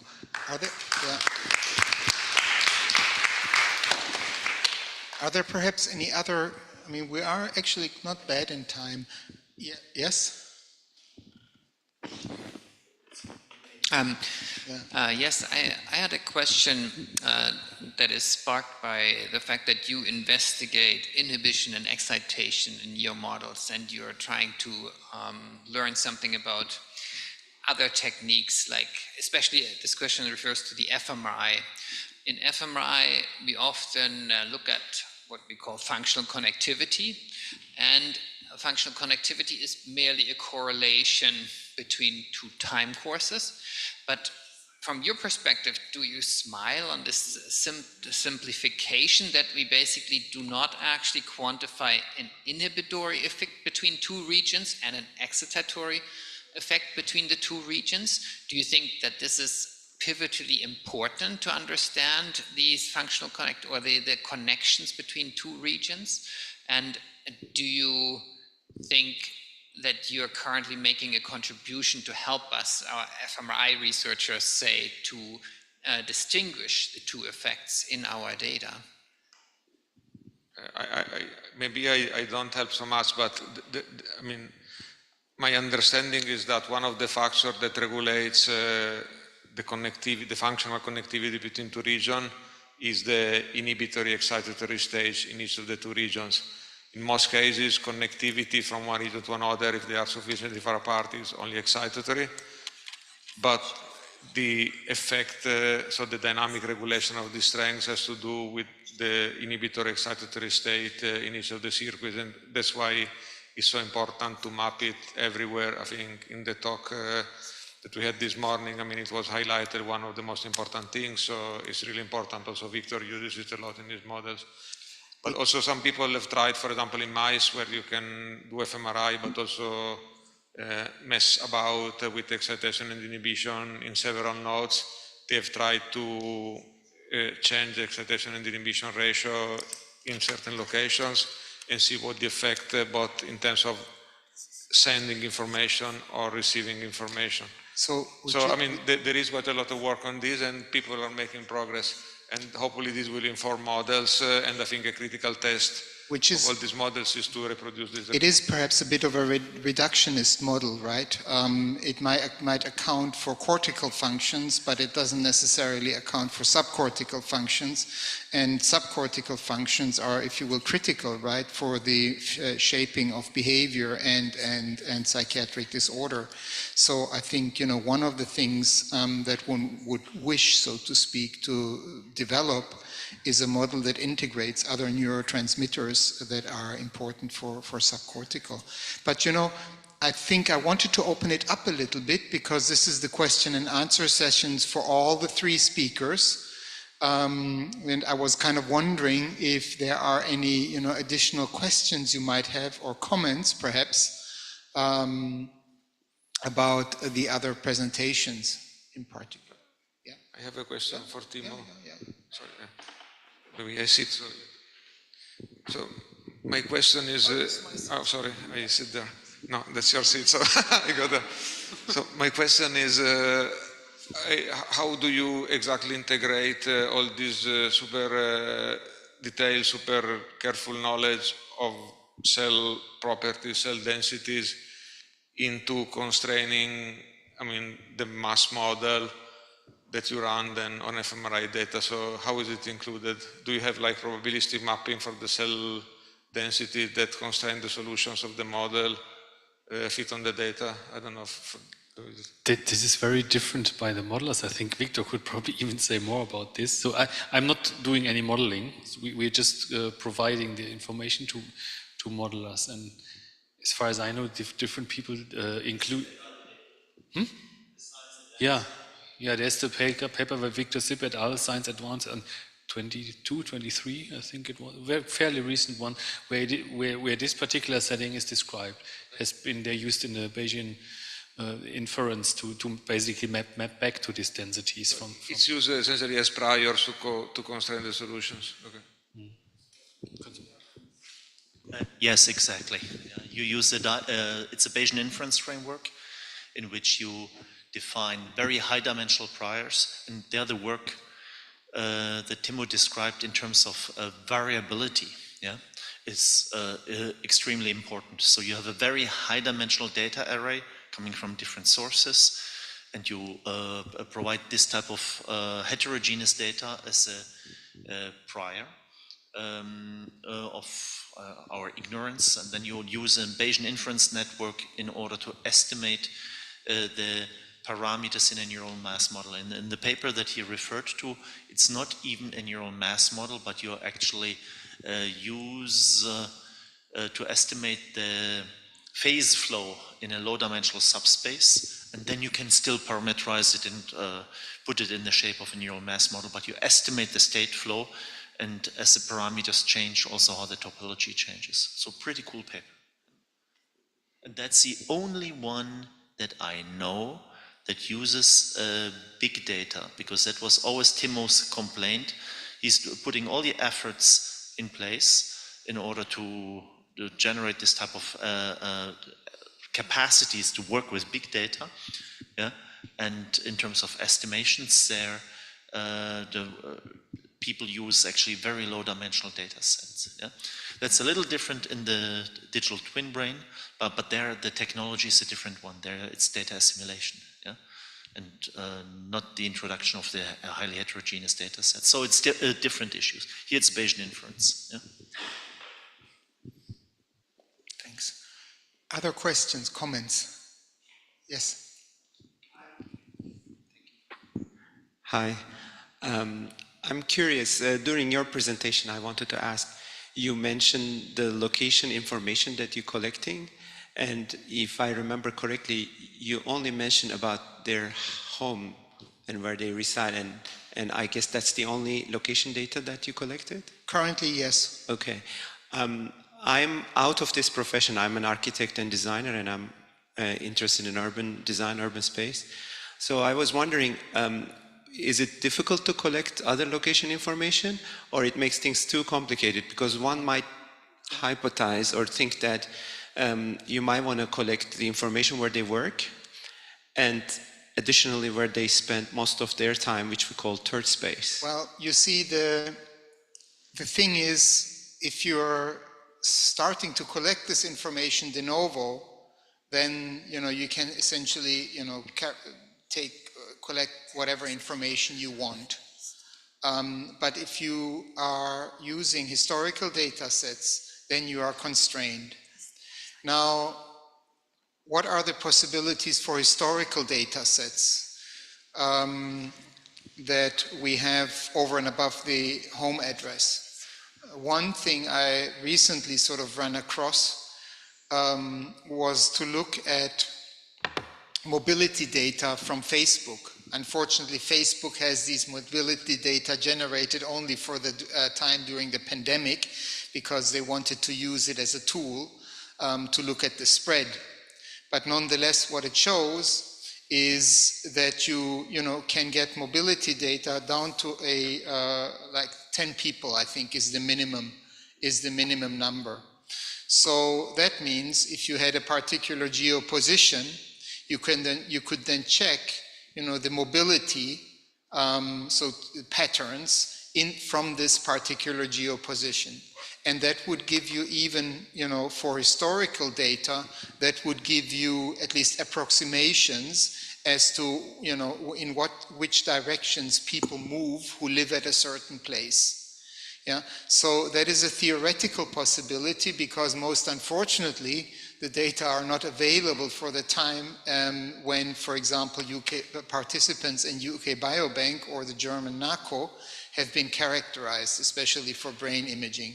And this is one of the reason why I asked Minister Lauterbach about access, right?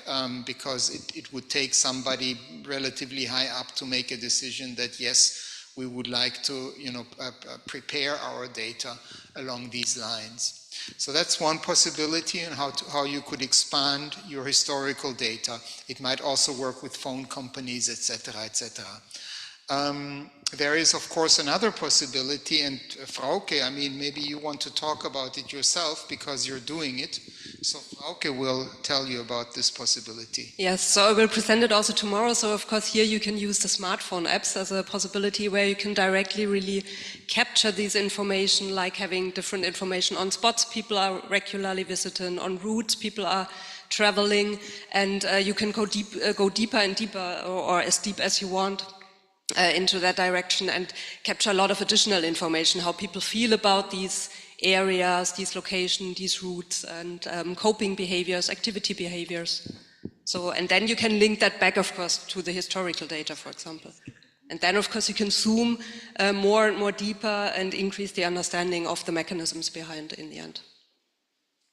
So, I mean, another possibility, just for the sake of completion, again, is see the trouble is if you have like 500,000 participants, you're not going to get new data on 500,000 participants. It's really big work.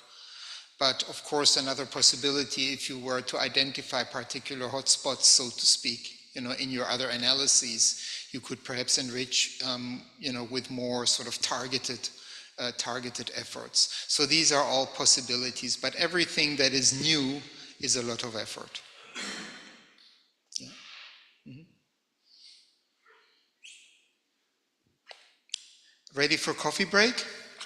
Yeah? All right, let's have a coffee break. Yeah.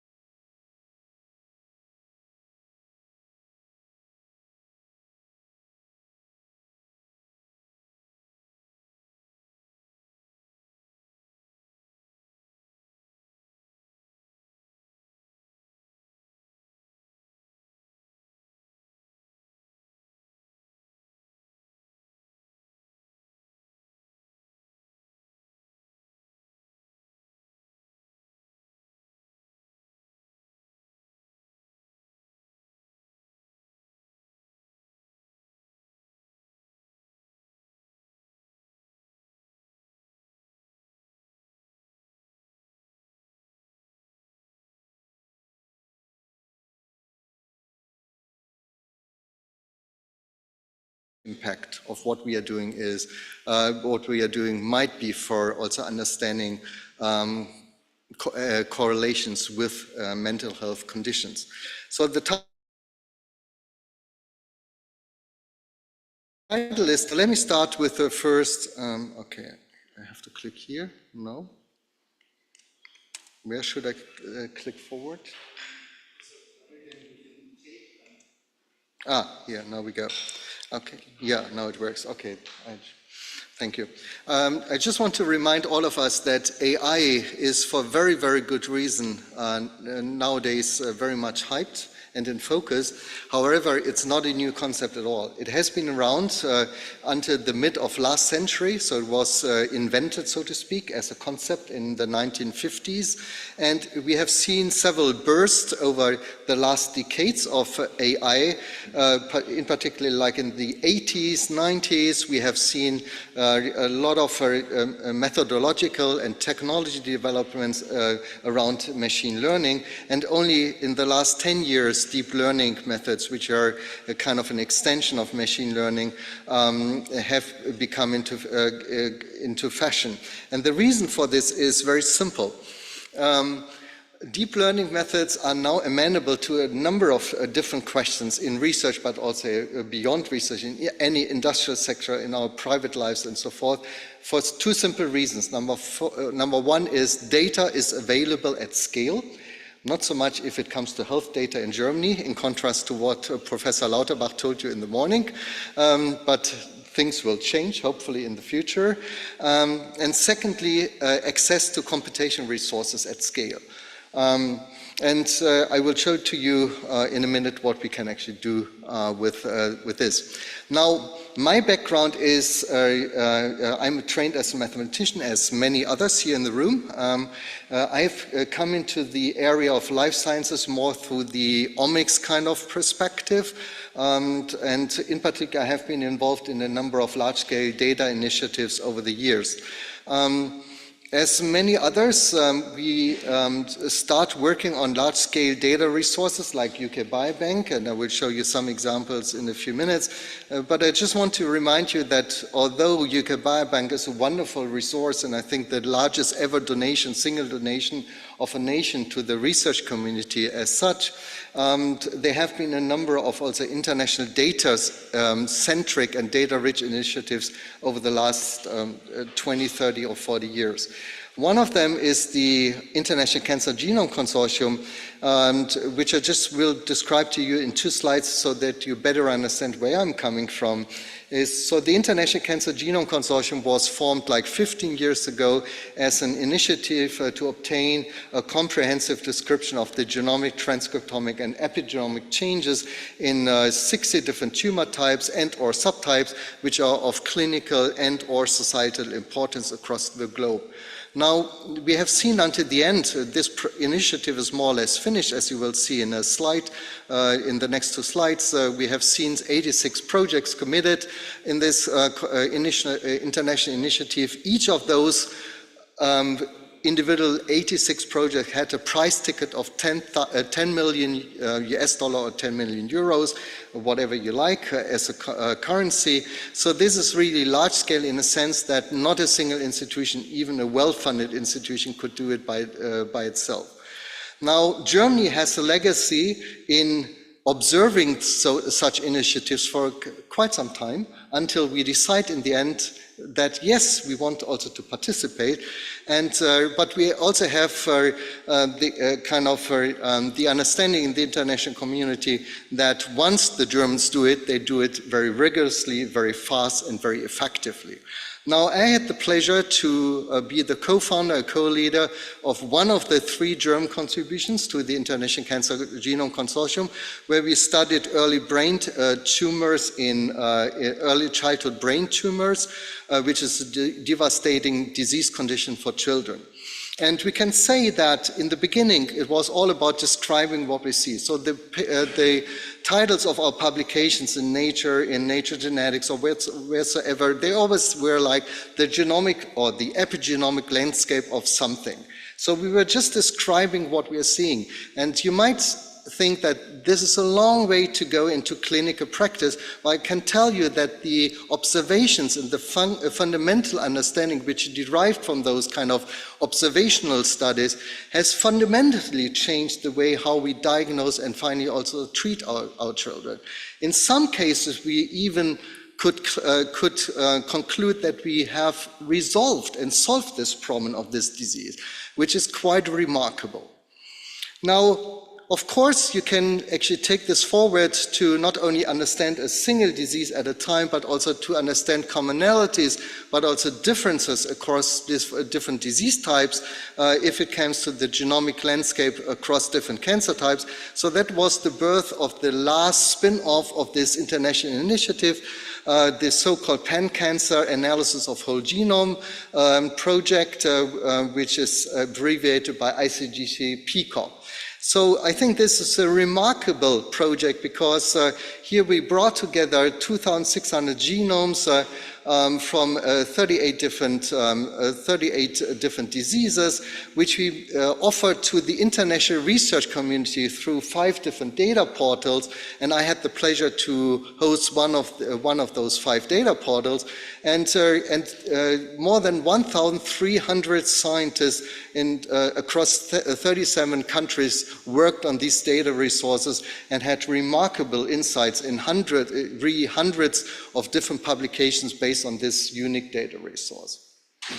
Now, this was very much, those initiatives were very much driven by data collection, so de novo data generation based on omics type of data. Now, as I kind of claimed, and you just have to take my word here, is that this kind of large-scale data initiative and exercise has really dramatically changed and contributed to therapy improvements, some of them dramatic across different cancer types, that the biggest challenge we could not address here, which is actually early prediction of onset of disease, which actually leads or gives us means to prevention of diseases even early, many years before onset of diseases. Now, I believe that it's the right time to start working with AI technologies and large-scale data resources to fundamentally address and hopefully resolve some of the issues around early database prediction of onset of diseases. And why do I think it's the right time? Now, if you look into this graph of the performance of AI technologies and AI methods compared to the baseline, which is up here, this is our human performance, you can see that over the last 20 years we have seen that handwriting recognition followed by image recognition and speech recognition already has outperformed human performance for more than 10 years. Reading comprehension has been overseeded by in the last 7 to 8 years, and of course with the large availability of large language models, we also have now comprehensive huge models available which are much better in language understanding and context-related understanding than an average human would perform. Now, coming to the medical field, I'd like to show this, and this is kind of outdated. It's from early 2023. There's an update. I just found it before my presentation in archive, which shows the ability of AI technologies to pass a medical exam. So here on this y-axis, you see the accuracy of an AI system to answer medical questions posed in medical exams across the globe correctly. And just for you to understand, you have to pass a threshold around 60% of correctly answered questions to pass the medical exam. Now, when I reviewed this paper for, I think it was for Science or Nature, I forgot, of the most recent, what I thought the most recent version of the Flan-Palm language model, which had an accuracy of 67% in terms of correctly answering medical questions. It was actually the world leader at that time. The only criticism which I had is that that this was not their recent version, but I found a more recent version in bioRxiv, which already went up to 72%. And so the only concern I raised as a reviewer, why the heck did they not present the latest version? Probably because they wanted to write yet another Nature paper, who knows. Anyway, so I think AI together with big data is just right in place to take any kind of health-related data and put this into any kind of informed AI model, and then you can do prediction about any kind of disease conditions later in life. Now, of course, this is a fundamental challenge for risk stratification in a population cohort where you look at a presumably homogeneous group of patients which are all more or less healthy, and then you would like to stratify their individual risk with respect to a certain disease outcome later in life, so that you can actually group them into high risk and low risk groups and also intermediate risk. And the reason why we want to do this at scale is very simple. If you look at the demographic factors in Germany and in China, it's much worse even than that. In 10 years from now, 30% of our population will be of an age of above 60 years old. At the same time, we have a dramatic decrease in the number of workforce which actually is taking care of us elderly population. And as such, we really have only one way out of this kind of problem, which is we have to be able to predict and prevent diseases before onset of diseases, and hopefully many years before you actually get any signs of illnesses. Now, of course, prediction based on data comes at a cost, because if you want to collect data for the mere challenge or the mere task of having an AI model predictive of many disease conditions later in life, it comes at a cost. So, for example, I talked a lot about omics technologies in the introduction of my presentation, and this is a very informative and also a data-rich and information-rich resource. However, it comes at an extremely high cost. Now, there are other risk factors in between, which are based on lab-based results and also on other resources which are rather mid to low cost. And the lowest and the cheapest predictors you can build are based on demographic factors like age and sex. And I will show you throughout my presentation along two examples that these very simple demographic predictors, age and sex, are extremely informative. So whenever you see any flashy AI paper in Nature, Nature Genetics, Nature Medicine, where you do not see a benchline, how does this particular AI model perform against a linear predictor based on age and sex, you should completely reject that paper and ask for this kind of validation beforehand. So, of course, so I will show you two examples where we took two particularly low-cost data types residing here in the upper quadrant, which hopefully contain a lot of predictive information and come at a very low cost. The first one is metabolomic profiling, which I will explain to you in a minute, and the second one is electronic health records, which come at no cost. Well, of course, there are costs associated with collecting your health record data. However, the check has already been paid, so reusing this data comes at no cost at all. So, just to mention that we are not only working on these two types of data, which I will exemplify throughout my presentation today, but we are taking any kind of data which is sitting out there, and we are building an AI model, and we try to predict disease outcome based on this data type alone, or in combination with other data types. So we are also working on MRI images, massively at the moment, brain MRIs and MRIs taken from a cardiovascular setting. And hopefully next year, if you run this conference again, I'll probably get closer to the data type you're more familiar with. So let me start with NMR-based metabolomic profiling. So as already mentioned, we start, as many others in the community, with UK Biobank. This has been recorded around about 10 to 15 years. This cohort has been started. Recruitment, the median follow-up for this cohort is about 12.2 years.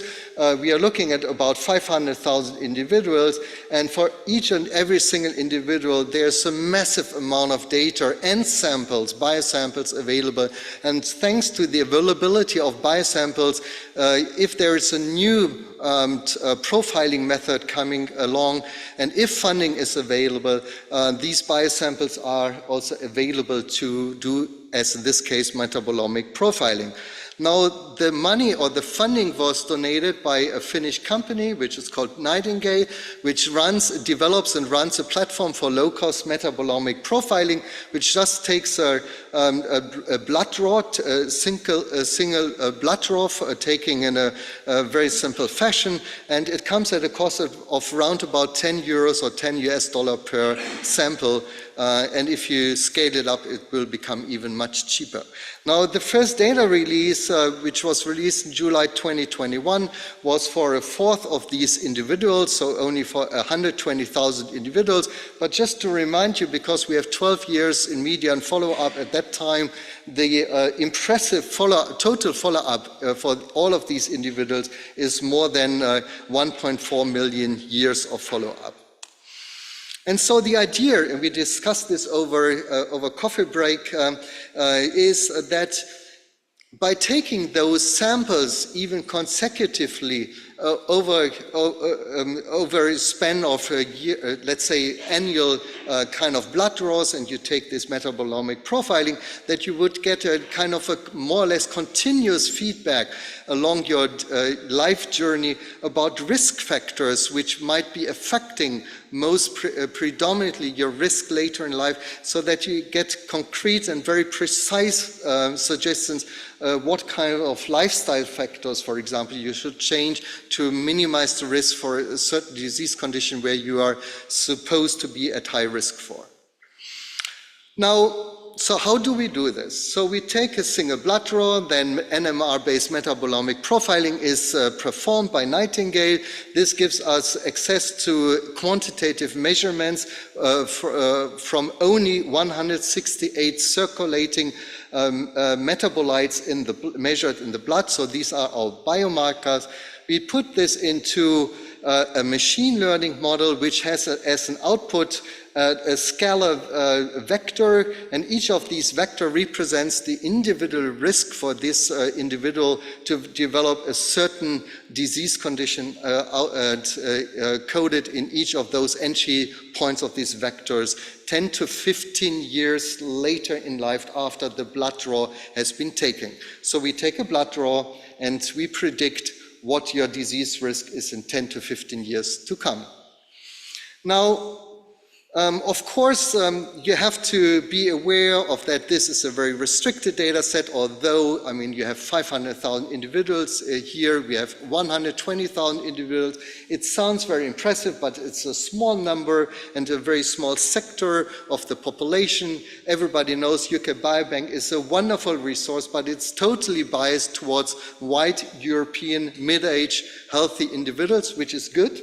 But we are missing out all the other populations and all the other age groups and so forth. So just bear this as a disclaimer in mind. The other aspect is they all come from one, more or less, population residing more or less in one healthcare system. So generalizability of this predictive models is always a concern. So we always have to validate our AI models in a completely independent population cohort and at scale, and I will show you how we did this here.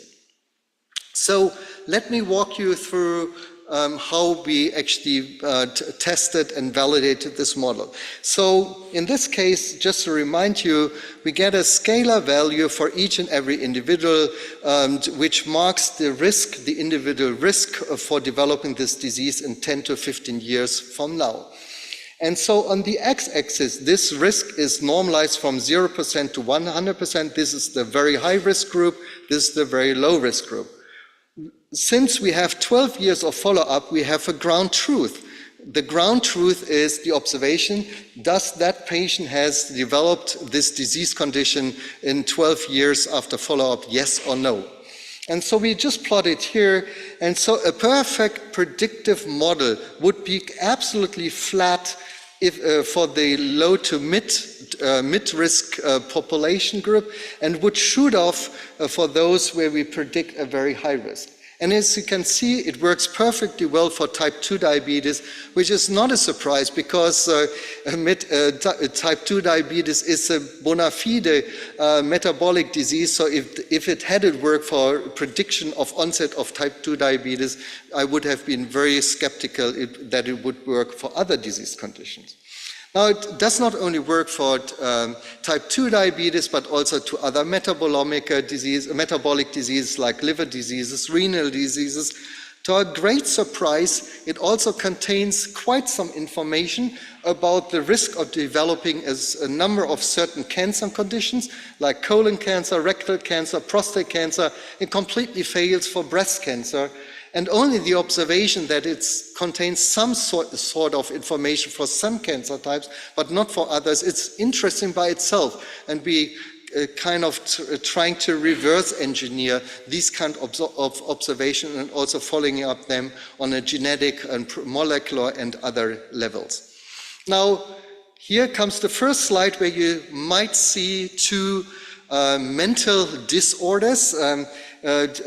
Just to prove the point that it's not only predictive for cancer, some cancer types, and also for metabolic disease, it's highly predictive for cardiovascular disease conditions, but it's also quite predictive for dementia and also for Parkinson's diseases.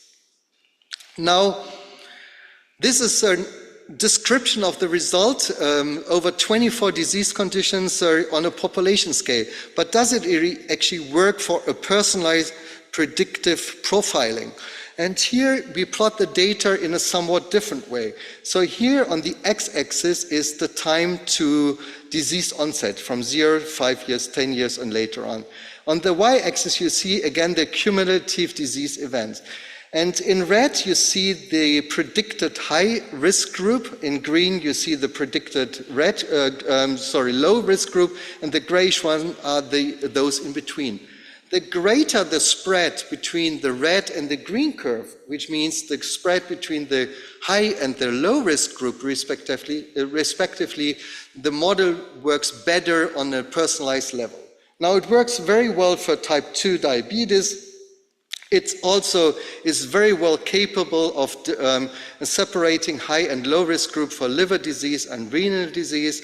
It works well for almost all of the other 24 disease conditions, including, again, dementia.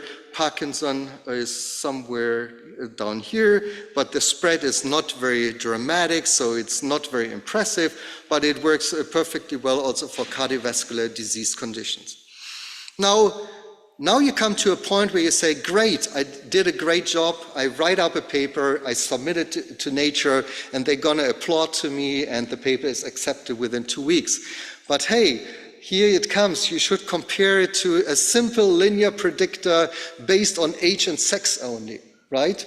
And so the benchmark to beat is here, the dashed line in the middle. And to our greatest disappointment, but not surprise because we kind of expected this, the model is not better than a simple predictor based on age and sex for all of these conditions up here, including Parkinson's. So age and sex alone is a better predictor for you individual to develop Parkinson in the next 10 to 15 years ago than the metabolomic profiling information derived from your blood draw. Now, here in the intermediate group, if you add age and sex to the predictive information from the biomarkers based on metabolomic profiling, you actually get better than age and sex. But only for those 6 disease conditions down here, including type 2 diabetes, liver disease, asthma, COPD, renal disease, and heart failure, metabolomic profiling contains more information than age and sex. And of course, if you add age and sex, your model gets even better. So More or less, the take-home lesson from this is, yes, metabolomic profiling contains information which for some disease endpoints adds information to simple disease predictors like age and sex, because we know aging is a very bad idea if it comes to onset and progression of disease. Now, the question is, can we do any better? And I will show you that yes, we can do much, much better. Now, just to remind you, we want to use, profiling based on data which comes at low to no cost, no additional cost, which contains a lot of predictive information. And here we take advantage of a cross-linkage of UK Biobank data to GP data from routine clinical practice. And so, again, here we take for training the model all 500,000 individuals linked to their GP data 10 years ago. And then we validate this externally in a completely different population cohort in the United States. This is the All of Us cohort. Now, the All of Us cohort is kind of the equivalent to UK Biobank, with some exceptions which are and some differences which are very interesting. On the positive side, All of Us has a particular focus of typically underrepresented social and ethnic groups which are not so well covered in prospective observational trials. So people of color, for example, or people from socially undermanaged and also undermanaged healthcare groups are highly prevalent in All of Us.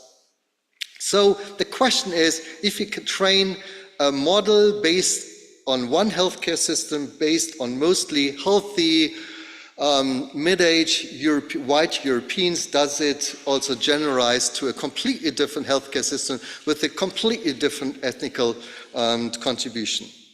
And so here in this case, we did not only predict the outcome for 24 diseases, but we predicted the outcome for any disease condition which is annotated in the healthcare system, which is roundabout or close to 1,900 clinical endpoints at a time.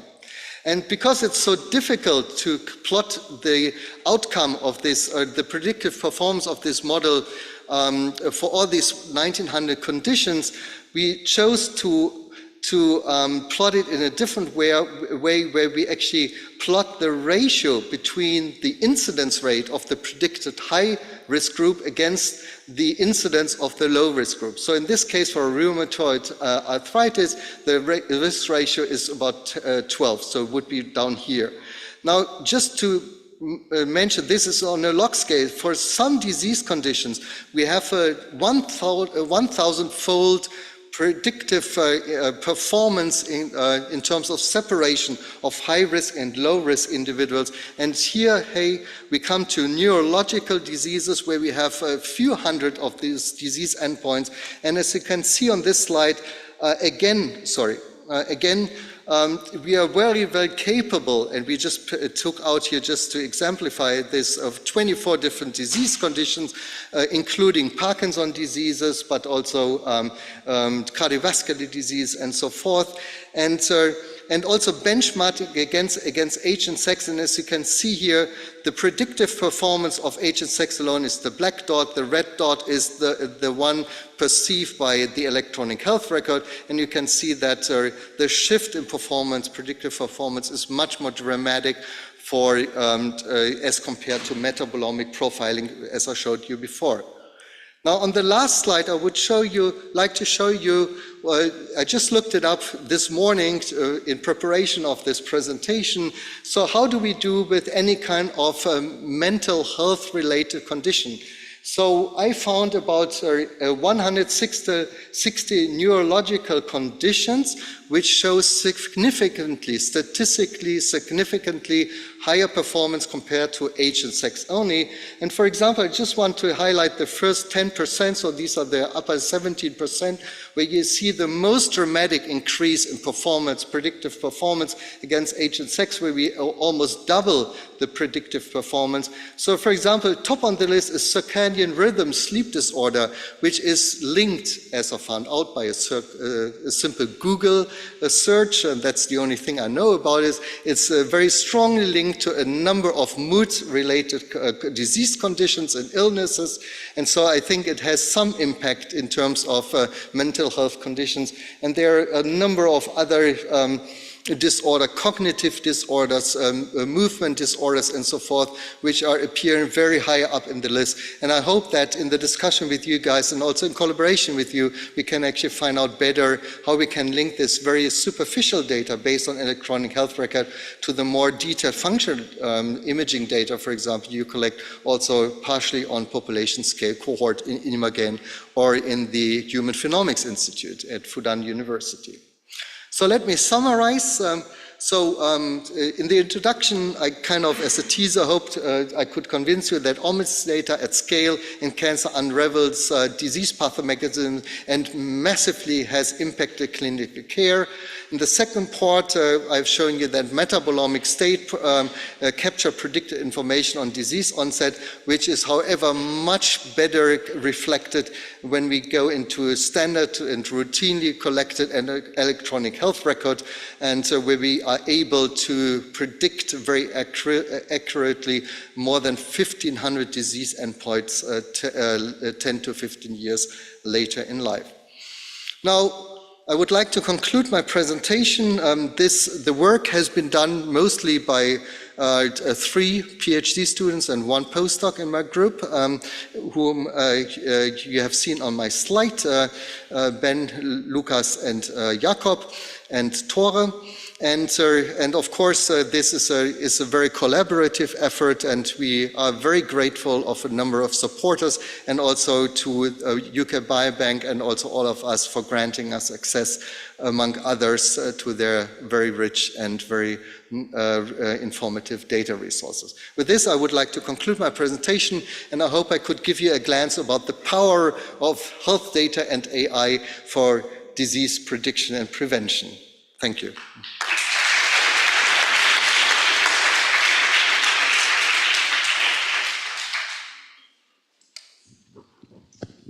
So this is very interesting and also a bit sobering, I have to say. Not from the sort of model point and prediction point of view, but from the result point of view, that essentially medical history predicts better than many of the fancy biological predictors. In fact, we had a similar finding like 10 years ago, where we predicted alcohol dependence on the basis of the full characterization that we have in Imagen. And it was also true that personality and sort of essentially history were the biggest predictors. For us, that was really well, I mean, it taught us some important stories. Number one, the best predictor may or may have nothing to do with the mechanism of the disorder, which was a little bit is difficult, of course, for psychiatric disorders which are so ill biologically characterized. Now, anyway, question is, I mean, how do you sort of place and evaluate these findings? I mean, is there a way, where do you see the way for the development of biomarkers, especially if you're looking on such a broad scale as you do in many somatic disorders? Yeah. No, I think you really have to prove the point. So I made the very broad claim that this has a potentially high impact in prevention of disease. We don't know. It's just a claim for the moment being. So the way to prove it is going the very tedious and also painful way. You have to do this in a prospective observational studies at scale. And so we are talking to the payers in Germany, and it seems quite likely that we are going to set up in a pilot a program where we try to design personalized preventive programs, not based on demographic predictors. Like nowadays, you're amenable to cancer prevention measures if you are above the age of, 55, I think, as men and whatever as women. And of course, this is a first kind of course, kind of way to sort the population into high risk and low risk. I think we can do it much better, and you have to make your point by actually doing this, and then you have to take a long time in terms of observation in the future. And so, but we want to go this very hard way, and at the same time we have a collaboration with health economics experts because we wanted to also to calculate the cost, how much resources we are going to save in contrast to the money we have to invest for the additional effort. And so, yeah, I think it will take us, quite some time to actually to prove the point. But I think there are little to no alternatives to developing highly efficient and personalized preventive programs. So you're saying the information is already there. Now the question is, and we don't need to get fancy about it, the question is now, to sort of unearth it, do good prediction models, and then test them in a prospective way. Yeah, absolutely. Okay, yeah. Any other questions? Yeah. Laura, nice talk, thanks. So I'm just curious about a few numbers here. So if I want to predict, for example, each individual for diabetes 2, what's the percentage of AUC there you can achieve? Yeah. Just a few numbers, and I want to understand what's going on here. Yeah, it's a very good question. I mean, it's I didn't show these numbers, and I don't know I don't have them at my fingertips. But I don't think that AOC is a good way to look at this data for a simple reason, because we are not, as you know, you can. I mean, and you can, sensitivity, for example. Yeah, you can tune more exactly sensitivity. Yeah, what's absolutely. the number there? Yeah, so if you want to optimize it for sensitivity, the specificity goes down, and if you optimize for specificity, the sensitivity goes down. I mean, it's a very, so you really have to look at these AOC curves and say, have to determine at which point you would like to measure. And this is coming back to the prospective design of those studies. So I'm not sure on which side one should fine-tune and optimize those models if it comes to real application in prevention. So it's actually an answer, a very difficult answer to a very simple question. Yeah, because if you have a certain AUC, then possibly you can use for individual prediction. Then the next question is how many years you can predict it, when you go to reapply your results there. Yeah. Another question I'm very curious about is, so when you're talking about the metabolic data, for example, we work a lot of similar thing on biobank. We have many years working on biobank data and develop various things as well. So, so how many metabolic, for example, in our proteomic data, we try to select possibly 10 proteins from 2,000 proteins. So we can put it into real application, reduce the price from 5,000 or 500 pounds to possibly 10 pounds, for example, then we can reduce the price. So here for if you really want to apply this to normal people, for example, you have to reduce the price. And so how many biomarkers you have to use for your prediction model here to be practically useful? You know what I mean? Sure. Yeah, absolutely. Well, typically the more the better. So it's again a question, a cost and efficiency relationship. I mean, these 168 biomarkers, I was kind of surprised that they would work beyond any metabolic disease, because they were tuned, designed, and selected for predicting or being representative for metabolic disease conditions. So I was kind of surprised that they would also work for cancer and cardiovascular disease. So if it came to redesign of this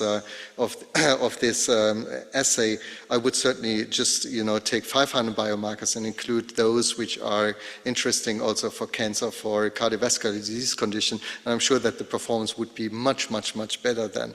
And that would come at a very low cost as well. So, in the German healthcare system, a blood test, who knows that? How much does a small blood test cost? Probably 50 euros, 60 euros roundabout. I mean, we are at a cost which is below a blood test, a regular blood test, which is taking, I mean, as often as you want to, if you go to a general practitioner in Germany. And so I think we are in a price range with this biomarker profiling based on this technology where you could do this at scale for many more informative, hopefully more informative biomarkers. And the final question for your, medical history, I think is a quite interesting way to look into it. We actually haven't, paid much attention there. But for medical history, for example, if you want to apply this approach to Chinese population, I'm sure it will be very, very, very hard, as you might understand. The medical history there is chaotic, and so I really don't think this can generalize to all population. The medical history will be a nightmare for Chinese population. Yeah, we'll see. We don't know yet, but I will know hopefully very soon, because we're working on a large data collection from Chengdu Hospital. And there the problem is, I mean, they have, as you said this morning in the discussion, you have millions of patients per year. The problem is the further you go back in time, the quality of data and the standardization of annotation of the data is dropping dramatically. So in Chengdu, if you go back 3 years, it's okay. If you go back 5 years, it's still half okay, and beyond that it's not okay anymore. So I'm afraid that to get to the scale of millions of individuals, we have to wait for 2 or 3 more years to come. But it's okay, because then we will have massive amount of patients. So in the feedback to Chengdu, we told them how we want the data to be annotated, and now they're just simply doing this, hopefully. I assume they are doing this, and so we will have very rich data resources. But I'm pretty optimistic that our models will generalize also to China. We'll see. We can make a bet and can have a nice restaurant in Shanghai. All right. Any other questions? Any other comments? No? All right, good. Well, then, thank you very much again, Roland. Yeah, thank you. Yeah. Should we perhaps have our sort of, what time is it? 1:15? Well, okay. So we're ahead of time, which is a good thing.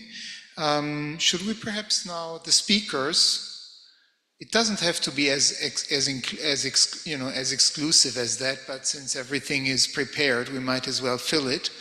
Perhaps, but also, with input from the audience, should we perhaps try to make a resume of the day and, sort of think about like the key themes that we feel have come out of our presentations and conversations. And I think if we had some such key themes, that would help us, if you will, direct what we call the consultation process, to sort of, move our type of artificial intelligence ahead. Is that okay? Yeah? All right, why don't you, then speakers, why don't you come, please? Katrin? Ich mache hier gerne den Sekretär.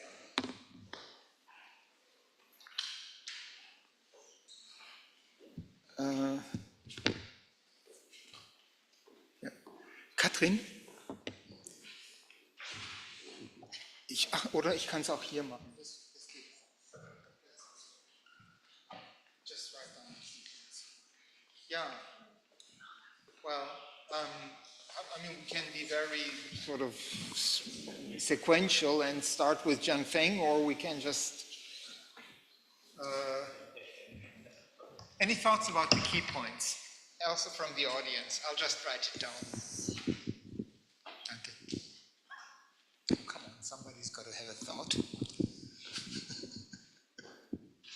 Xiao.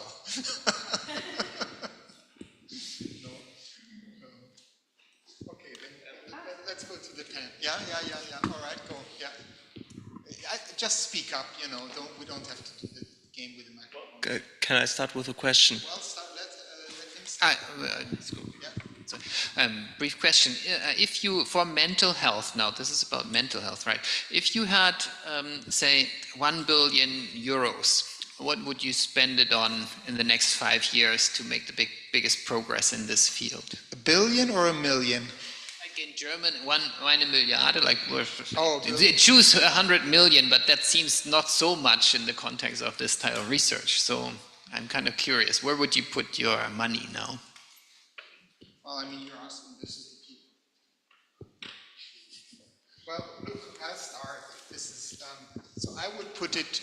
So if I'm thinking about computer brain, the sort of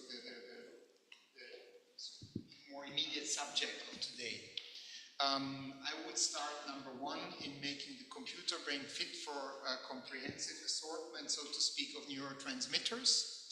I would probably spend the money in relating computer brain to, especially your stuff. It's probably, we don't need $1 billion for that, actually.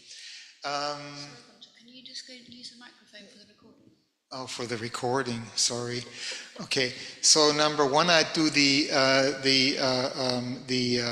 different neurotransmitters. Number one, I would like to sort of find clever ways of relating the biological data to the brains and, sort of see how they influence the neurotransmitters. Same thing for environment, that's the same idea. Number three, I would probably invest in prediction methods. If I go from point A in the brain to point B in the brain, and then see different patterns. So this would be a mixture, so to speak, of prediction models and expert knowledge. To get a more comprehensive assessment. So this is what I would spend, some money, not $1 billion, but a little bit. Maybe others. What would you guys? I mean, it's a good question. Follow. Say I might want to do one RCT for the drug treatment. For example, we develop a subtype for mental disorder, schizophrenia, depression. So we subtype them. And for me, the most immediate, job for me, I will be, say, how the drug treatment will be develop a different type of treatment for different subtype there. So that's what will be me, and I will do it. And certification for the treatment. And of course, if I have some money left, I will do my computer model. I will see the treatment effect first, then I will do my computer model. Okay, so this stratification and targeted treatments essentially develop the model according to that. There was this gentleman who was holding the mic. Yeah, let's just finish that question and then we'll go to the gentleman, because it's the critical question, if that's okay. I think, I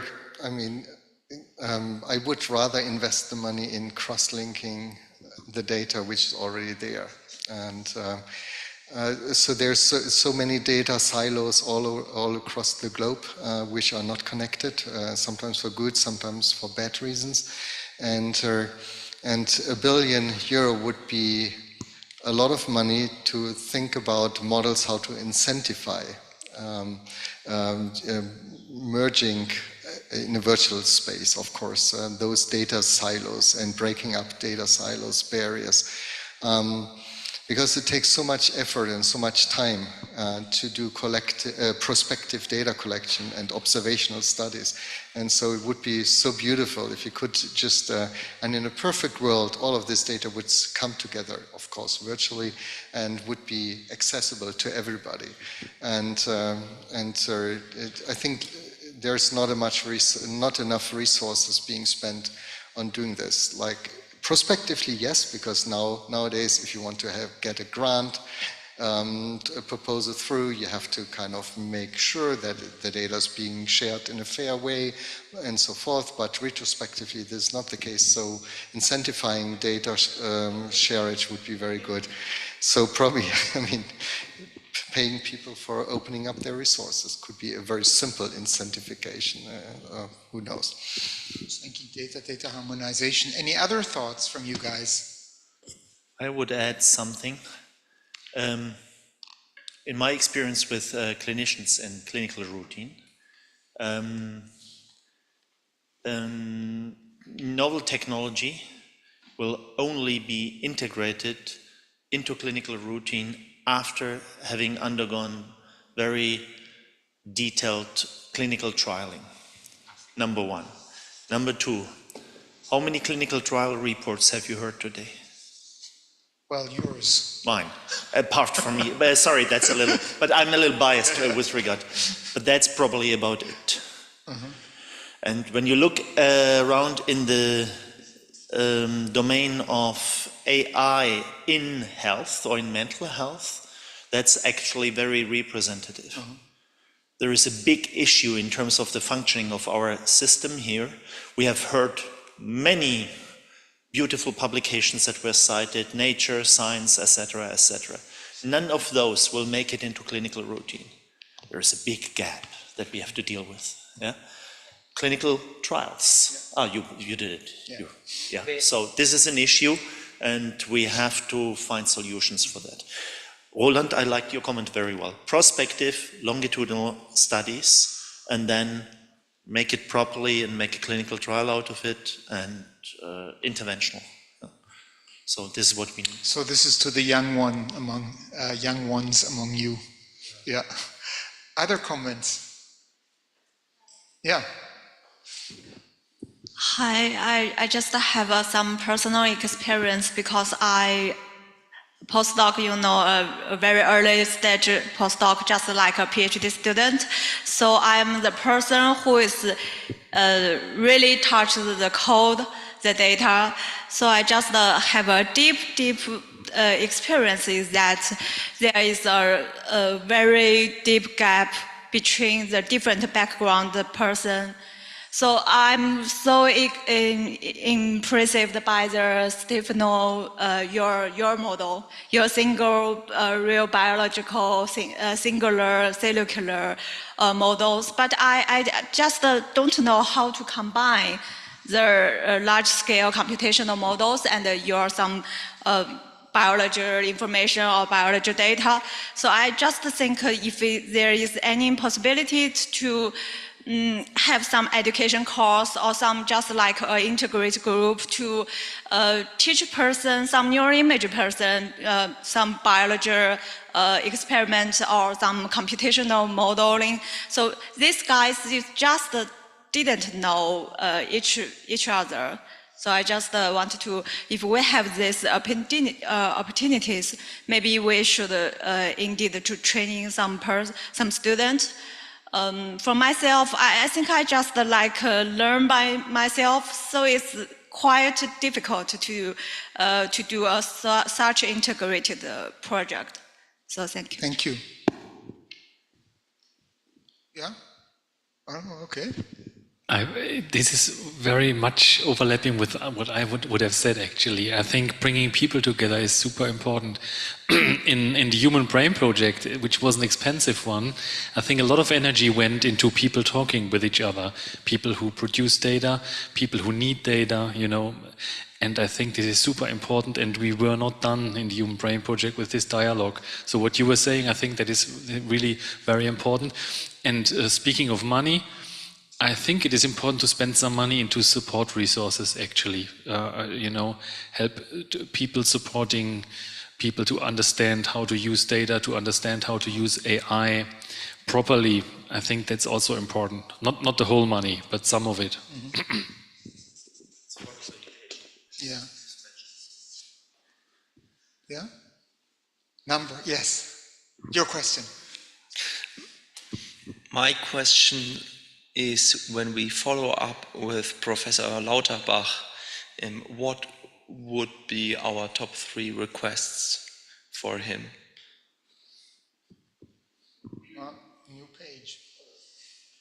Very simple. I mean, fulfill the promises which he made, which is there's a lot of data in Germany available in the health sector, which is available to research, which is not exactly true. There have been one very important act which has been passed, which makes health data much more accessible, but there's a much even more important data acts to be discussed in the German Parliament in the next few weeks. If you have a voice, raise your voice, because this data act is called the Research Data Act, and it's all about cross-linking data across disciplines and across data resources. So the aim is to build microdata centers where all the data from the government and from the public goes into, and it can be by law, must be cross-linkable to any kind of health data.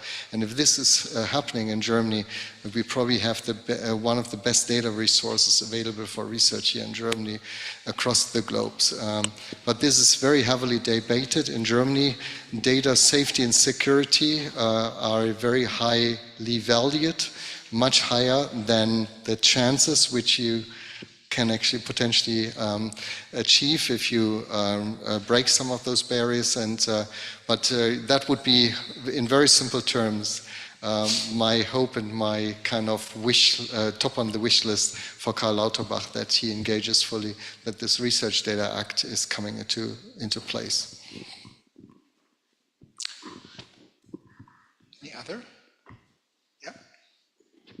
I would also mention to him that we should not give up in Europe to develop very large foundational models which are open, so that we do not have to go to Facebook and the likes for that in the years to come, but that we have control of really large bodies of training data and really large models, and that we have to develop the infrastructure to do so, not only on the clinical part, but for the large ones. It was a bit... he was a bit negative on that part for my taste. He said we're a little slow, yeah, which is true. I would probably want to ask him for a use case. I would like to try to identify a relatively specific, important but relatively specific need, and then I would like to sort of, if we take this as a reflection, which, is of the community's priorities, so to speak, I would try to sort of organize, if you will, a use case that addresses these points, and then, see to what extent he can put his weight behind this to be carried out, either on a national, but preferably, honestly, on an international sort of way. I'm a Handwerker at heart. So the other thing is, there is the HERO group. This is like HERO. No, it's not us. Sorry, I'm getting a little tired now. HERO are the international funders. It's a group of international funders. They have their annual meetings there, and they sort of coordinate their funding strategies. And BMBF, for example, the German Research and Education Ministry, is part of that group, but also Wellcome Trust and the big funders. If one was able to, find a consensus among those, that a particular topic might be worthwhile to prioritize, that could be also an interesting sort of leverage. Yeah.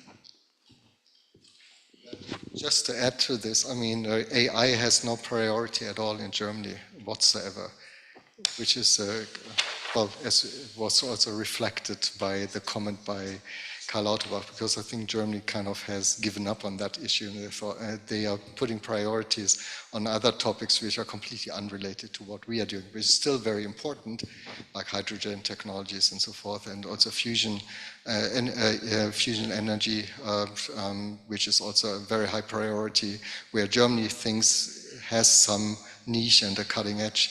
I think in Germany, the general political perception is that in AI we have lost the race. already before it started, and I think it's a big mistake. Yeah. In Germany, there is, in the field of computational neuroscience, you've done something extremely well. That's a Bernstein network of computational neuroscience.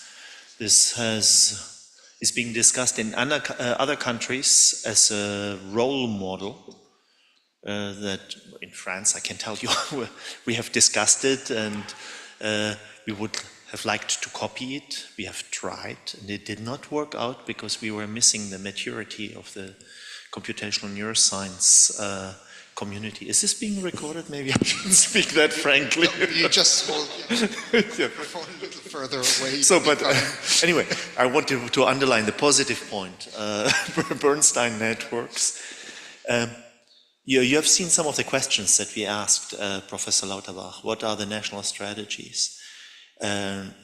And you saw also the priorities of the points that we have here. The Bernstein networks are actually organized as a large network with hubs, and each hub has in particular specificities such as learning, plasticity, then another one, another topic such as multi-scale. Who's funding them? What? Who's funding Bernstein centers? You're the one here. Do you know? Ah la la.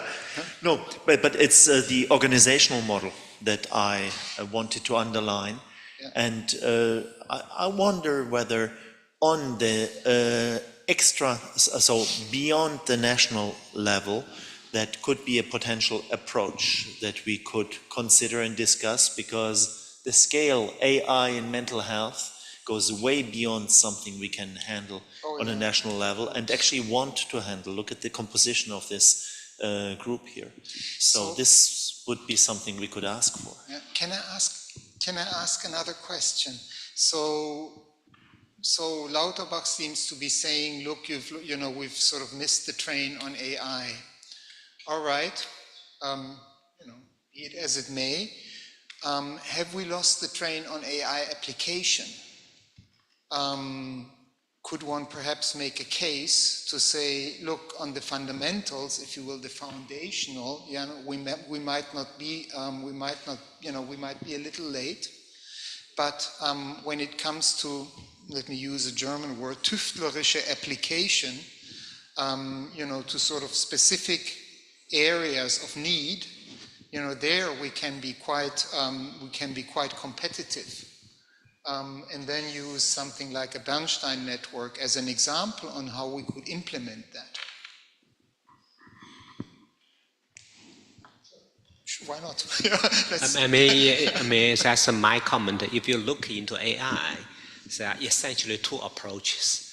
One, like DeepMind, is more into science. On the other hand, it's all company, this is OpenAI. All the large model is developed by OpenAI. And I don't think a country, UK, pretty much I think they give up in a sense on the market side. They only develop science there, DeepMind. So I think it might be harder, for a single country. If you look at the market, of course, China has the largest market. And if we can work together, if we can develop a model in Germany and apply it to sell it to China, I think that will be a very, very good strategy. I think that's what the UK is doing. So essentially now, we have a very small market here, UK. So they simply, we develop a methodology, possibly we can apply it to Chinese market. Just one point comment follow it up. I have another comment actually here. Possibly people sitting here, do you know there's a Bill Gates Foundation, of course, They just funded this 1,000 Brain project. Have you heard about this? What foundation? Bill Gates. Oh, Bill Gates. Okay. Bill Gates Foundation, they funded, I think, 3 or 4 million. That's amount of money there. So they funded 4 million US dollars for 1,000 brain projects. That's from Hawks. This computational model, exactly like what we are doing here. So they just funded that 4 million for the computational model. Okay. I mean, last week or this week news. Possibly you haven't followed it. So if we, if someone can help us to tackle on this, Bill Gates or whatever, Chen Tianqiao, possibly another foundation there, then they really want to fund on future projects. So this is Lauterbach, so to speak, on traveling. Yeah. I mean, before we go to your point, so I mean, I do think that it's probably worthwhile to have parallel approaches, right, and refer to each other. I think, I don't know, I could see that this is quite a powerful thing.